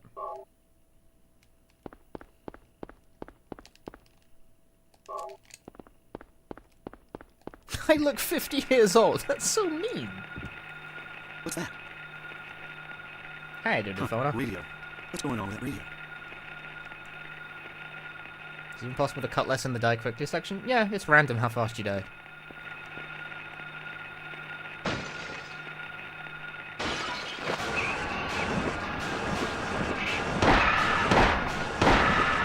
Chat today is brutal. Chat isn't getting any fucking dessert with the way they've been treating This me. is a dream. What's happening to this place?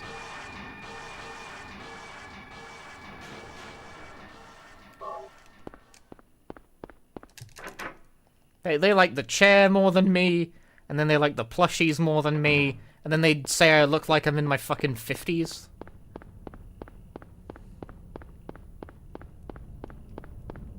It's just shit, man.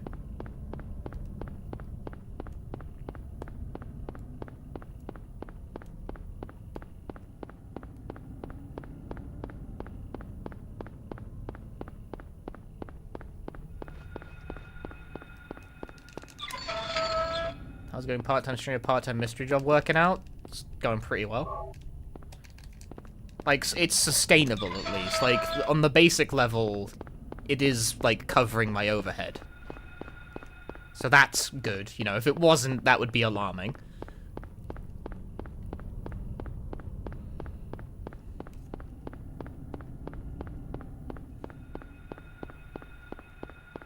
It has been better for my health overall as well. Because I was having hella fucking wrist issues before that came along, because honestly the job was just really bad for my wrist.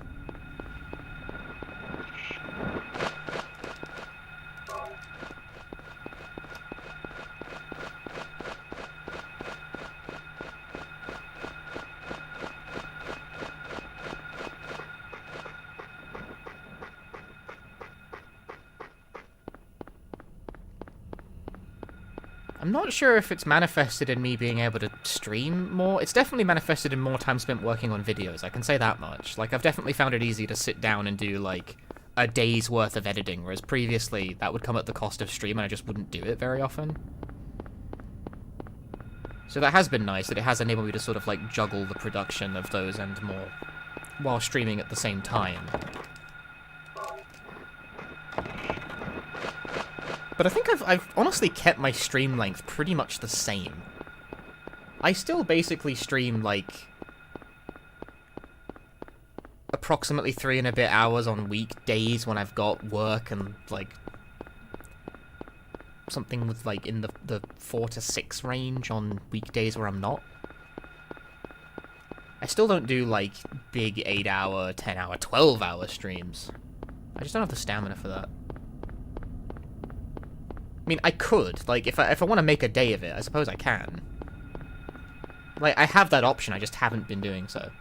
I've been using the free time to do other stuff instead. Like, hang out with friends. That's crazy, I have a social life again.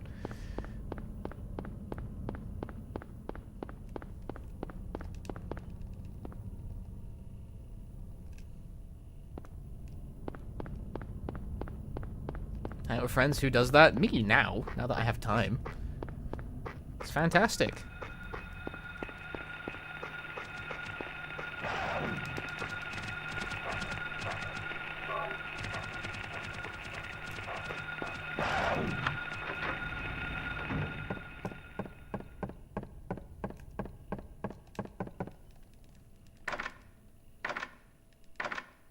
refuse to believe Rhythm Game Fanatic has friends. I have also totally been using that time to just play things without streaming it. Most prominently Rhythm games. Because I am still very much enjoying the fact I have a Stepmania stage in my living room. But sometimes it's RPGs!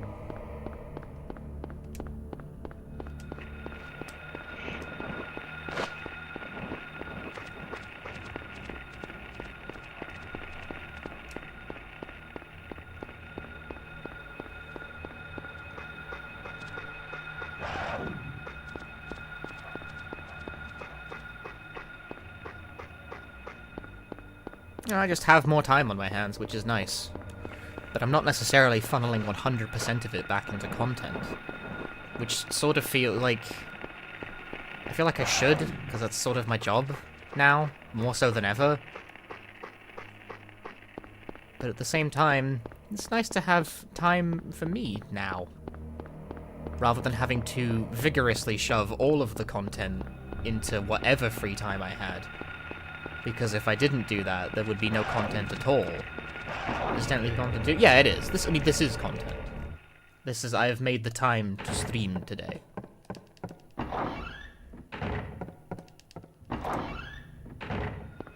Chavs of capitalism and rest. I feel like I'm somehow bad about it, and I can't think and play game at the same time. Because, like, I was talking earlier about how the period between, releasing a video for the Patreon and releasing a video publicly is a weird period, because I don't have an active video project at that moment in time, and I feel like I should be using the week to settle on what I want to make next.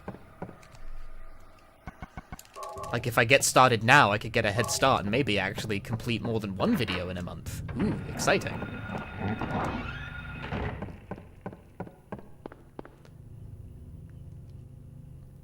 But immediately shooting straight into another thing after just finishing, like, a 50-minute long video is like, of course I don't really... Like, I'd like to not do that. It's like, fuck videos. Leave me alone. But no, get started. Think of a new thing. Go, go, go. When is it going to be released on YouTube? Early May. I put it up on the Patreon, I think, 2 days ago? 1 day ago? I forget, and I leave it up there for about a week.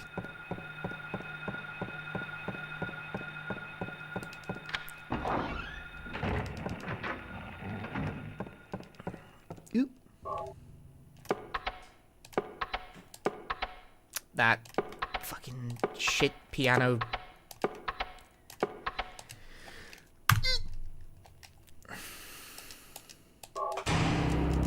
To work on multiple videos at once, which is wild to me.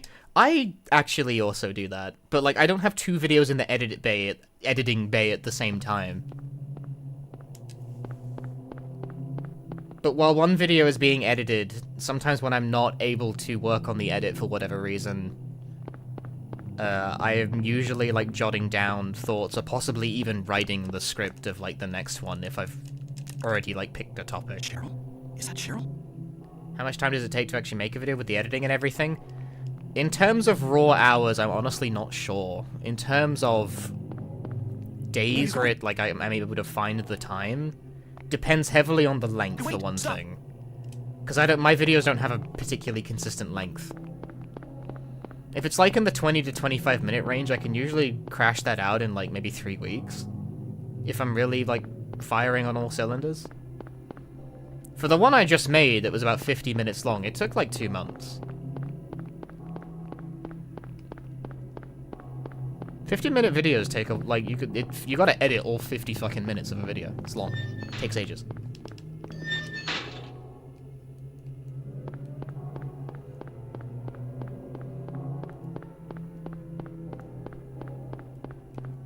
And I gotta like pick and choose, like, you know, this is an editing day. Today I edit and I do nothing but editing. Versus today is a streaming day. Like, this is a streaming day, as opposed to, I don't know, a writing day, where I try to write a script for the video. Because I don't currently have a script I'm really writing. I've got some barely started ones lying around. pick those up and start What is this? seeing if the juices flow when I look at them. I don't know. Boo! My RNG stinks.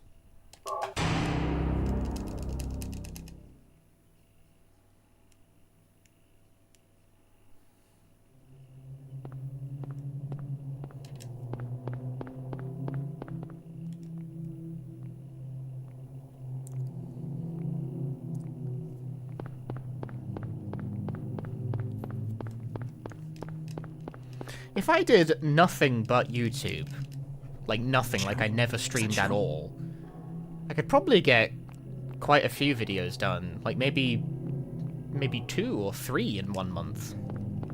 Like if I did nothing but like I was solely dedicated to the YouTube. Hey, wait, stop. Maybe. But that's sort of me not accounting for the fact that after I finish a video, I usually spend like a week and a half dicking about while I try and think of the next one to do before like an idea finally like settles in my brain. I'm like, okay, that's the one.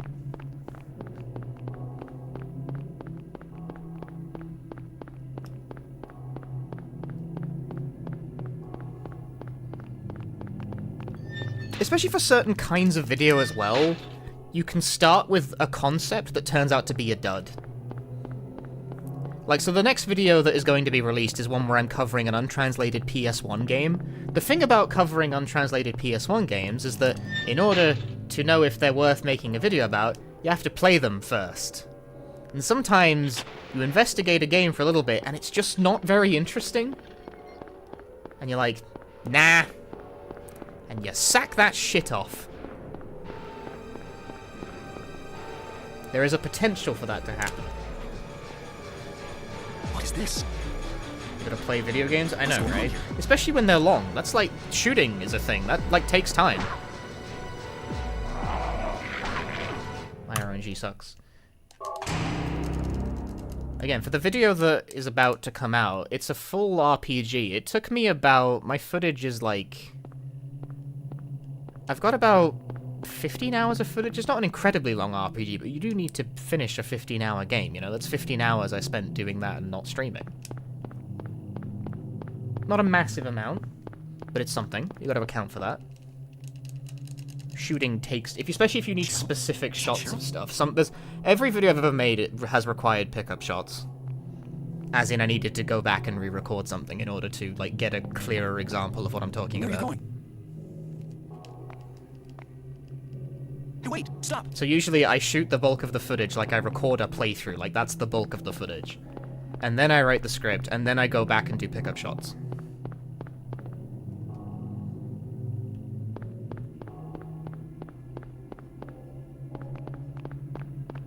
Do I archive footage, or does everything just get yeeted off my hard drive when a video is finished? It just gets yeeted.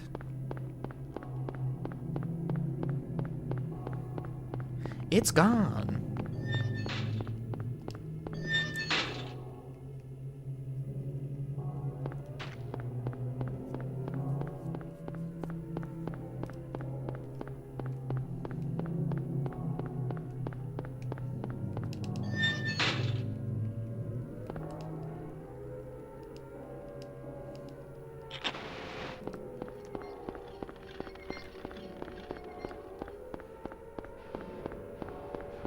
I mean, I don't yeet it, like, immediately.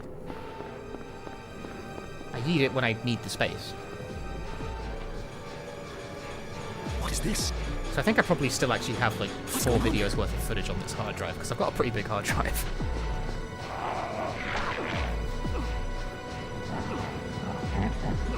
Mason, die!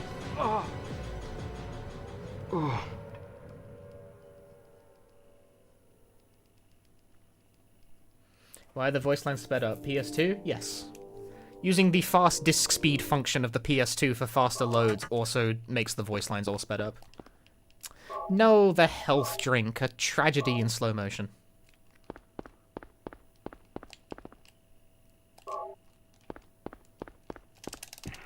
I don't want the health drink. What's that? Huh, radio. What's going on with that radio?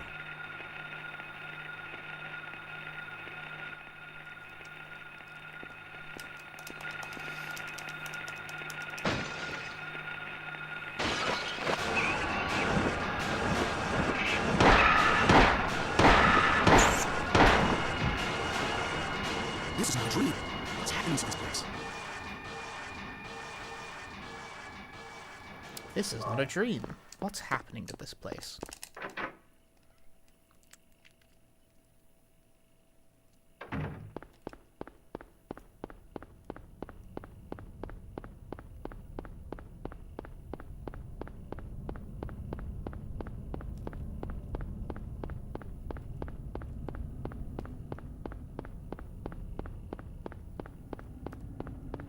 Why are we being really aggressive with the age questions? It's getting a bit much.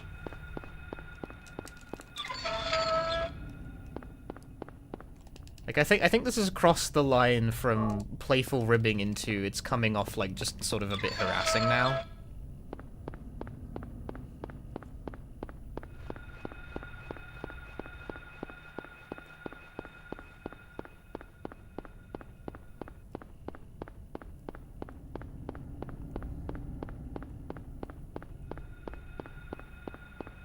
Are you still allowed to believe I'm a sandwich? Sure.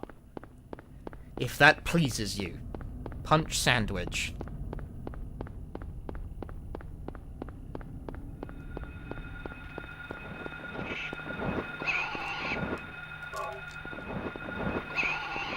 Thinking about dinner. Just imagine a thought bubble rising out of my head with a burger in it. I'm not actually going to eat a burger. But I'm gonna think about it. Yeah.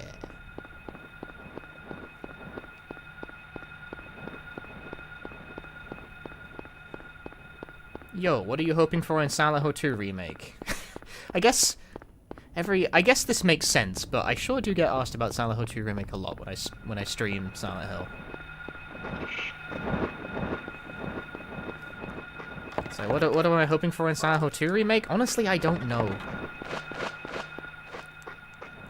I was hoping for not a third-person shooter, but clearly the gods did not grant that one, so... How about a sausage roll? Not filling enough for dinner. Unless you get one of those really big ones.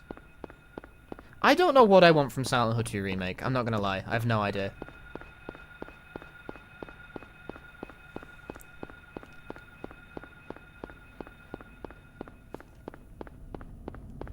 Very boring streamer, I know, but, like, something that's fun, hopefully? I hope it's fun to play. But, like, what does that mean? I don't know. In this context, I have no idea.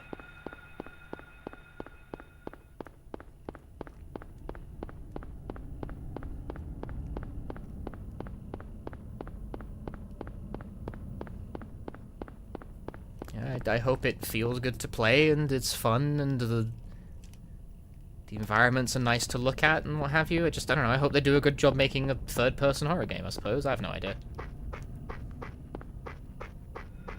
I honestly find it very hard to picture in my head what I would want that to look like. Mainly because I am not really into the idea of remaking Silent Hill 2 at all. But that is what we're getting, so bottoms up.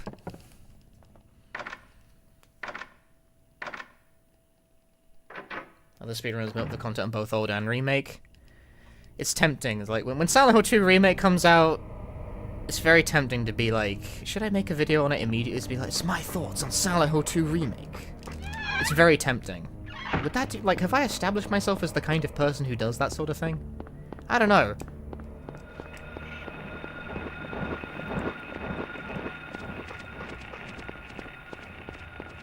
Like, I don't really make reviews, typically. Although no one agrees on what the videos I make are even supposed to be called. That's the bag, though. It is the bag. The thing is that I get it, because, like, it's fun to do. It's like, I get to talk about my opinions into a microphone for a little bit, and people want to hear that sometimes. Who am I to deny the people their desire? And obviously, I'm going to play Silent Hill 2 Remake, almost certainly. I'm not disinterested in it.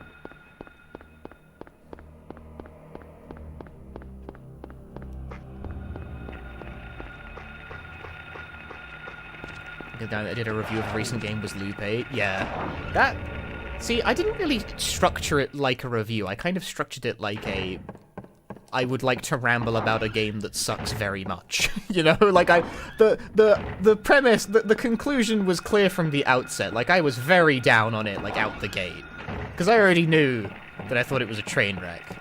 But yeah, I guess that is definitely a review, because like I explain in painstaking detail why I think it is a mess. It is in fact a review of the, like I have reviewed the content of the game. It is perhaps the definition of review. That you review its contents and then talk about them.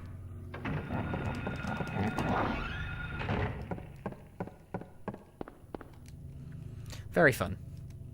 Very fun video to make, though. Like, I get why people make videos, like, bagging on bad games, because it's fun. It's fun. It's fun to make. I had a lot of fun making that one. And I'd do it again. And I probably will.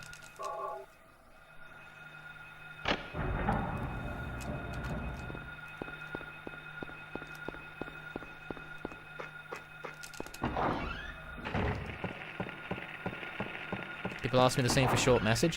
When it came out initially, yeah, but people haven't...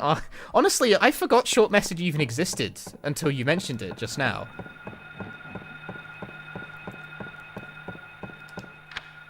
When someone was asking me, like, you know, like, what Silent Hill games I run, I was like, I run all of them except for Homecoming and Downpour. And then someone was like, Short Message? And I was like, oh yeah, I completely forgot Short Message existed.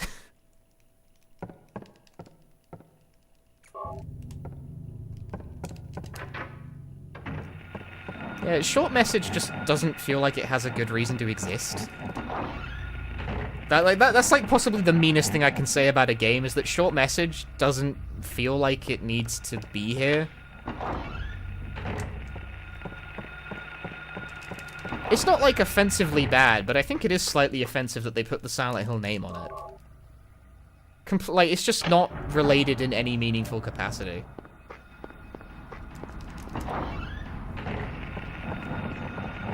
If it genuinely feels like a bit of a swindle that they put the Silent Hill name on a completely unrelated game just to put eyeballs on it, and like, well, it worked, evidently, but I don't know, man. That's kind of a scam.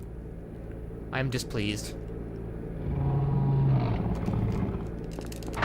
I do not recognize Short Message as like a related work in any meaningful way.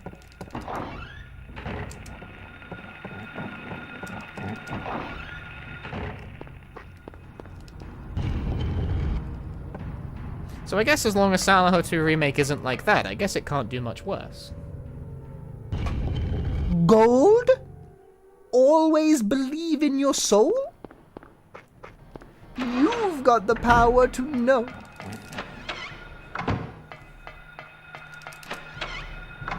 When Silent Hill, the long message.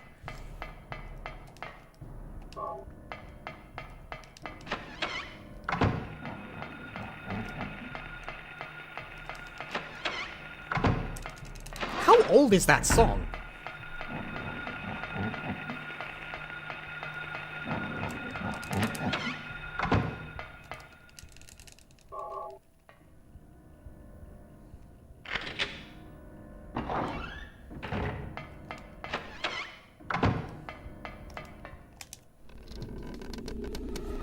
$1983. Jeez.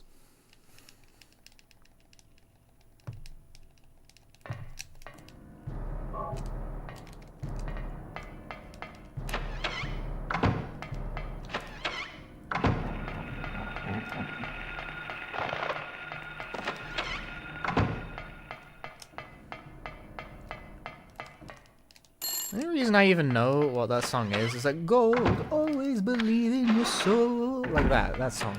I don't know, it's called Gold, isn't it? What's the name of the song? The only reason I know what it is that it's on one of the SingStar games. I actually own like 4 SingStar games. When I say I compulsively play rhythm games, like, it does not know any bounds. It does not know limits.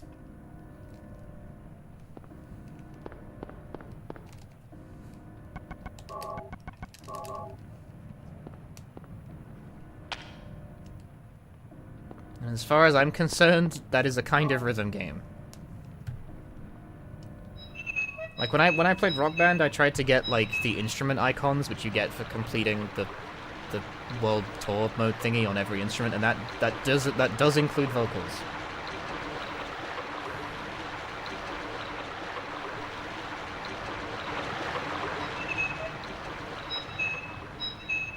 Although I don't think I ever got the platinum one for vocals. The thing about vocals is that you gotta just memorize the songs. Like, I find vocals really hard to sight read. Can I play an instrument? Alas, no. I funneled that, like, that kind of memorization and discipline into learning how to read Japanese instead.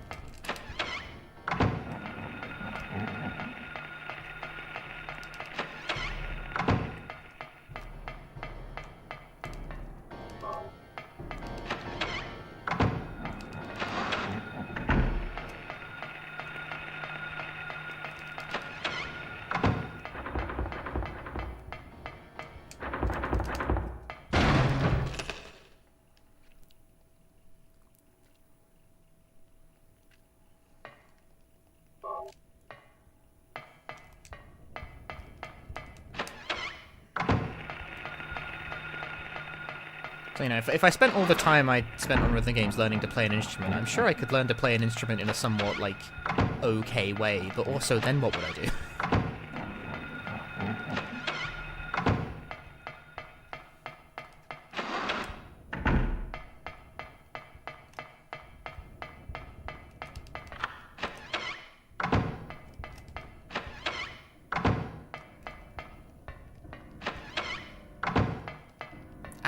Movement. Fuck my life.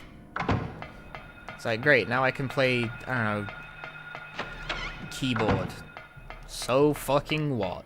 What then, pal? I have no plans to utilize such a skill.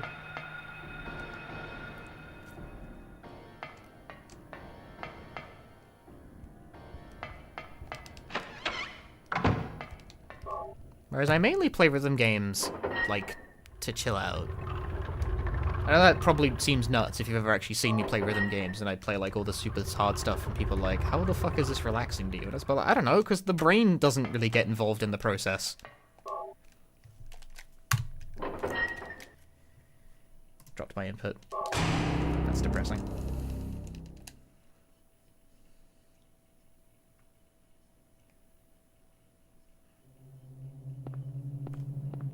Like, when you're playing a rhythm game, the brain is quiet. There's just simply nothing going on upstairs.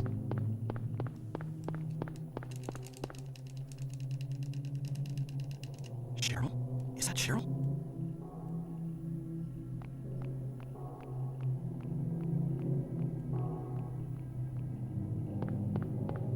Where are you going? Hey, wait! Stop!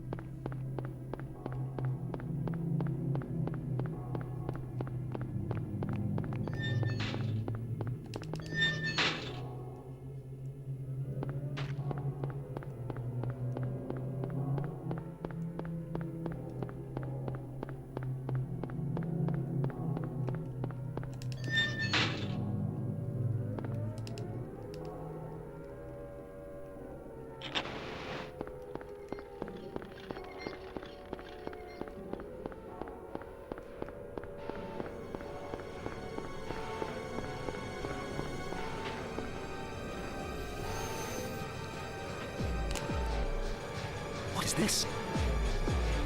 Crack hands.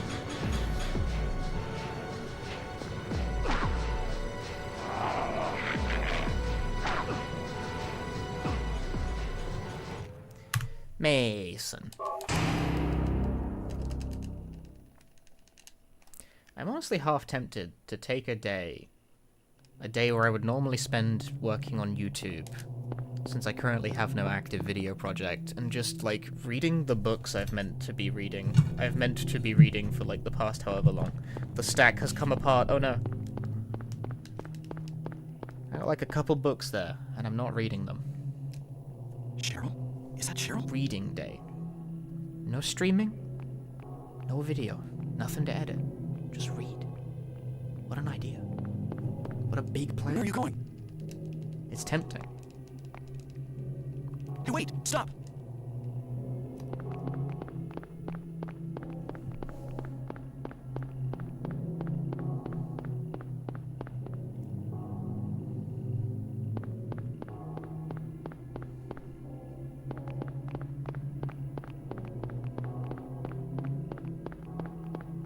I don't know, is everyone like this? There's always like 5 million things you want to do.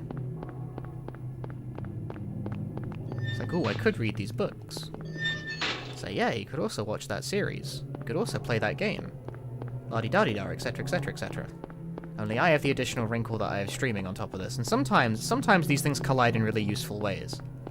You know, often I can stream the games I want to play, but not every time. This sucks on ice!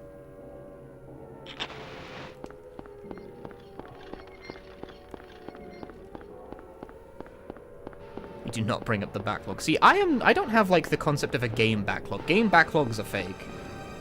I simply play as the mood strikes. What is this? What's going on here?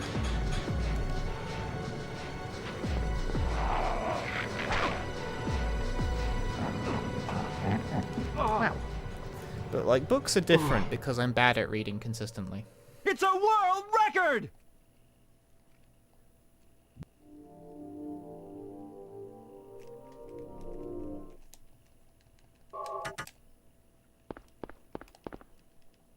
A dud!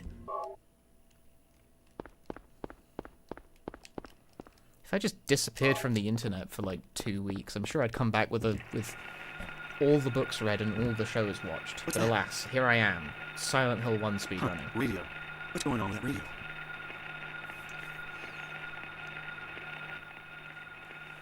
It's like I do the things I want to do.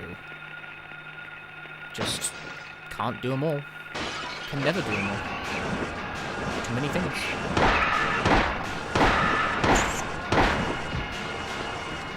This is my dream.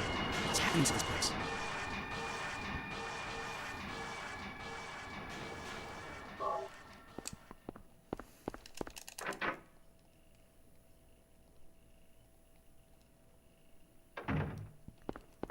What if right now, instead of listening to game audio of Silent Hill 1, I instead had a podcast in my ears? That would be incredible. Could really double up on my podcast listening. Punchy, you don't listen to any podcasts, but I could double up on it if I did.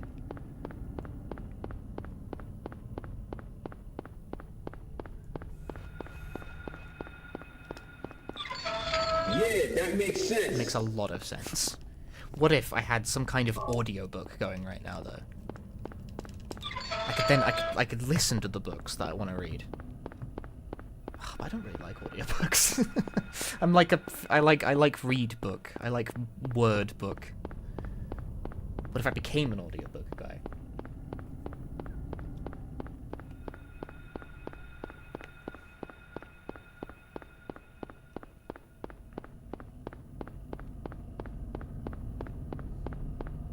What if I got in my Japanese listening practice while streaming Silent Hill 1 by having a Japanese podcast on?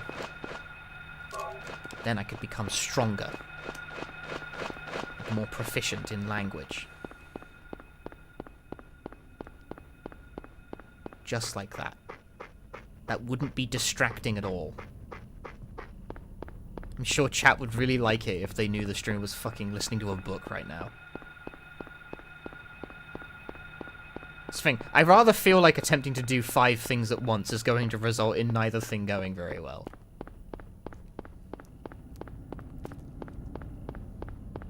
And I am already known for doing my Japanese flashcards in the middle of fucking speedruns. Shattered Memories was notorious for this, where, like, half the run I would actually just be on Anki doing flashcards.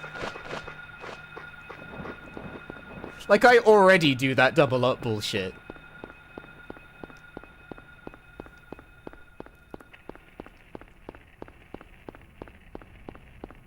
What books do I have that I want to read? In English, I'm still reading 7 Games by Oliver Roda.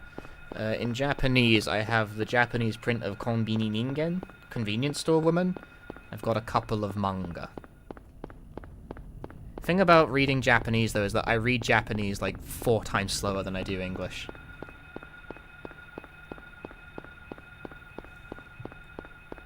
It just takes longer.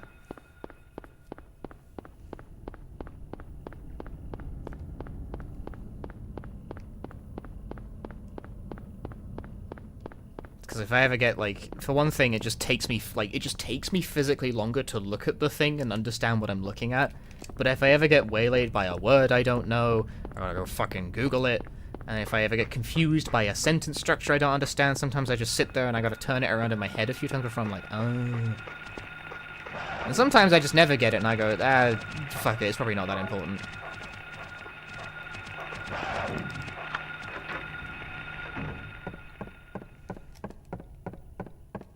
Whatever, who cares? Have I read the Silent Hill books, or only in JP? I don't know which books you mean. I've got the Silent Hill Perfect Navigation book, and that's written, like, as a walkthrough, it's written like a first-person... It's written like it's from the perspective of Harry Mason, which is really interesting. It's like a novelization of the game, sort of, in strategy guide form. It's a really novel way of presenting it. And I have read that.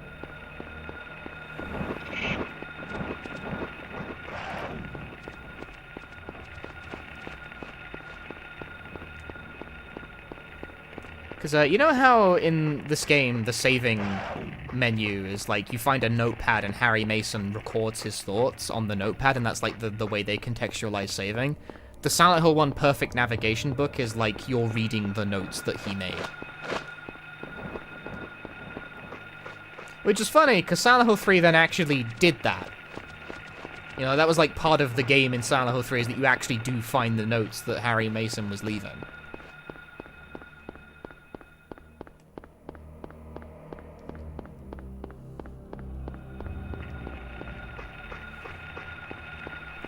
Like, there are direct novelizations of the Silent Hill games. I didn't know that. I'm actually really surprised to find that there are so many novelizations of games. Because there are. Way more than you'd think. I remember reading that, like, for whatever reason, people quite like the novelization of Grandia 3, but not so much the game of Grandia 3. The page I was reading that said this was like, you can find a copy at this specific library in Chiyoda Ward. And I'm like, what the fuck? Why is this listed? Like, damn, this person really cared enough about, like, wanting people to go read the Grandia 3 novelization that they gave you the street address of a library that carries it.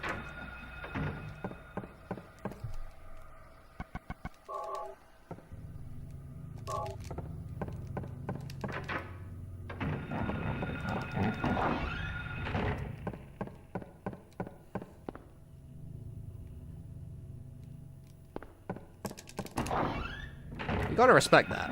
I respect it anyway.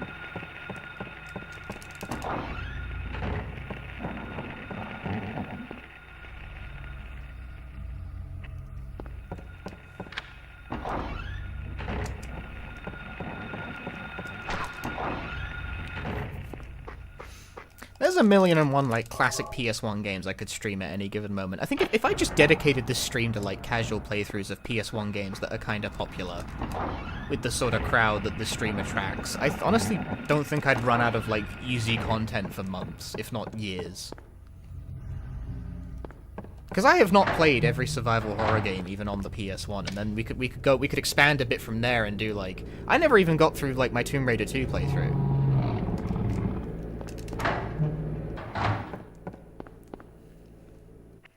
I'm still, like, halfway through that game. I never quite finished that one. I did finish Tomb Raider 1. I played obscure PS1 horror game The Note, but I have heard of it. I have not played it, but I have heard of it. When is the D2 story playthrough? I've done a D2 story playthrough before. Like, I've streamed, like, the normal English version of that game.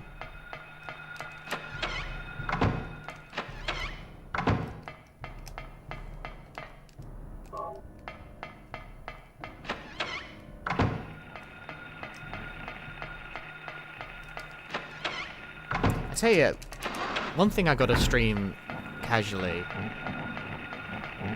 at some point is Corpse Party.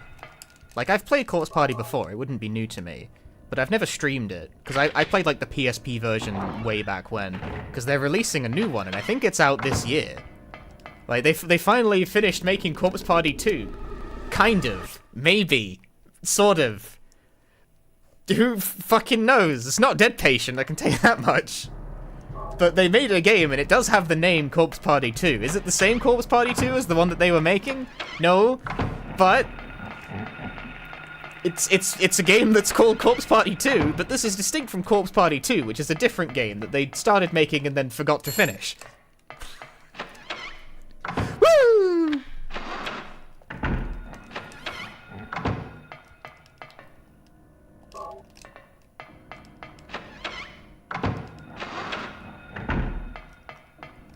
Yeah, it's supposed to be episodic. Corpse Party, the original, was actually also episodic. Like, it was released in chapters.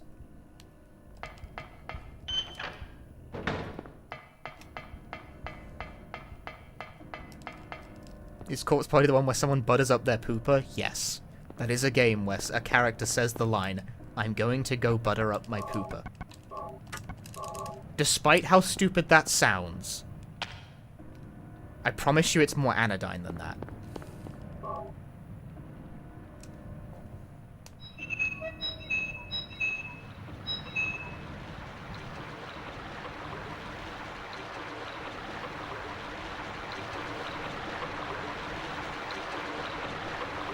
Can I give context?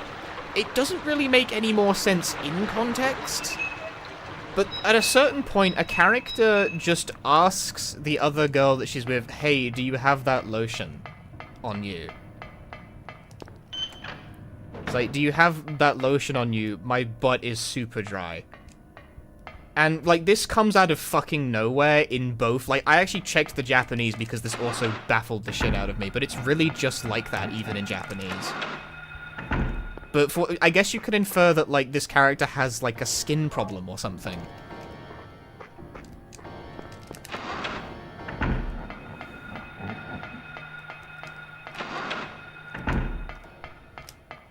But apparently that character, like, suffers from chapped ass or... suffers from chapped ass or something, so she just asks the other girl. It's like, "Do you have that lotion on you? Like, my asshole is mad dry." Because, like, she talks like that. And the other girl, like, is completely unfazed. Like, the other girl does not seem to even vaguely consider this a weird request. She seems completely used to it. And that in of itself is telling. And she's like, "Yeah, sure." And then she says, "Thanks, I'm gonna go butter up my pooper." And then she walks off camera.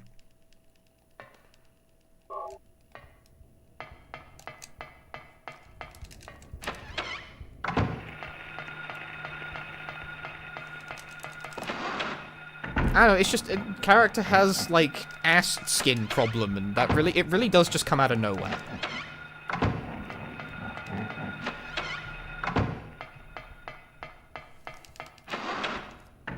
And you know the most important part of the game, you never have to play it now. This happens within the first 40 minutes. This is one of, like, the first things you come across in that game. I don't know, it just feels like the writers needed to move that character to the bathroom. But I don't know why that's the method they chose. Honestly, it's probably better than the other method because for whatever reason, a solid, like, third of Corpse Party is Piss Quest. Where one character really wants to take a piss, but cannot find a working toilet. This goes on for actual hours. It is incredible. Piss Quest is a noted portion of Corpse Party. By contrast, Arid Arse Problem is probably actually the lesser of two evils. This is a game I want to stream, by the way, because despite everything, despite the fact that Corpse Party is kind of weird, and Kedoween definitely has a piss fetish, like definitely, 100%. Corpse Party is kind of good somehow anyway. A lot of it's in the audio work.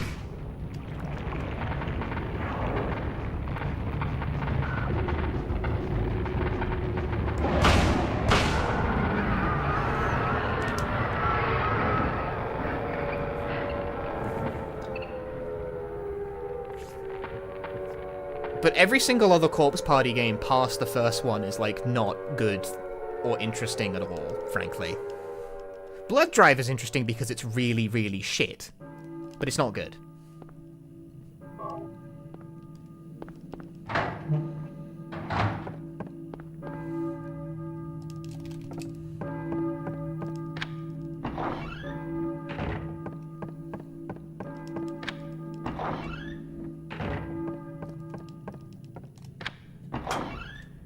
Not bad.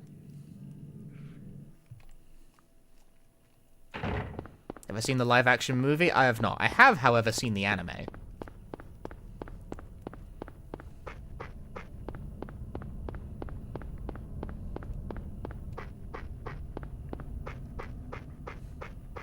So, I would like to stream Corpse Party the original, which is on Steam. In fact, there are two versions of it on Steam because of... no one cares. Don't even get into it.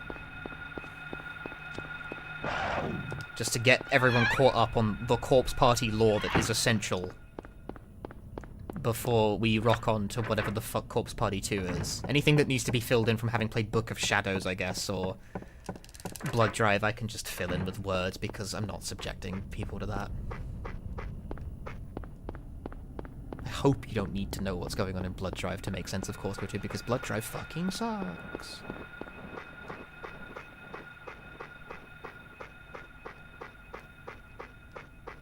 Have I seen the live-action Aoni movie? I've seen some of it, funny enough, but I've never seen it in full. Is it good? Is it good? Have you seen the Aoni movie?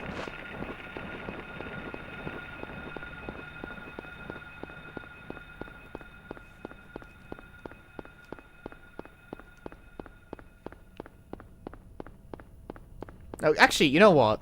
Here's the thing. I'm gonna reveal you as a fake fan. Which live-action Aoni movie? There are two. There's two of them. I've not seen either, like, in full. I've seen some of the first one.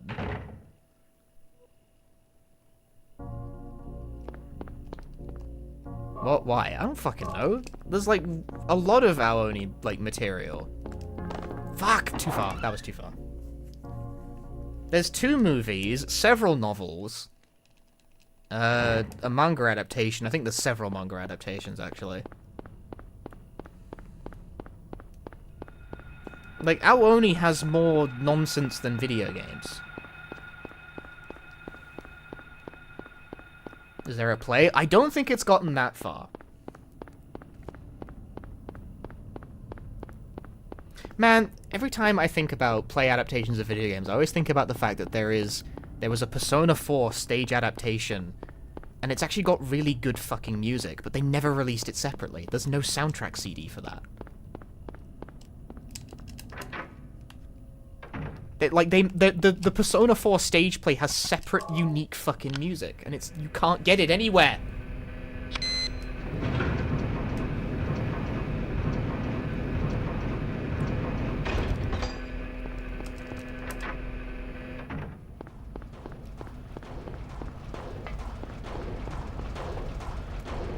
About P3 and P5 stage play music? I don't know. I haven't actually seen either of those.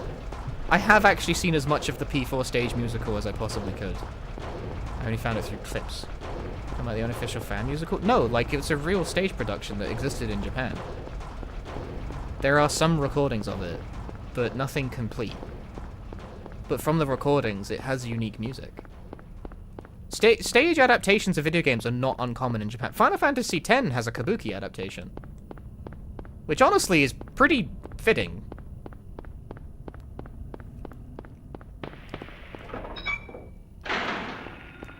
I don't know, that feels on brand.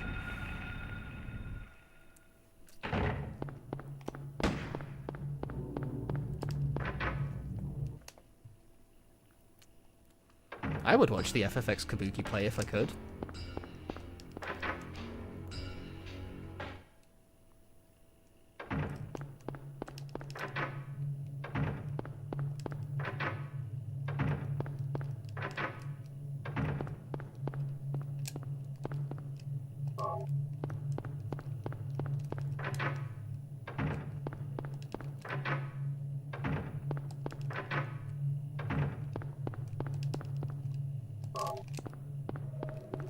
I definitely am primarily a gamer, though. Like, first and foremost, I am a gamer. In the sense that, like, the vast majority of the thing that I do is gaming.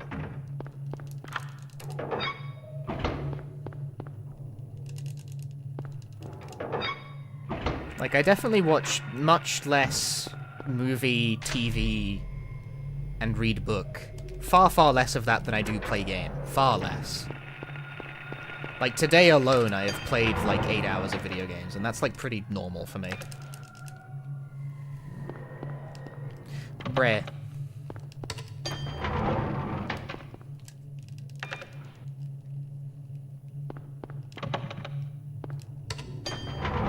Game wa 1日1時間.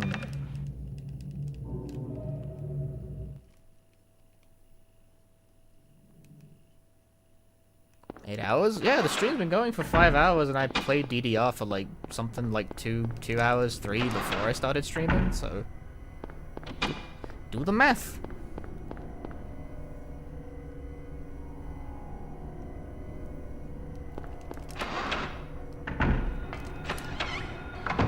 What was the last manga series I read and finished?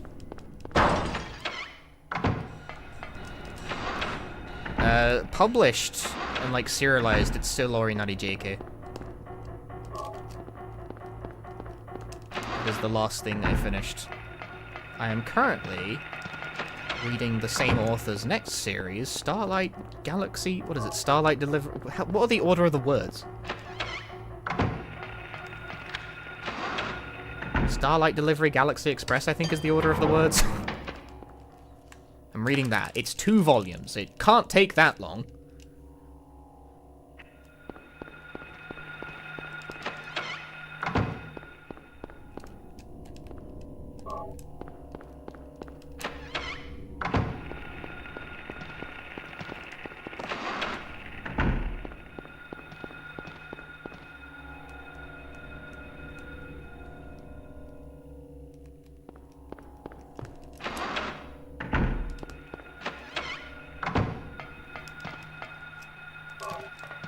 Been thinking about picking up the Odd Taxi sequel manga.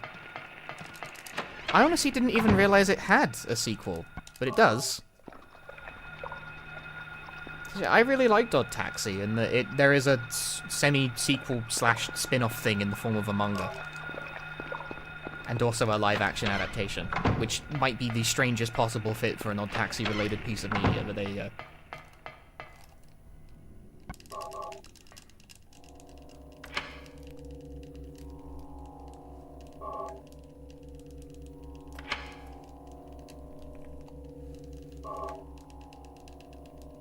say maybe I'll read that whenever I find it. I don't know. I read stuff way slower because I'm annoying and I insist on reading my manga in Japanese.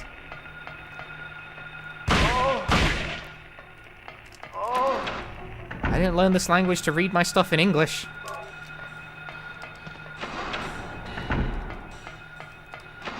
But it does mean I just cannot get through this stuff at the same pace that someone would who is reading it in their native language.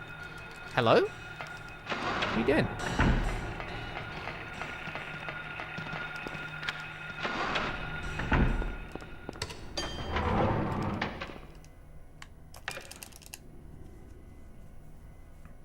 I wish I had that zeal that some people do for just reading, like, fucking volumes upon volumes of manga every single... Like, if I was like that, along with the property where I do it in Japanese, I'd be strong in no time. Alas, it is a sometimes thing, and I'm slow. So, shit.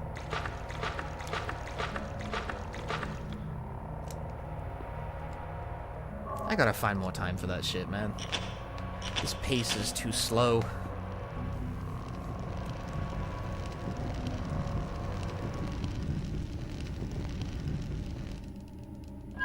You need to find a way to go faster. That's what it's all about.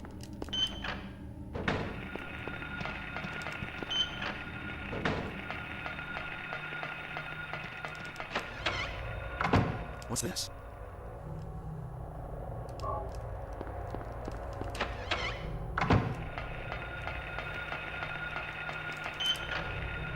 Instead of playing DDR for like 2 to 3 hours, I could read a book instead for 2 to 3 hours. That'd be a great use of the time. But then I don't lose weight.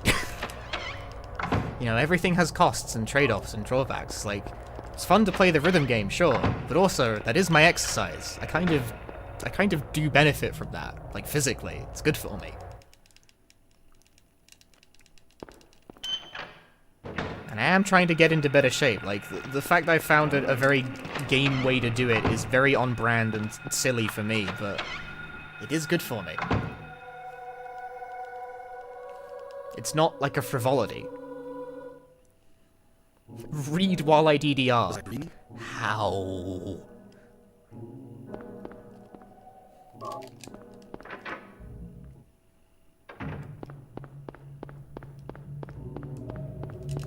Indian cinematics been sped up? No, just the voice lines.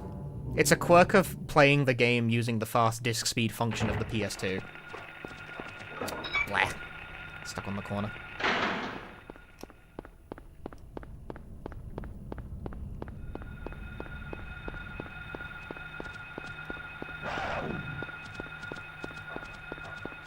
Audiobook while playing rhythm game. We were talking about this earlier. It's like, what if I was just listening to an audiobook right now? I'm not much of an audiobook guy is the thing. I don't really like them. But I guess I could learn. Where do you even get audiobooks from? I mean, if only there was some kind of common sponsor that tells you where you can get audiobooks. I don't fucking know, though. I've never heard of such a thing. Yeah, that's the other thing. That's not reading. that's the secondary issue. That's not reading. That's listening. That's a different thing. That's good, but that doesn't actually, like, that sort of doesn't solve the, like, the core. You need to do both.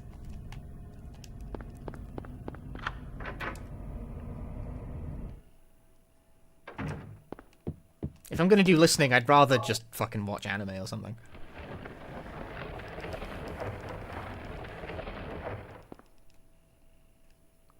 And I don't watch that much anime either. I watched a movie recently. Actually, I watched the live-action adaptation of Ping Pong. Like, the manga, it's just called Ping Pong. I've seen the anime before, and it's really good. It's one of my favorite animes ever. I watched the live-action adaptation of Ping Pong, like, yesterday. And it was pretty good. It's a good story in any format. But it was funny, because I was watching an upload that had no subtitles in any fucking language. And that was a problem, because anytime the Chinese-speaking character spoke, there's no subtitles into English or Japanese, bro.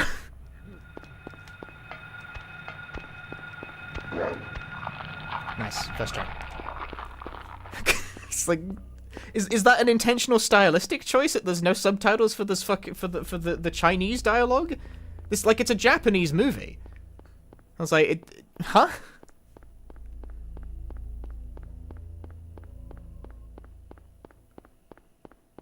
So, huh? I was confused.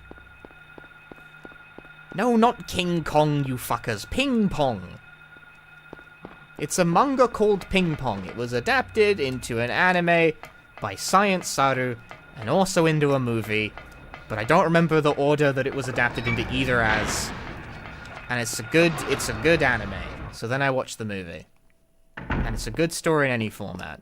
I think the anime is better. I think a lot of the subdued interactions of the cast benefit animation. Like, the animation version of it gets more mileage out of the symbolic abstraction that it can present because it's animation.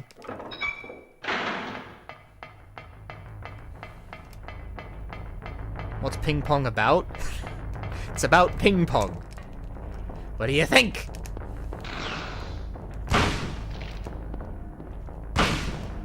Okay, principally, it's about the lives of roughly 5 or 6 people whomst play the game of ping pong.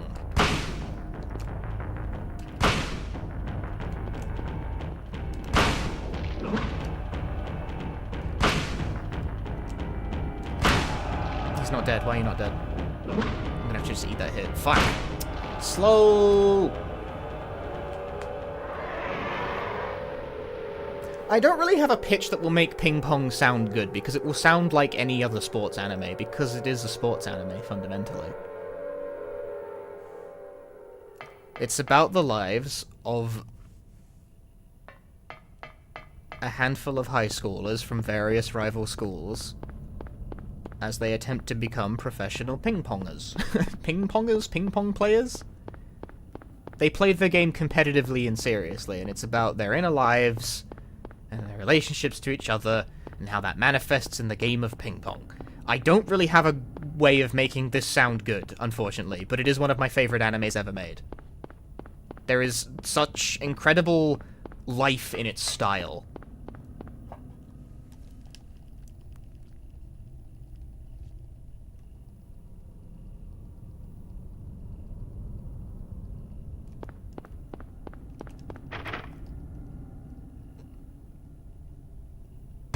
The animation's really good. The characters all feel very human. The music is really good.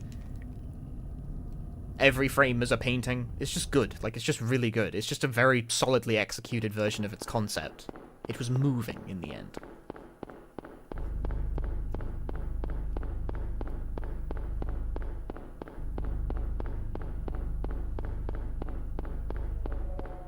Highly recommend. Big ups to ping pong.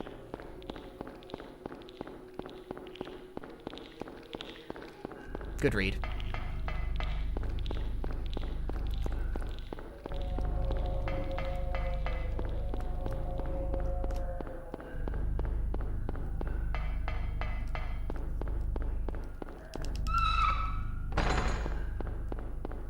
My read on that has been really good all day.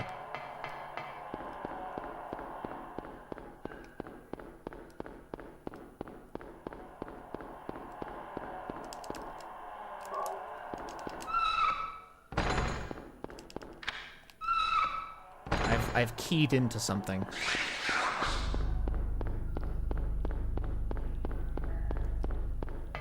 Your reads don't matter for shit on dodge number 3, though.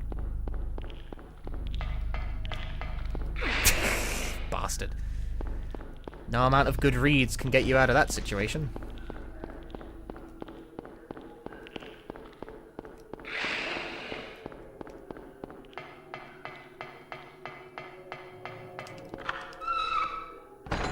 I don't have a list of my favorite anime, but if I did, ping pong would definitely be, like, at the top of that list. I'm pretty sure it's just my favorite anime.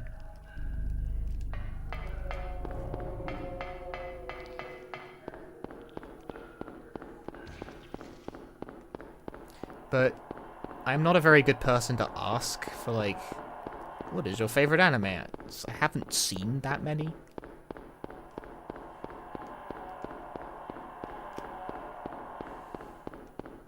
And I'm certainly not very contemporary in my viewing habits.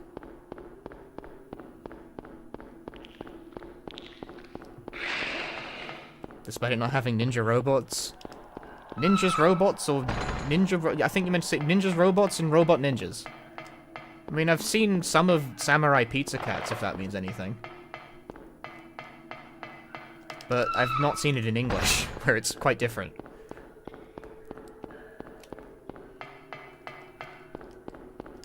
Fuck.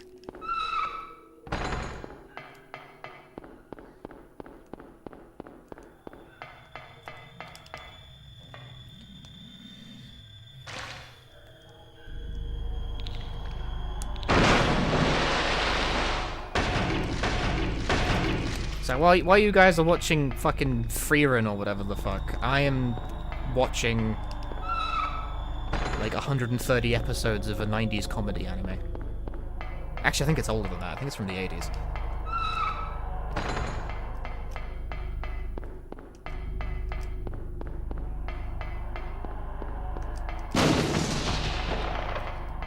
Which? Chibi Maruko-chan.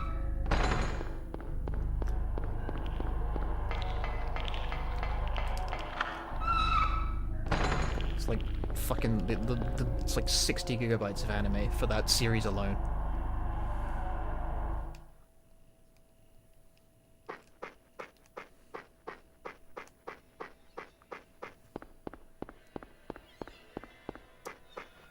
Them file sizes too big. This is what I mean when I say my viewing habits are like not very contemporary.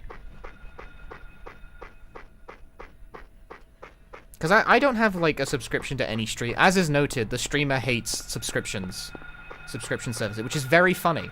Because I'm constantly supposed to be encouraging people to subscribe. You watch some Mariko soon, then it's not subtitled in English, so like any of it really.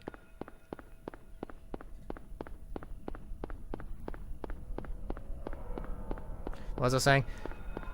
So, despite the fact I'm supposed to be encouraging people to subscribe to the Twitch channel, or, you know, please subscribe, support the creator, etc., which, you know, it does rather directly support me. But I, personally, do not have a subscription to anything like Netflix or Crunchyroll or anything like that. So I kind of can't watch what's contemporary, at least not easily. You know, there are methods. Methods. But, like, I'm lazy. I do know what I'm doing, I just can't be asked. I tend to wait until a series is done, and then I can just find it all at once, you know?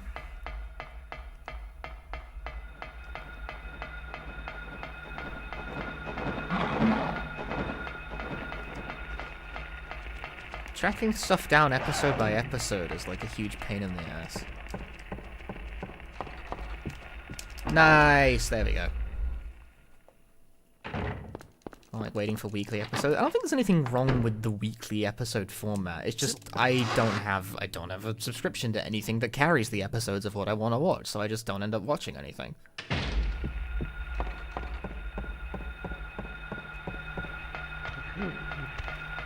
Get out of the way!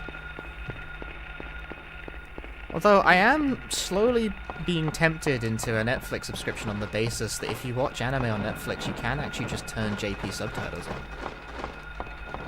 Like, even from England. Because I got a friend who does have a Netflix. Last time I was around my mate's house, he was showing me all the anime he had watched on Netflix over how much period of time. And he's like, watch this one? It was shite. And I was like, why did you watch 15 episodes of it if you thought it was shite? And he was like, I just watched... I'd be watching. I'm just like, what the fuck are you talking about? He's like, this other one... This one was shite. This one was pretty good. This one was shite. I was like, but you watched all of them to completion. What do you mean? This guy watches so much anime. He watches so much, way more than I do, and that like really freaks me out.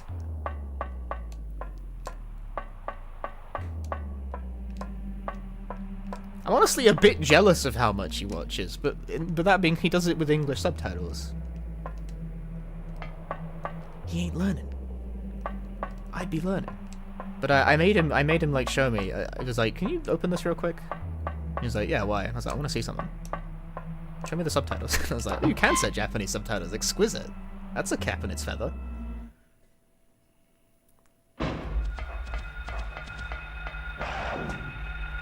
Because, like, that is a genuinely useful function.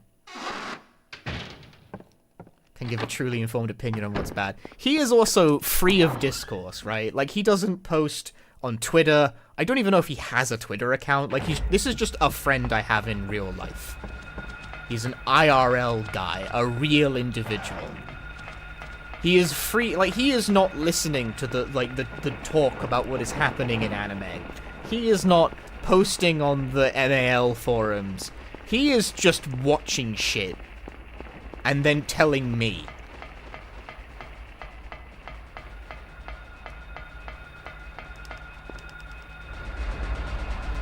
So sometimes he will give an opinion that is completely contrary to what I have heard online. In a way that is like, damn, like, the people, truly existing people say some really different shit, you know?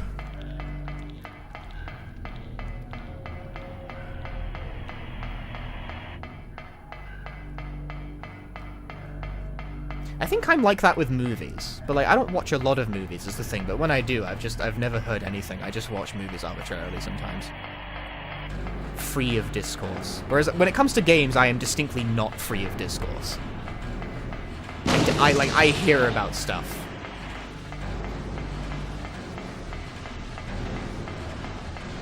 Comes with the thing of being a streamer, although I seem to know a lot less than people assume I do pretty often. Streamer is up late tonight? Oh yeah. I started a bit later than usual.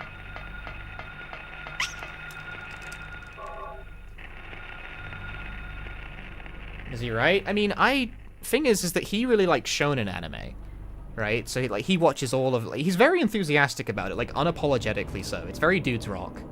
I love his energy regarding it. Like he loves cool fight scenes of dudes with cool powers. He will energetically describe these things with the enthusiasm of a 13-year-old, and the man is like in his 30s. Unapologetically just loves that shit.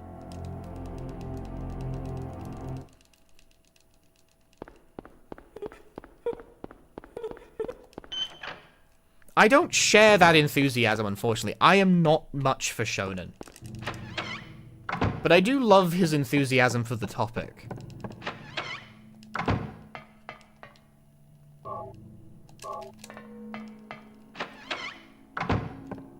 It's the closest I feel like I get to understanding what people like about it, because I like comedy, primarily.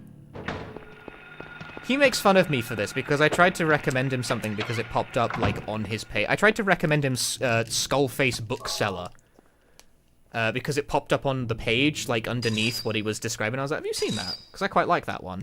And he opens the page, and the fucking page has it tagged as Slice of Life and Shoujo, which is bullshit, because it's not Shoujo. That's fucked up. Why is it tagged as Shoujo?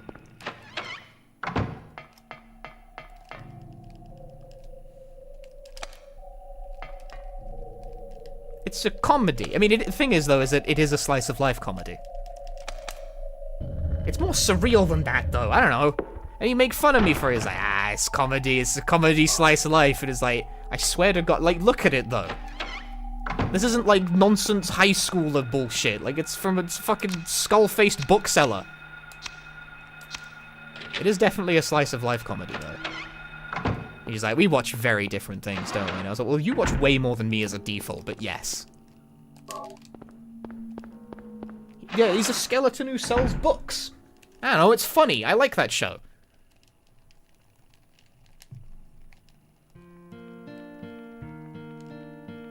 He probably has watched it by now. Because he ribbed me for it, but then he added it to his to-watch list anyway.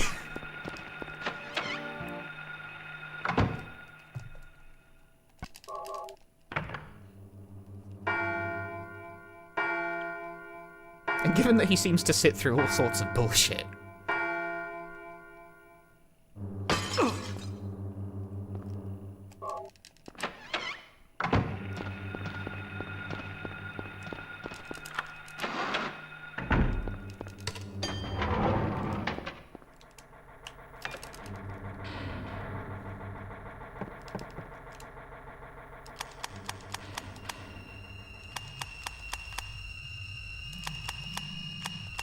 Is Kimetsu no Yaiba, like, still ongoing?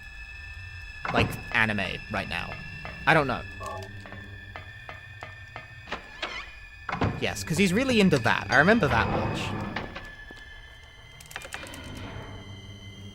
Because, like, of course, you know, very, very shonen enjoying individual. He loves that.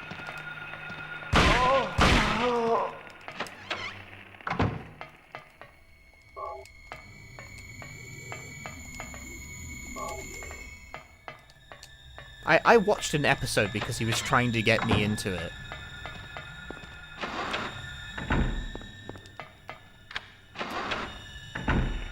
You know, we were just, like, hanging out, watching anime, as people do. And it's definitely a very, like, the animation of the show is really good. I see the vision, you know?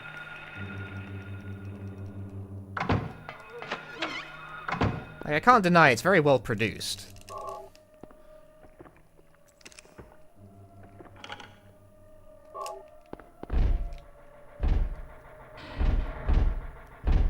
For whatever reason, I can't muster the same enthusiasm. I don't think I hate it, though. Like, I'm sure there's gotta be worse things to spend your time watching, for sure.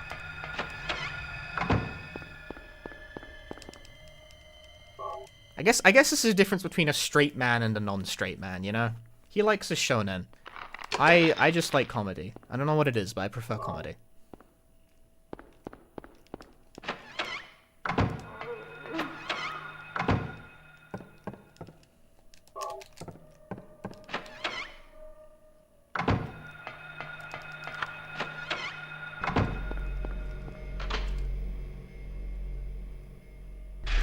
There is 0% chance I could ever get this guy to watch Gekkan monthly Nozaki-kun. Don. I didn't time that right at all. I wasn't thinking. It still worked.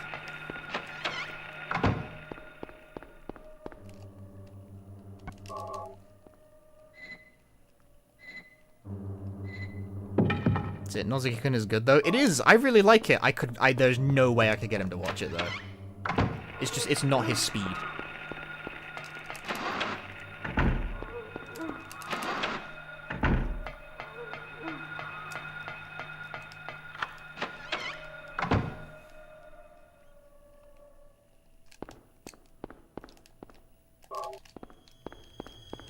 Like, he needs action.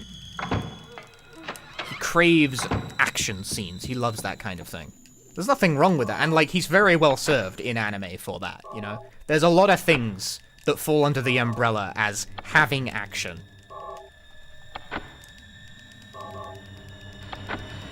But Nozaki-kun is not really one of them.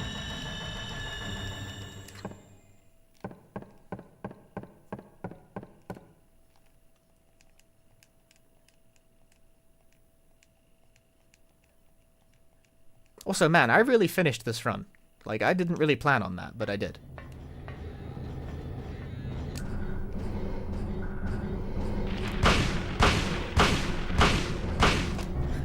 Gold! +2 is probably not a PB, but the IGT scam makes it possible. Daddy. Cheryl. Finished by the power of anime. Clearly I should watch more anime. What's in my anime folder right now? Why do I watch such long anime that are all old?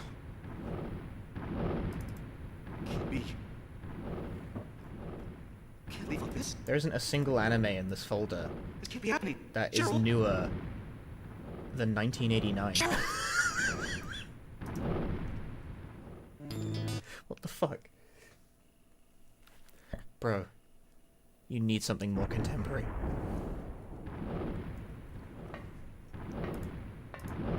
What's the most recent? I think... I can't really tell. I think it's Mapletown Monogatari at 1986? Go. There is also, Daria in here. I put Daria in my anime folder. Is Daria an anime? If this is not PB, you're destroying the next 70k you see. Alright. It's gotta be PB now.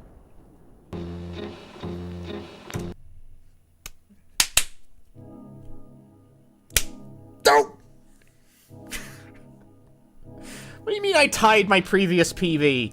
Ow! That's pretty good, though. A 30-20 today and a 30-21 same day? That's not bad. Scammed. Scammed, bro. We got jacked. We got jacked, bro. Does it have the original music? Yes. The Restoration Project. You know it, you know. You gotta have that proper music, or it's not really Daria.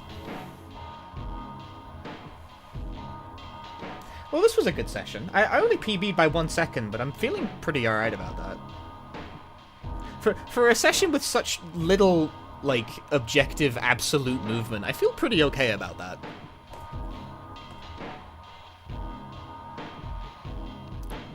Getting a low 30-20 like that twice is not half bad. You could definitely do worse.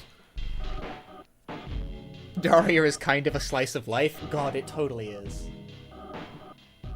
You can't just say that, though. That's too brave.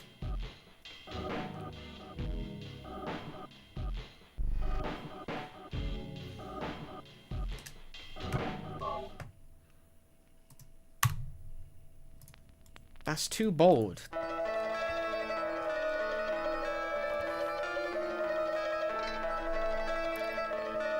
Alright, it is 1 AM now for me. And I'm still feeling pretty good, but I gotta get something to eat. I'm hungry. I'm definitely hungry. I'm gonna enjoy dinner a lot. Oh, looking forward to dinner. Why is his stream lit up like this? Why is he doing this?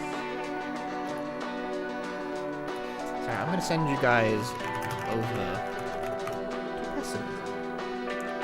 Yes, the stream is over.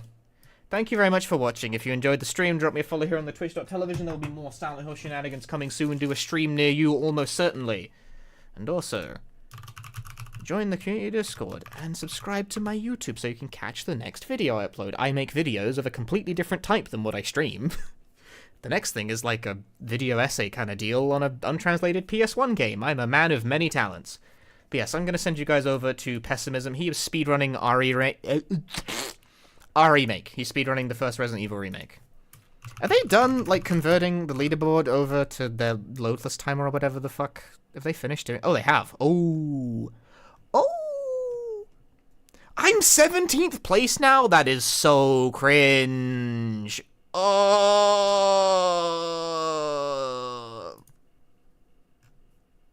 Oh, but I'm 8th place in Chris. That's pretty good. What about my New Game Plus time? I'm top 5 in New Game Plus. Holy shit. Am I actually good at this game?